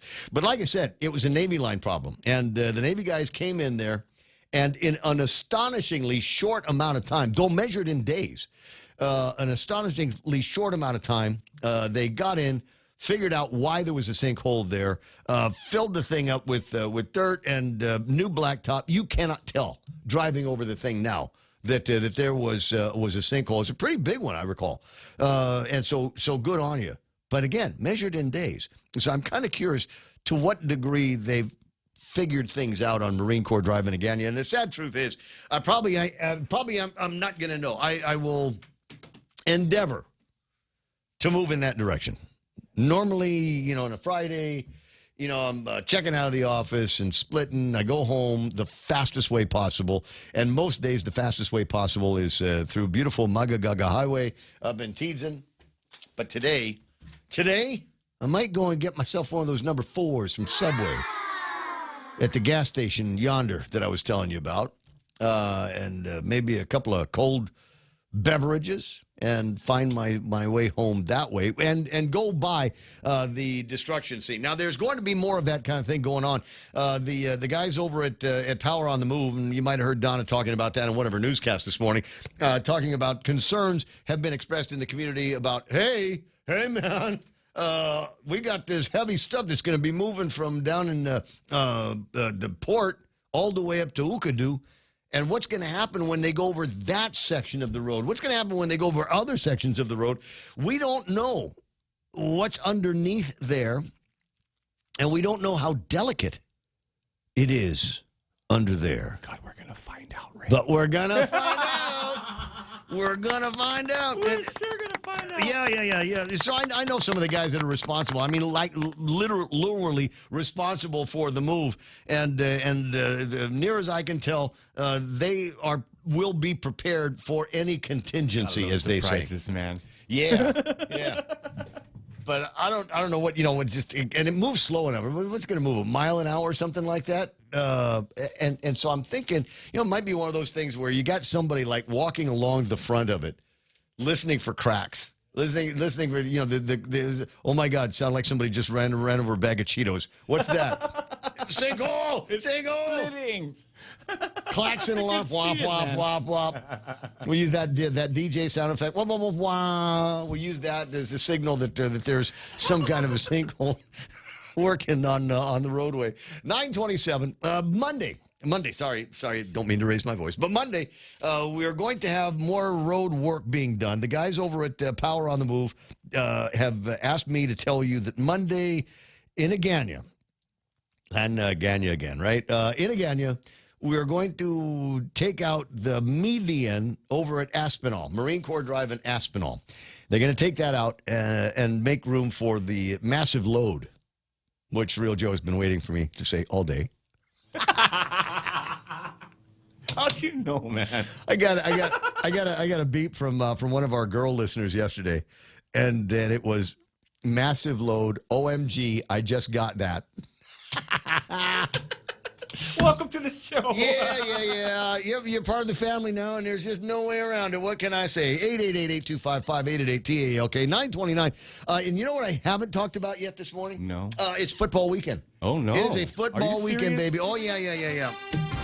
Yes. It's going to be divisionals this weekend. The NFL divisional rounds begin Sunday morning at 7:30 when the Jaguars take on the Chiefs, followed by the Giants and the Eagles at 11:15 on Sunday as their divisional rounds are looking for a leader. On Monday, it's the Bengals against the Bills. The Bengals will take a knee and give it to the Bills because of Damar. That's it. He's the new chosen one. He's the new Neo of the NFL. And it would be one thing for the guy to have such a miraculous comeback and then have the team lose in the divisionals, right? Better win it for Damar, man. Yeah. Oh, it's Damar? Is it Damar? I can't remember now. I don't know, man. It's a nice name, though. There's the new prophet. He's a new guy stared death in the face and came back. Has there been any lessons there? And then that's going to be Monday at 6. And then on Monday at 9:30, it will be the Cowboys against the 49ers. Wow. Yeah. And that's the way it's going to go. We'll whittle this down to just 4 teams. They will go into the conference championships, and that's going to take place on the 30th of January. And then after that, it'll come down to 2 teams, and those 2 will be representing the people of Guam with their best native costumes in the Super Bowl. I might have 2 different things in my head at the same time, but I think you know what I'm saying. You know the reason why? Can I just tell you, I'm going through kind of a reset here. At 9:30 in the morning, I was, again, looking at Twitter. And on Twitter, I saw this. And it's one of those where, like, death is not an option. Oh, carbs. You remember I did that to you the other day? Death is not an option, but don't say the names I gave you. So it's a picture. There's pancakes, waffles, French toast, and cinnamon buns. And the meme says, one has to go. Which one is it? I'll give you my answers.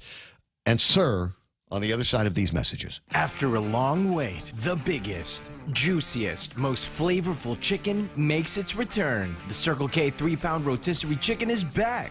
Get 3 whole pounds of perfectly seasoned chicken for all your family feasts. And for a limited time, pick up a rotisserie chicken and a Pepsi Family 2-liter soda, the perfect dinner combo, for only $19.95. Available at select Circle K stores. Swing by and take yours home today. Circle K, take it easy. Wishing you a happy, healthy, and prosperous new year from your friends at Security Title. As we clean house for the new year, this is an excellent time to make sure the title to your land is also in order. It doesn't matter if you own a ranch in Inarajan, a house in Dededo, or a hotel in Tumon. Keeping the ownership clear promotes peace in the family and can avoid future misunderstandings. When it comes to your family property, call the professionals at Security Title. We are here to help. Hafaday, this is Josh here at APL. Our expertise and extensive network can help you grow your business and reach out to more global markets. As a responsible carrier, APL is also committed to a sustainable future, whether it's protecting the environment or investing our efforts in giving back to the community. Our dedicated teams in Guam, Saipan, and on U.S. mainland are here to support you. Call 588-4651 or visit www.apo.com.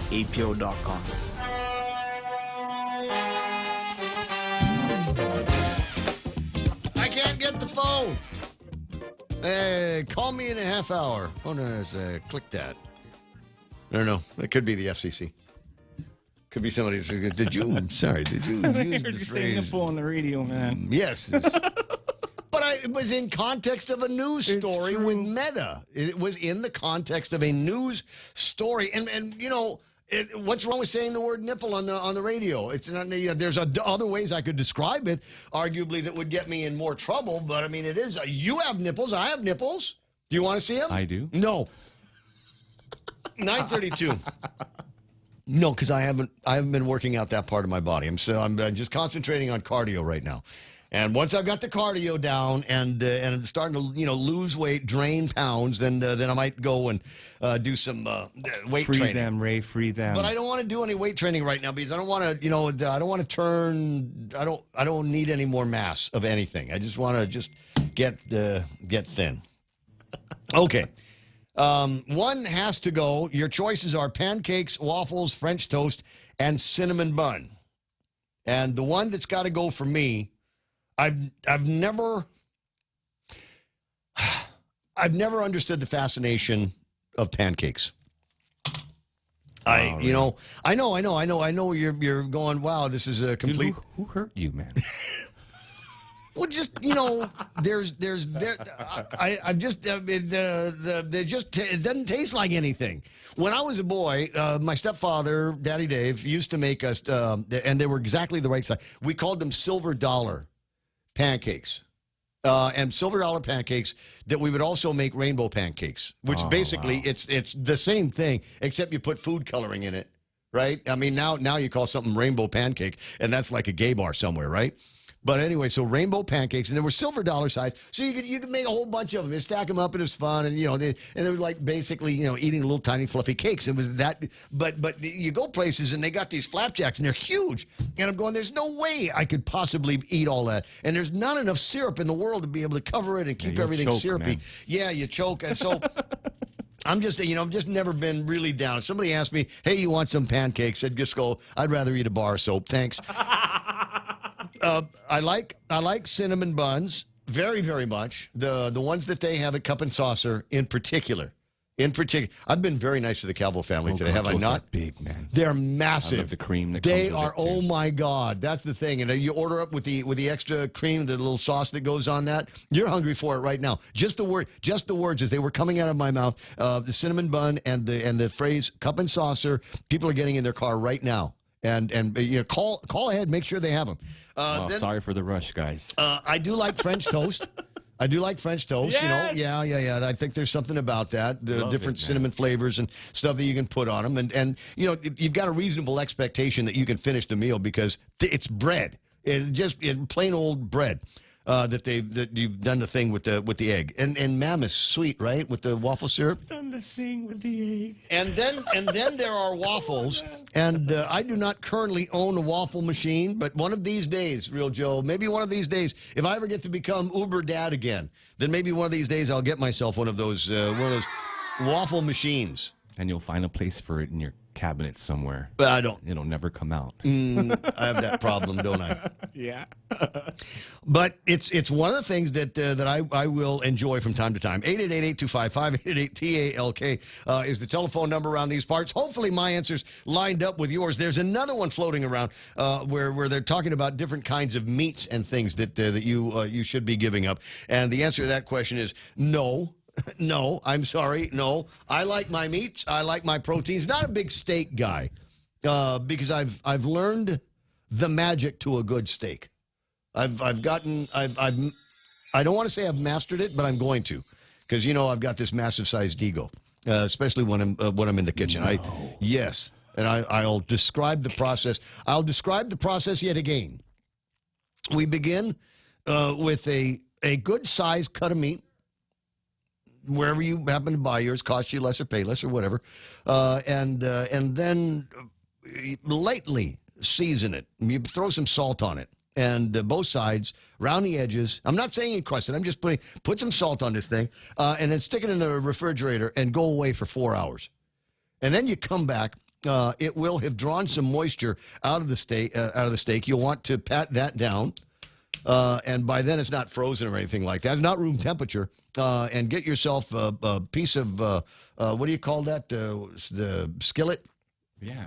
Good one, right? Cast iron. Cast iron. Seasoned cast iron. I don't want to get in that debate. Come on, man. I don't want to get in. You like the in rusty that, ones. In that debate.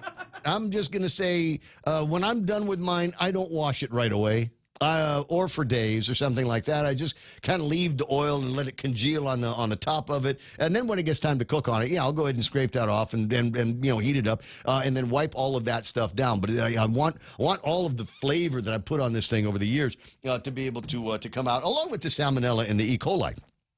But having said that, you get it nice and hot. Kill whatever germs that you've got on the thing, and you throw. Where'd they go? Who was that? I don't know. That was the guy. Was the guy? That dropped off. Yeah, the guy that called yesterday. Okay. But anyway, so you heat the thing up and bloody hot, and then you throw the steak on it. No more than 2 minutes aside. No more than 2 minutes aside. God, you like it rare, huh? Yeah. Dude. And so 2 minutes here, flip it, other side. I will flip it one more time. And then you take it and you put it on a plate and you don't even look at it for 10 minutes. I'm also that guy where you just let the flavor, the juices, everything on the inside just kind of swim around and redistribute itself. Oh, you're a believer in that, rusting the steak, man? Oh, I'm a steak. I don't know, man. People. I frustrate people, and then you with a Japanese knife that is designed to cut on only one side. You know what I'm talking about, right? Yeah. See, okay, there's a debate we can't get into. Then you cut on the bias, thin I knew you were going to say slices that, on a bias, and then you put it in. I don't know, ketchup. I usually just dip mine. Dude, I'm sorry. don't do that, always man. Always throw that in there just to see if it's, just to make sure you're paying attention. Perfect steak with ketchup? Yes, perfect steak with ketchup. Where were we? 888-8255-888-TALK is the telephone number around these parts. We'll see if we can get a couple more calls on the air before we're done. But it is the small talk portion of the program, and I believe I've earned myself an opportunity to do small talk on the radio for most of the day. It's we've hit some exciting topics here this morning. The drama at the Jerome McDonald going ketchup. But I spent enough time talking about that. Mayumi's not going to school until both of the parents are comfortable that her safety is being seen to in a more aggressive manner than, I'm sorry, I trust in the Lord. I know where that goes, but when it comes down to it, a one or two armed guards at the school to protect my daughter, I think that might be in line with the expectations and the tuition. All right. A couple of other items on the table of content. We talked about the Carmageddon yesterday. I didn't get any time this morning. Mostly didn't chase it to talk about the utilities, but they're definitely front and center. Yesterday's damage on the roadways caused a water outage over most of Agana. I did not complain because it got me out of jury duty early, which was awesome. But there's a couple of other interesting topics in the front page of today's Guam Daily Post. 41-megawatt generator project could be nixed due to ballooning costs. It's always been an interesting topic of conversation over at GPA about this and what was needed in terms of a smaller footprint down there in the PD area, but now it doesn't look like it's going to happen. The initial price was $58 million. The offer now is $98 million. Over the course of all of the conversation, rising costs for all kinds of the assets that need to go in there have added another $40 million to this project, and it might be beyond economical discussion. Speaking of the economy, PUC is going to be meeting on the fuel surcharge set for next week. JB, it sounds like JB and the guys over the CCU want to leave the numbers where they are on the LEAC. The bad news is I'm not crazy about where the numbers on the LEAC are. Good news is it ain't going to be going up, we hope. So we'll watch and see what happens. But, everything based on what's going on with the price of West Texas crude as our benchmark, and that number has been going up, not at an alarming rate, but trending up over the last few days. $79 and change yesterday, $80 and change today. Watching the same thing happen with Tapas Cruise, and nobody is happy about all of that. The mall purse thief that was village viral yesterday. Because nobody had anything else to do, so they just, whatever they had on their phones, they were zapping to each other, right? So everybody's got a picture and alarmed at a guy, the dumbest crook ever, at least this week, who lifted somebody's purse and ran away. He was on the second floor of the Micronesia Mall, making his way for one of the 4 different exits that they had, and legging it, basically, around the Micronesia Mall. He was bound to get caught. There was no way that this, you need a team. You need like a relay team, right? Exactly. We've learned nothing here from the Ekiden relays that we've had on Guam in the past. And anybody can take off at breakneck speed like that. But like I said, cardio has no memory. Can you sustain that speed all the way through with other people now getting into the chase for that purse? And the answer was no. And he decided to lighten his load. He threw the purse away. Somebody got it, gave it back to the lady. He was finally apprehended. And an old Tom Cruise, not the actor, one of my favorite Guam Police Department police officers of all time, one of the funniest men I ever knew, who said, don't run from the cops. Never run from the cops. You just go to jail tired, was what Tommy always said. God rest his soul. And so my guess is this guy went all tired and sweaty and like he's going to vomit in the back of the squad car to the police department. Don't know anything about the case from here. We'll find out when the magistrate report comes out. A couple of other things that I think are going to be interesting. GSWA is hiring an assistant general manager. Did you see that, Ed? No, it was hidden. No, well, no, it's in the back page of the newspaper. Okay, you never get that far. But I know I struggle with 4-star Sudoku as well. But if you get past that and make your way towards the back of the newspaper, you'll see an ad in the Post. GSWA looking for an assistant general manager to join the team that they've already got. Now, this is not a Tom Cruise joke. I want to say that this is a joke that my dad told me many years ago, and it's God rest his soul too, which is a job over at the trash company. You know, it's all you can eat. What? There was another one. We always told me about the lady that lived across the street, Ten Cutman. And he told me once upon a time he was sitting, and here comes Ten Cutman, and there's the trash truck coming up, and Ten Cutman comes out, and she's holding the bag of trash, and she says, "Is it too late?" And the guy said, "No, hop on." Papa was a funny man. What can I say? 9:45 in the morning. A couple of other things before there's a ton of stuff that I haven't barely gotten into. I just got to swat these away. I took the time and trouble of writing them down. I'm going to mention them on the radio. One of my favorite television shows is returning. I forget which service it is that you're going to have to resubscribe to, but season number 3 of Ted Lasso is returning.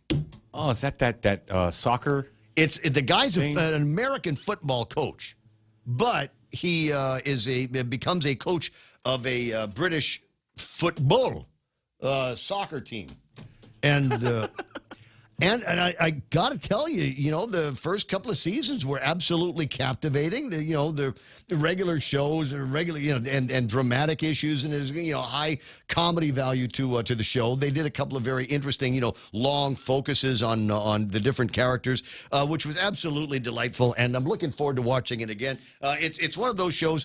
People will watch it and go, "Man, Ray, every time I see that show, I think of you." And I'm going, super nerd, right? Yep, that's who you are. And one other thing that I wrote down based on another story that they've got about, which school is it, Real Joe, that Donna was talking about, where they found like a dead pigeon and toads and black mold? Ocean View. It was Ocean View. They're still open. I don't know. Is it Ocean View? I could be wrong. Or is it no, I guess it's Southern, okay, Ocean View, and they want to be able to get the kids out of Ocean View and send them to Southern High, right? Yep. Okay, I don't know if that's going to happen, because the people over at Southern High were like, "No, keep them over there. It's not much better in these parts." 9:46 on the Ray Gibson Show. Before I get into the rest of the what do I call it, the small talk portion of the program, I do want to give Dave an opportunity to get on the radio and talk. Buenas day, Dave. Hey, good morning, man. Hey. Ava. Yeah, I just wanted to, I just heard there's a new task force opening up from the AG's office about corruption, government corruption. I was looking at that. Yeah, I saw that story yesterday. Didn't have time to get into it. Yeah, but they're looking at putting together a corruption task force over at the Attorney General's office. What do you think? I think like the one they had the last couple of administrations, nothing happened. But anyway, I got a question. Well, wasn't Doug Moylan? Doug Moylan wasn't in any of those corruption task force. This one here is going to be based at the AGO. So I got a feeling that maybe he would not have set something up if he didn't think there was something to get.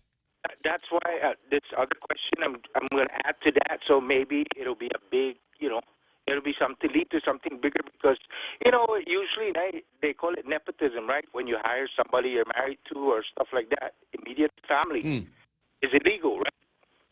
Well, it's frowned on. If you're there's common law, right? What is the law on common law? How long do you have to? Well, you're man, it's not a great phone connection, Dave. I'm getting a lot of breakup in your conversation. Yeah, the wind's moving, the wind's blowing, the line's just drying up. That's the only problem about the landline now. It's still copper, so the minute it moves or gets wet, moisture, you get a headache, I remember those old days. Getting picked off on a cell phone, but you're not going anywhere, Right. Okay, but go on. Are you suggesting that among the things that Doug ought to look at is nepotism?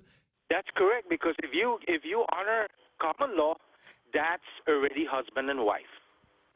If I'm not mistaken. No, it's not. There's no such thing as common law. Cover you as a common law wife, which they've done. I've seen instances where Social Security office covered common law wife because they've been together for so many years. They got kids.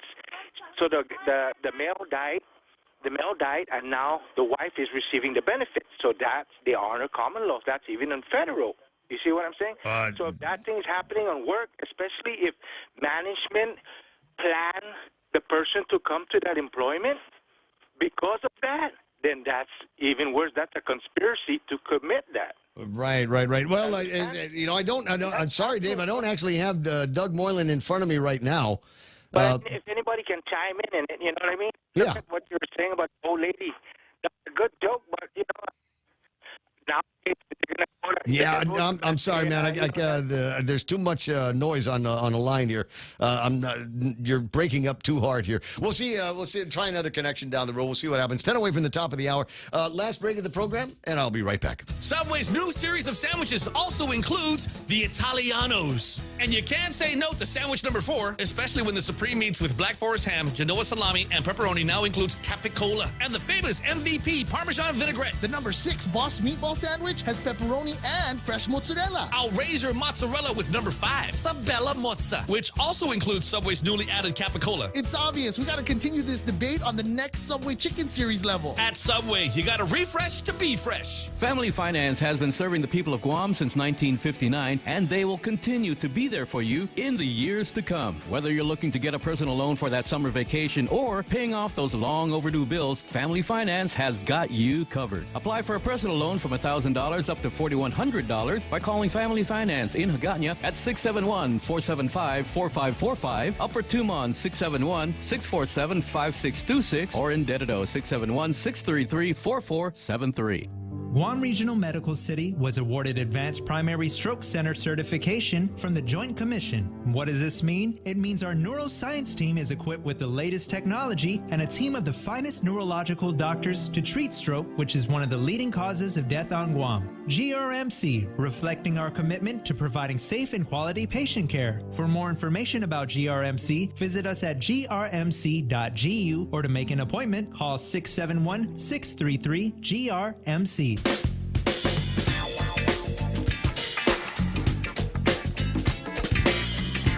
Yeah.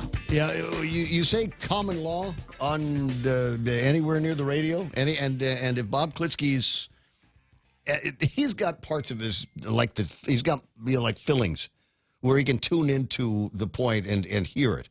So it's not, the radio doesn't even need to be on. His fillings will pick up the radio station, and he heard the phrase common law and immediately chimes in. I'll try to say it as he would say it. There's no such thing as common law. It doesn't exist. It's a unicorn. It's like a dog whistle, man. No. He heard that. No common law marriage on Guam, Jose. Are you getting this? That's all you need to know. Maybe you heard wrong that there was a guy that died and he's got kids with some woman and they were common law. And the Social Security office is, I'm not sure that one has to do with the other. It is possible that there might be another program for which he is eligible for some kind of support, but it probably is not going to be his Social Security dough under the common law. What is it? Jerome McDonald, who knows a thing or two about law, says it's legal after living together for 10 years. In California, I guess is I wouldn't know anything about that. So if I live with my cat for 10 years in California, would you say that was a common law relationship? Is there something to that? And the answer is I don't know. And I don't know that I want to get into anything as complicated as that. Let me just quickly go through the paperwork that I've had in front of me. I'll read this. And somebody will say we need to do this here on Guam. Although, again, His Honor is listening. And just because somebody does something in the States doesn't mean that we have to do it here or it's the best thing for us. But it is interesting to note, lawmakers in South Carolina have quadrupled the fine for people going too slow in the left lane. They said, look, it's congested like you wouldn't believe around here. Get out of the way. Go faster. You're in the left-hand side. Come on, Diamond Lane. You're supposed to be going 75 miles an hour in reverse. Get moving. I'd hate to go to jail for that, though. Ray. Quadruple the fine. Everybody says that we need to do the same thing here on Guam. And they say, okay, the right lane is slower traffic, left lane is faster traffic. And I don't know that applies on the roads that we have on Guam, because you know how it is. You might be in the left lane, and it might be one of those places where, hey, I want to go to that store right now, and stop right where you, like the Korean drivers, the tourist drivers, and stop and then try to make your way forward. It's different here. We don't have highways. We don't have diamond lanes. We don't have any of that stuff. So I don't know that it would completely apply here on Guam. What? It's Jack. We should have a Talk Like Bob Klitsky Day. Yeah? Yeah. I can't do it, man.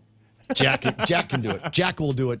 Come on, drive through. Anyways, just real quick about the left-hand lane, which is supposed to be the faster lane. They say. It was way back. It's old man John Limtiaco, not the son, but the old man. Oh, Juan, yeah. God, I love him. So he made it so that trucks could travel on the far left or the middle lane, because if they travel in the slow right-hand lane, their side view mirror would end up hitting the telephone poles that were situated at the end of the road. So he got that pass, and so that's why here in Guam, you see those big trucks, those big rigs, travel on the center lane or the far left lane, because that law exists here in Guam. We always used to say you want to travel in the inside lane anyway, because it's less likely that you're gonna die in some kind of a wreck there. But anyways, I use the roads all the time in Guam. It's one of the things that don't change unless there's a hole or weather or accidents or stuff like that. But I find it alarming, and I'm not being any. I mean, there's something about our Micronesia's brothers and sisters that maybe it's because the roads on their islands, but they hug that inside lane all the time, and they travel very slow. So I think it might have. I dare you to honk the horn at him.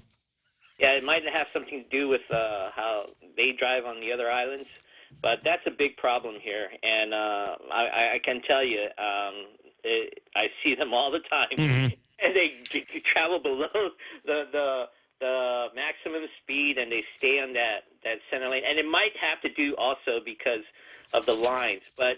As you traverse down the highways and you work different hours like I do, man, these lanes have become like you can't really tell the difference whether you're in the right lane, the left lane, the center lane, and the lights don't do much. So, we need to do a lot of repairs. We need to do a lot of upgrades on our streets. But if you want to get to the main problems the congestions here in Guam, those big rigs, you'll notice they never go on the right outside lane. I will try to observe that now and see if there's anything to that. 9:57. I wanted to throw this out. There was one last thing, and a buddy of mine sent it to me. Now, we're talking about a study that they've done in mice, and Science Direct has an article referring to extended SARS-CoV booster vaccination induces humoral and cellular immune tolerance in mice. And basically what the story is saying in very, very scientific language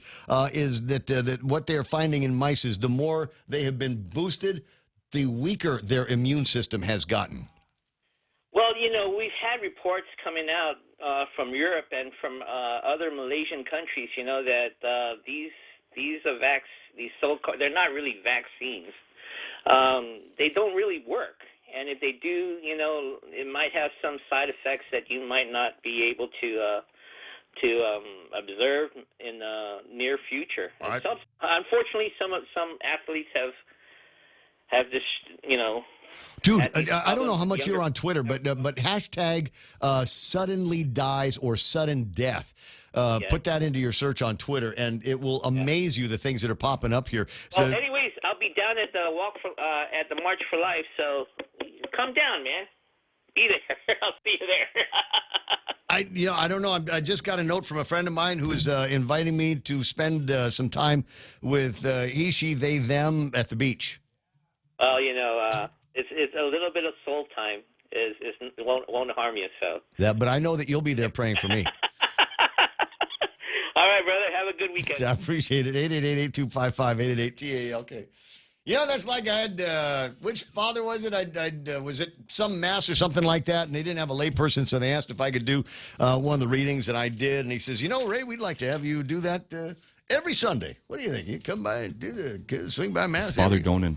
Every Sunday. And I said, Father, I appreciate the invitation, and I appreciate the identifying me as somebody that might be able to help out. It's just, just not at this time in my life, if you don't mind.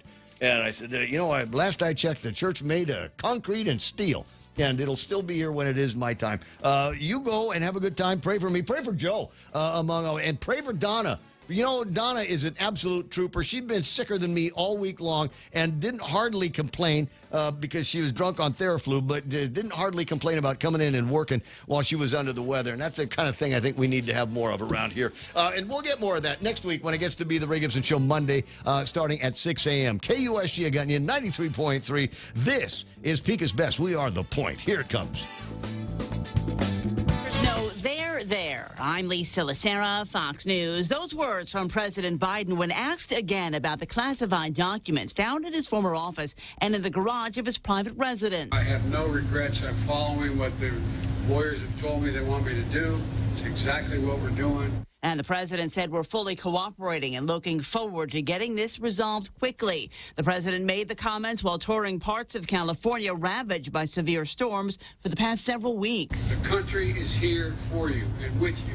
We are not leaving till things are built back and built back better than they were before. Both the president and California Governor Gavin Newsom said climate change played a role in the severe weather, including wildfires that have plagued California in recent years. She could throw her hat in the ring. Former U.S. Ambassador Nikki Haley says she's close to making a decision on whether to run for president in 2024. When you're looking at a run for president, you look at two things. You first look at, does the current situation push for new leadership? The second question is, am I that person that could be that new leader? That yes, we need to go in a new direction. And can I be that leader? Yes, Haley. I think I can be that leader. Haley with the comments on Fox's special report with Brett Baer. She says her team is leaning into it and telling people to stay tuned. Another music legend has died. David Crosby, co-founder of the Byrds and Crosby, Stills and Nash, later joined by Neil Young. David Crosby was inducted into the Rock and Roll Hall of Fame twice as part of the Byrds and CSNY. He sold more than 35 million records. David Crosby was 81. His former bandmate, Graham Nash, with whom he was estranged in recent years, wrote, I know people need to focus on how volatile our relationship has been at times, but what has always mattered to David and me was the pure joy of the music we created. America is listening to Fox News. Stay on top of the latest forecast with America's Weather Team in the palm of your hands. Here's the latest from America's Weather Center. It's Fox weather updates throughout your busy day, every day. 5 inches of rain by tomorrow. Temperatures being 30 degrees above average. Put the power of over 100 meteorologists and the worldwide resources of Fox in your hands with the Fox Weather Podcast. Precise, personal, powerful. Subscribe and listen now at foxnewspodcasts.com. Connect to Fox News Audio on the Fox News app. Listen to hear your favorite hosts like Brian Kilmeade, Jimmy Fallon, and Guy Benson standing up for what's right, live and via podcast. Just click listen, then swipe right and hear the latest news updates on your time. And scroll down to hear the latest podcasts from Fox News. And it's even easier to listen in the car with Apple CarPlay and Android Auto. Get programming alerts and notifications. Fox News Audio is on the Fox News app. The voices America trusts. Download it now. A Michigan man who police say shouted racist and anti-Semitic threats at those walking into a preschool now faces a separate set of charges. The 35-year-old from Dearborn tried buying a shotgun, a rifle, and a semi-automatic pistol on December 2nd, the very same day he went to the synagogue in Bloomfield Hills, harassing both preschoolers and parents. A member of the Jewish community speaks out. In some ways, an act such as this one at Temple Bethel, it was shocking, yet unsurprising. A witness claims Hassan Shoker said his attempt to buy guns was for God's wrath, that from the U.S. District Attorney. Shoker faces federal weapons charges for being a felon in possession of a firearm and lying on a federal firearms form. CJ Papa, Fox News. The Department of Agriculture is putting newer, more strict rules about who and what can be certified as organic in place. A new rule published by the USDA will make every supplier and handler in the production of organic foods obtain and retain proper credentials. Folks that were able to be in organic trade without being certified, those folks will now need to be certified. The old rule allowed for the possibility of non-organics to be mixed in, says Jennifer Tucker with the Ag Department's National Organic Program, and audio posted online. That will take huge steps forward in traceability and supply chain protection. It's the first major update to organics rules in years, mandated by the 2018 Farm Bill signed by then President Trump.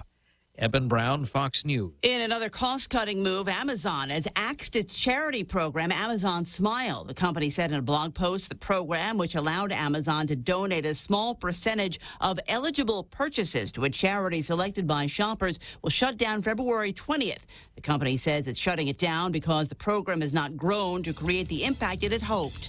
I'm Lisa Lacera. This is Fox News.